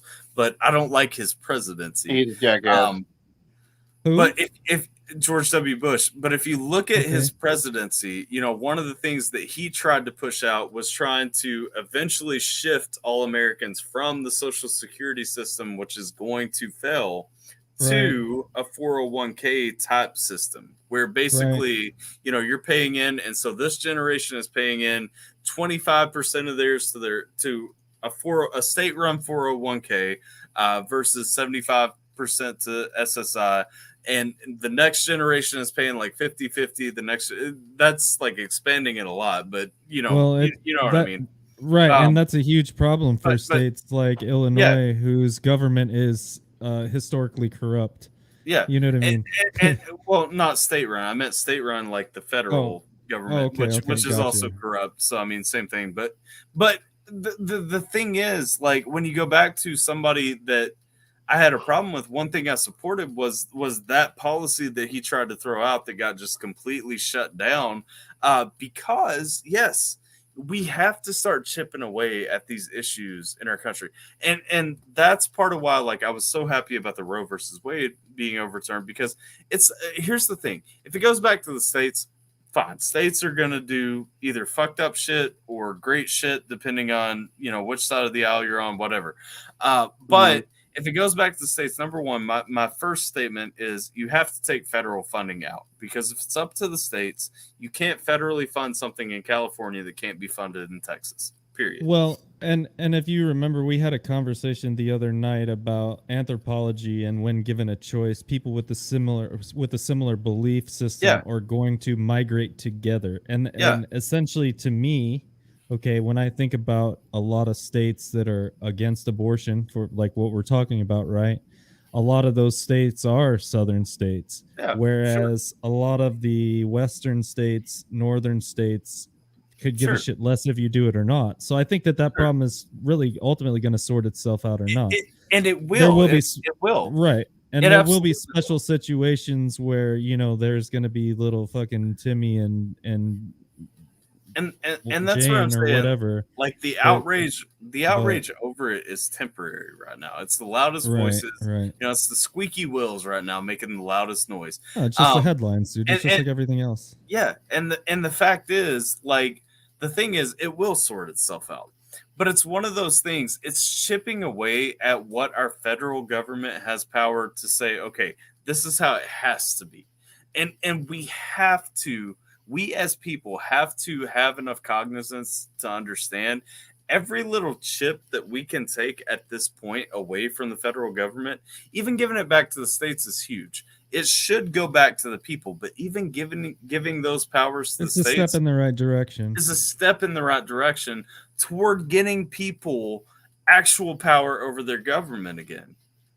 And yet we're rioting because things are moving back toward us actually having power over our government. You know, what I mean? And we say that it'll sort itself out, but I look at states like we could say like California, Illinois, those power states with the huge cities like Chicago, you know, where like Los Angeles, New York, where a lot of the state is actually red, but the state is always blue. Oh yeah, California is a perfect example. I mean, yeah, California, Illinois are the perfect examples, right? Because like, okay, so like I would like to think that outside of Chicago, the state of Illinois is probably not that much different in belief system than Kentucky, Arkansas, Alabama, not. And it's really, it really isn't.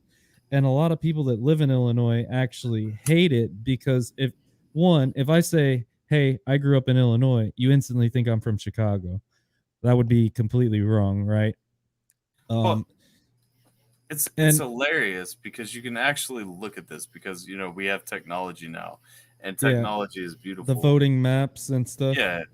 But I mean, like Illinois is primarily farmland, dude. And like all of the stuff that these people are voting for in Chicago actually is killing the people in Illinois. And people are leaving Illinois. People are selling all their shit because one, tax, like property tax, is insane right now. Their road taxes are insane. They're actually taxing them per mile driven.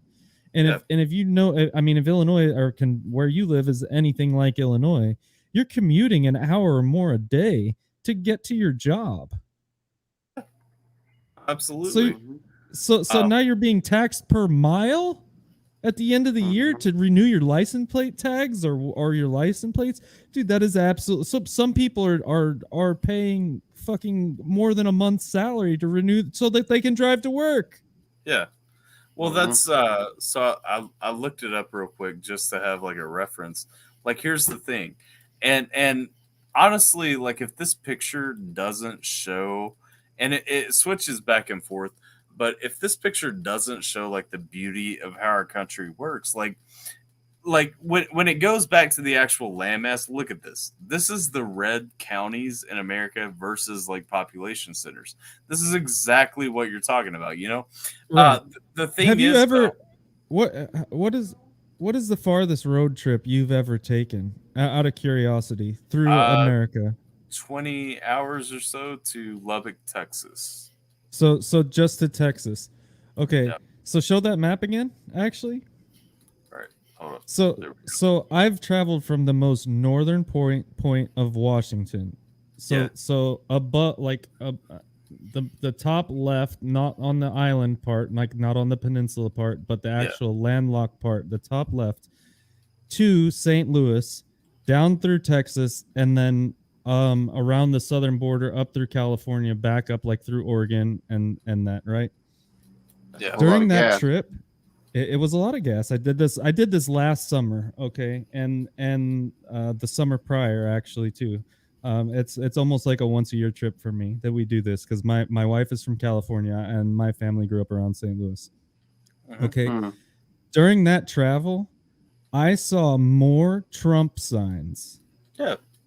And it's like, dude, like most people don't realize like how barren the majority of the western half of the nation is. It's like there's like no population, one, and like Wyoming, Montana, North Dakota, South Dakota is like just tons and tons of farmland, and you're seeing all these signs like Trump, Trump, Trump, Trump, Trump, Trump, Trump for like thousands and thousands of miles, right? And then it's just like it's amazing to see like how the majority of the nation, like I say the majority, but it's like really just like a few places controlling, right, our outcomes. Yeah. Well, and it's insane to me. So the reason that I always bring up like the actual county electoral map right here, and this article actually proved my point further, because it says so a designer fixed them or whatever.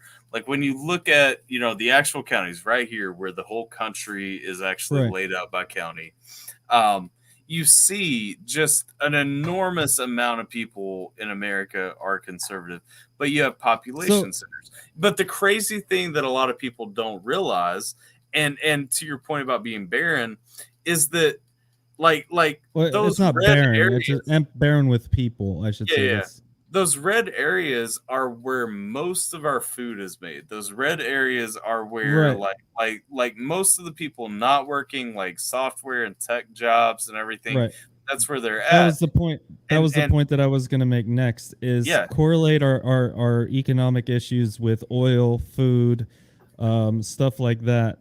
And tell me how many of these places that are blue are huge in farm, like are huge with food or oil or any of that. They don't produce anything. Yeah, what do they produce?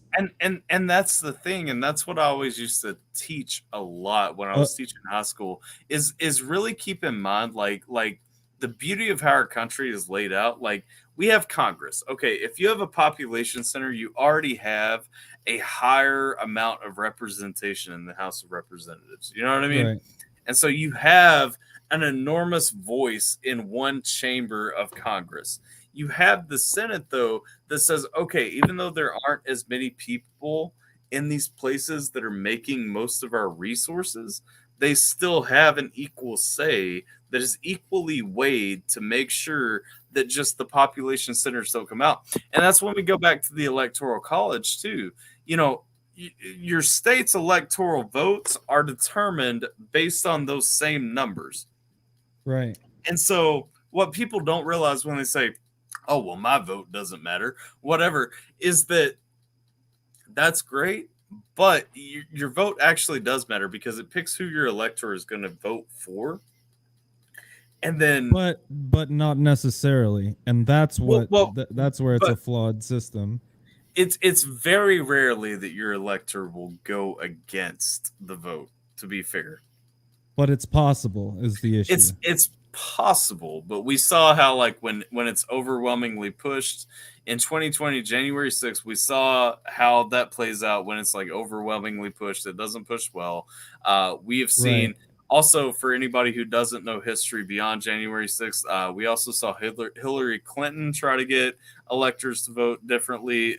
We also saw, I think Mitt Romney actually made an attempt unsuccessfully to get electors to vote differently, and then Al Gore to get electors to vote unsuccessfully. So this is far from, everybody railing about, oh, well, now don't get me wrong, Trump went way overboard with it, but everybody railing about Trump being like the only time or the first time or anything, you don't know your history, because most elections have the losing candidate saying, no, please don't vote for what your constituents wanted, vote for what I say.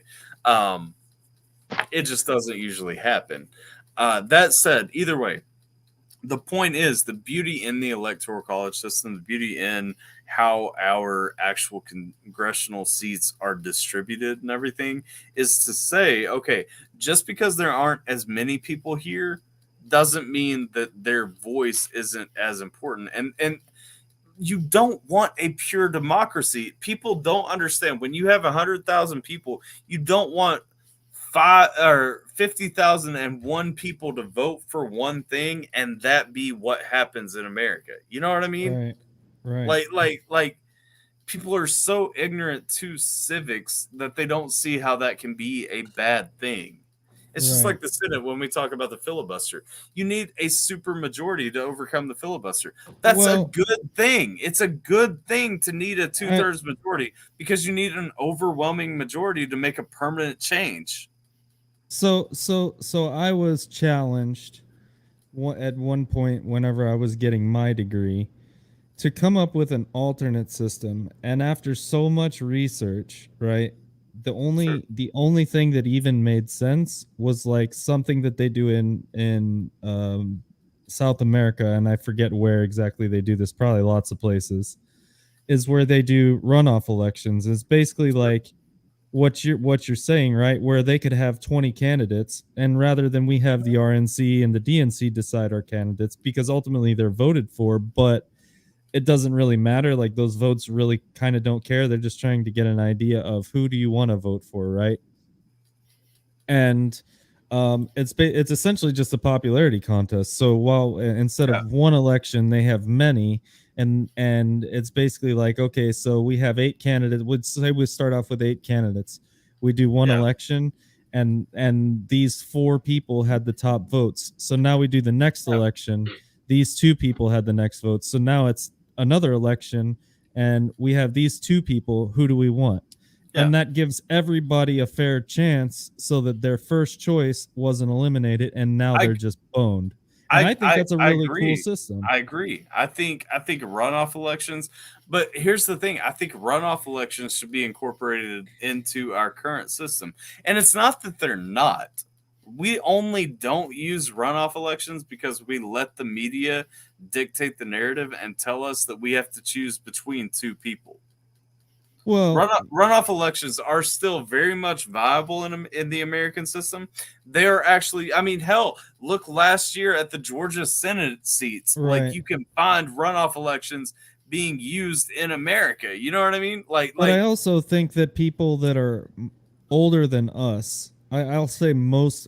Give them 5 People years. that are older than us Older will than only us. vote Republican and Democrat. Or if Period. they're I would say if they're like 40 or 45 and older, yeah, they're only gonna vote Republican or Democrat because that's all they know. That's all that matters. Yeah. And they think that is exactly how something is gonna play out, right? So, yeah, but I mean, you say that the media controls it, but I don't know, man. Like I really feel like the RNC and the DNC really fuck over the nation. Yes. Oh, okay. Okay. So this is an expanded conversation. I've stated my stance on this many times, but yes, the media pushes it. Let me rephrase. The media pushes it. The RNC and the DNC are the ones who control it because they control the media. Or at least they control mass media. They don't control smaller outlets and stuff, but they control everything that is consumable for the typical American. Right. Yeah, and I mean, it really is a shame too, like because I mean, people just don't, like I said. I mean, it goes back to what we talked about earlier. But the average person just doesn't do any research. They don't care. Or they don't have the time to. I mean, everything is based on convenience. So if the TV says, "Hey, this is what you should do," then chances are they're going to do it or whatever. Absolutely. And I had a conversation with somebody the other night, like, how many ads? Good night, Roxy. Good night. Later, Roxy. How many ads do you think that your 3-year-old? You said your daughter is 3, right? Yeah. How many ads do you think she sees per day, whether it be newspaper, billboard? A ton. I've had this conversation with my wife. That's why we limit her TV time. And not even just from TV, because I've even pointed out, like, you know, she'll pick up. It's crazy. Like she'll get a new toy and it comes with like those little mini brochures or something. Like she'll thumb through that and be like showing us things, and like she'll be looking, like she'll grab like the mail and stuff like that and like find something that has pictures and be pointing at that shit like literally a ton. So in 2016, got you, Roxy. In 2016, the average child was being exposed to more than 3,600 ads per day. And that's from every viable source, whether it be phone, computer, newspaper ad, billboard ad, the branding on the side of the road that you drive by a fast food place, television, it being the main one, television. But it goes so much deeper than that even. So a lot of people don't realize is, so like when you go to and this is from a technical standpoint, and this is where I have my degree. So anytime you go to a website, right? When you accept cookies, basically they say this is the ability to track you. Now this isn't. This could be like skewed as a perception of, well, they're going to know exactly, what I'm doing, and they do, but a lot of people think that that's going to move forward to like wherever they're going next. That's wrong. So they don't care about, but what they care about is, so like when you accept a cookie on a website, they basically are tracking your clicks. Yeah. And so now they know the way that their website is designed. So if you're clicking on a specific link, they know this. Now all this data, so like if you're clicking on, like if you go to Amazon, and the very first thing that you see is, deals of the day, and that's the first thing that you click on, that's what they're going to see. So now in turn, from a business standpoint, they see, okay, the average consumer only cares about deals of the day. So we're going to make this bigger and more accessible. Okay, so now then they remove all the shit that, isn't clicked as much, or, they bury the stuff that's clicked way less. But then on top of that, right, now all this data is being sold to other companies. So the most successful people are then selling their marketing style. And so that leads on to so many deeper, like, dude, it gets into like psychology and anthropology and biology. Like it hits like literally every topic to the point that they have, like addiction specialists chiming in on how this advertisement is going to be more effective. And it's insane the amount of like dude, there's a reason why McDonald's has spent X millions of dollars or billions in the dollars by now, probably per year on advertisement. And the reason why the Super Bowl, the most watched television event ever in a year, are so highly sought after for their advertising. Yeah. I agree with you 100%. I don't have my degree in it, but I've looked into it enough as somebody who I mean, my degree is in information technology, but in order to do information technology, you have to fully understand like computers, and not just computers and how they work, but I mean every single aspect, right? Yeah. And like the media is a big, I mean, like media is considered information technology in this day and age. Yeah. And it's more than just electronics, and it's just like, sure, yeah. When you deep dive into stuff, man, it is absolutely amazing to try to think about what goes into this. Oh, it's disgusting. It's disgusting when you think about what you give up just to be able to log into like your Amazon account. You know what I'm saying? And that's where I tell everyone, like, all the time, like, I'm not sponsored. I have a few channel sponsors. For some reason, no VPN company has ever picked me up, but you should. Especially, I'm talking to you, Private Internet Access, who I've paid for consistently. But anyway, that's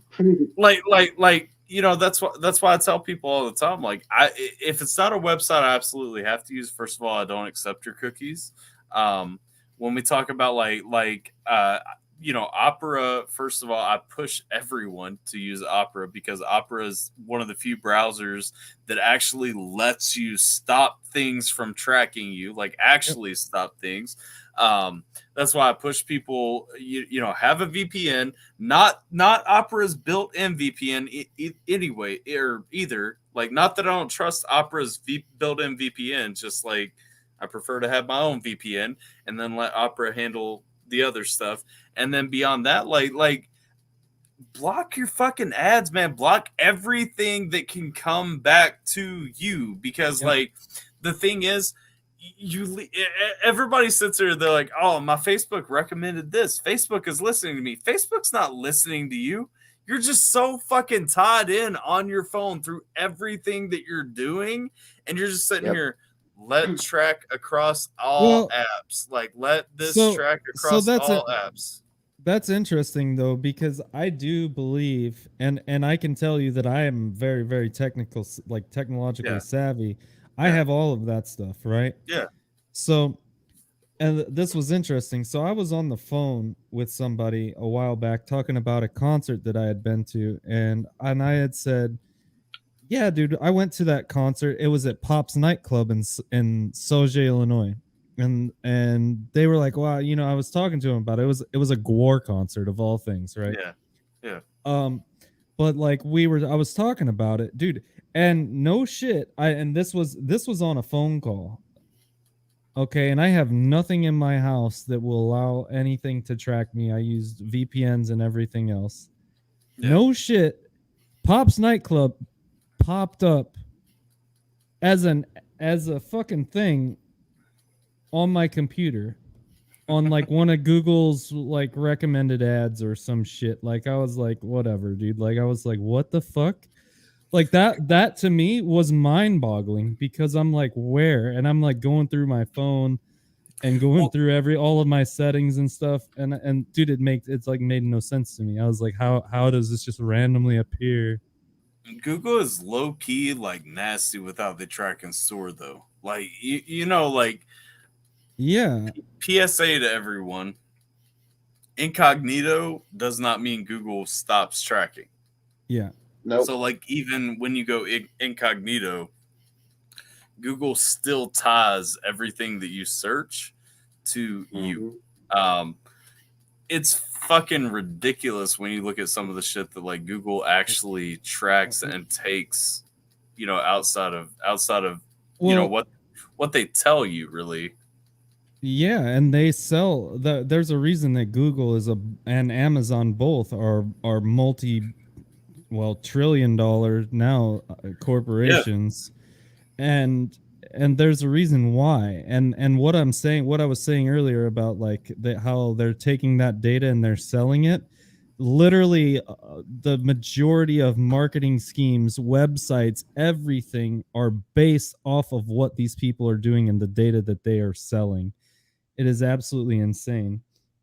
And I don't know, do you remember like when SOPA, PIPA, Yeah.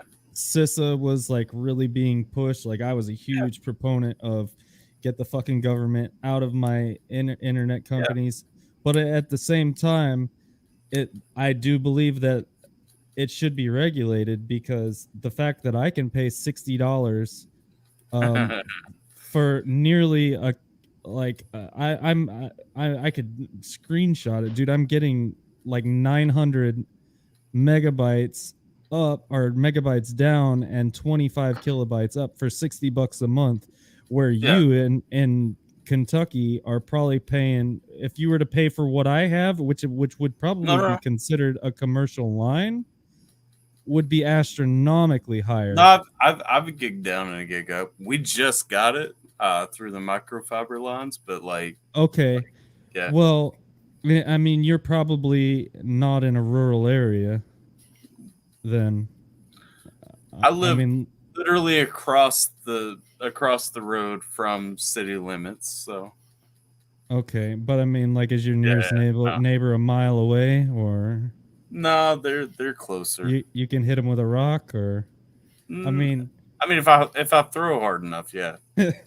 But I mean, like you there are parts in the parts of the country that, like, dude, they can't even get a good internet connection without going through like fucking space Starlink or whatever, right? Yeah. Like absolutely. They can't even stream Netflix without paying a ridiculous amount of money. Yeah. And no, well, and that's that I have a problem with, because information should be available to everyone. Well, period. That's what I'm saying though. Right now, like literally, it was probably like 2 months. What's the kinetic? Either way, the KINECT. Yeah, Connect. Okay. Yeah, it's Connect with a K. They just moved into my area, you know what I mean? Like a couple of months ago. Before that, so theirs is $40 for a gig up, a gig down. Before that, though, it was like $120 a month for Spectrum with right. With what like 46 up, or no, 46 down and 10 up. Right. Like yeah. So that's just one. That was just like one point on all the SOPA, PIPA, CISA, all these different acts, I guess you could call them, right? So that's just one point. Now, another point on this was the data tracking, which would allow your internet provider, your internet service provider, your ISP, to track, store, and sell all that information as well. So, interesting thing, like in the state of Washington, they passed this, even though it was denied at the federal level. They passed it through. Yeah. And part of that was because our governor, Jeff Bezos, had given over $200 million in advertising to like campaign for our governor, which I thought was crazy. Why is that allowed? Yeah. And then also, this guy just so happens to be a huge backer of Xfinity, Comcast. So he passes this bill, and now Jeff Bezos is paying $200 million because they passed this law. So guess who's in control? It's like a vicious cycle. Everybody's making money off of it. It's crazy. Yeah. So, yeah. And then who wins? Not us. Jeff Bezos does. There's a reason he became the richest man in the world for a minute there. Mm-hmm. Yeah. No, absolutely. Before Elon showed his big dick, but yeah, I got you. Mm-hmm. He bought Tweeter, dude. He didn't though. Now he backed He's out a of the primary- deal. He was gonna buy Tweeter. He was going gonna. to. And then it was like 20% bots, which really, I mean, you can see. But I'm going to say this because this is a natural stopping point. Yes. I promised Jason this would be a 2.5 hour stream from now on. A couple of months ago, we're at 4.5 hours. And so, Mm, so Seems Jason like you need to quit drinking so much. Jason got a power nap, but I still think he's probably ready to end it. I'm gonna check actually, I'm over. wide awake now thanks to that power nap. Sorry. I'm gonna send. We don't have a ton of people on Twitch, but we are gonna go visit my man Joey. So hang out for the raid. If you guys are watching on YouTube still, come over to Twitch. We'll be ending the stream in just a minute. I do want to shout out real quick, my man Technutium over here. If you guys haven't followed Technutium on Twitch, it is twitch.tv/TechnutiumTV because he's fancy. Thank you very much. And Yes, sir. my man Jason JV. Jason's link on YouTube is down in the description on YouTube, but it's youtube.com/JasonJV. Oh, thank you. Make sure that you guys go hit up both my boys. I'm gonna set up this raid real quick. So we got a little bit of trash time to be talking. Yeah. We're And gonna fun fact, on the main channel, we are 10 subs shy from 5,400. Look at that. Look at that. 10 shot of 5,400, son. Mm-hmm. What is that link again for your YouTube? It should be in the description. It's hold up. I'm on Twitch, not YouTube. He's on Twitch. No. He's not a YouTuber, he's a Twitcher. So let me drop these both in both chats. We're www. Twitching, not YouTube. youtube.com/ it's all one word, right? Jason JV. Yeah, it should be. If you're providing the link, yeah, it should be one word. Yeah, I'm copying it out. I'm not going over and copying it right now. But that's that one. And then www.twitch.tv/Technutium. My man, you need shout out commands, sir. I have them, but I only have them for my stuff. I'm gonna have to send you some command stuff then. Well, I'm gonna get on what the fuck is it even called? Stream Elements. I'm setting all that stuff up over the next few days. So You have to send you some voice samples, Tyler, for some of your notifications from Streamlabs. Yeah, for sure. But let's go ahead and set up this raid here now that I got links in both chats for both channels. Check out my friends over here if you haven't already. Raid. We're gonna go check out I'm Joey Cruz closing time. What happened to Blue Jay? He fell asleep? No, he left. He went to bed while you were napping. Oh, okay. My man, you were snoring live. Well, to be fair, I worked a 12-hour day the other day. I got 44 hours this week. Well, I'm glad you got some shut eye then. Oh yeah. Security's one hell of a job, I'm telling you. All right. So let's go ahead. We got the raid set up for Twitch. We're getting ready to end over on YouTube. So let's go ahead. If you guys have any closing thoughts, by all means, throw them out. Nah, big shout out to the man over there. There Thanks you for go. having me, dude. I really appreciate it. I appreciate you coming on. I'm not really sure why I'm here. I thought we had a lovely discussion. Dude, I did send you some links on your Discord DMs with some books that I enjoyed with my son. Right on. So you'll have to check those out. I will definitely check those out. All right, the raid is getting ready to go for Joey in 8 seconds. So we're going to close this thing on out. Appreciate y'all. Like, share, subscribe, follow, all that stuff. We'll catch you next time. Have a good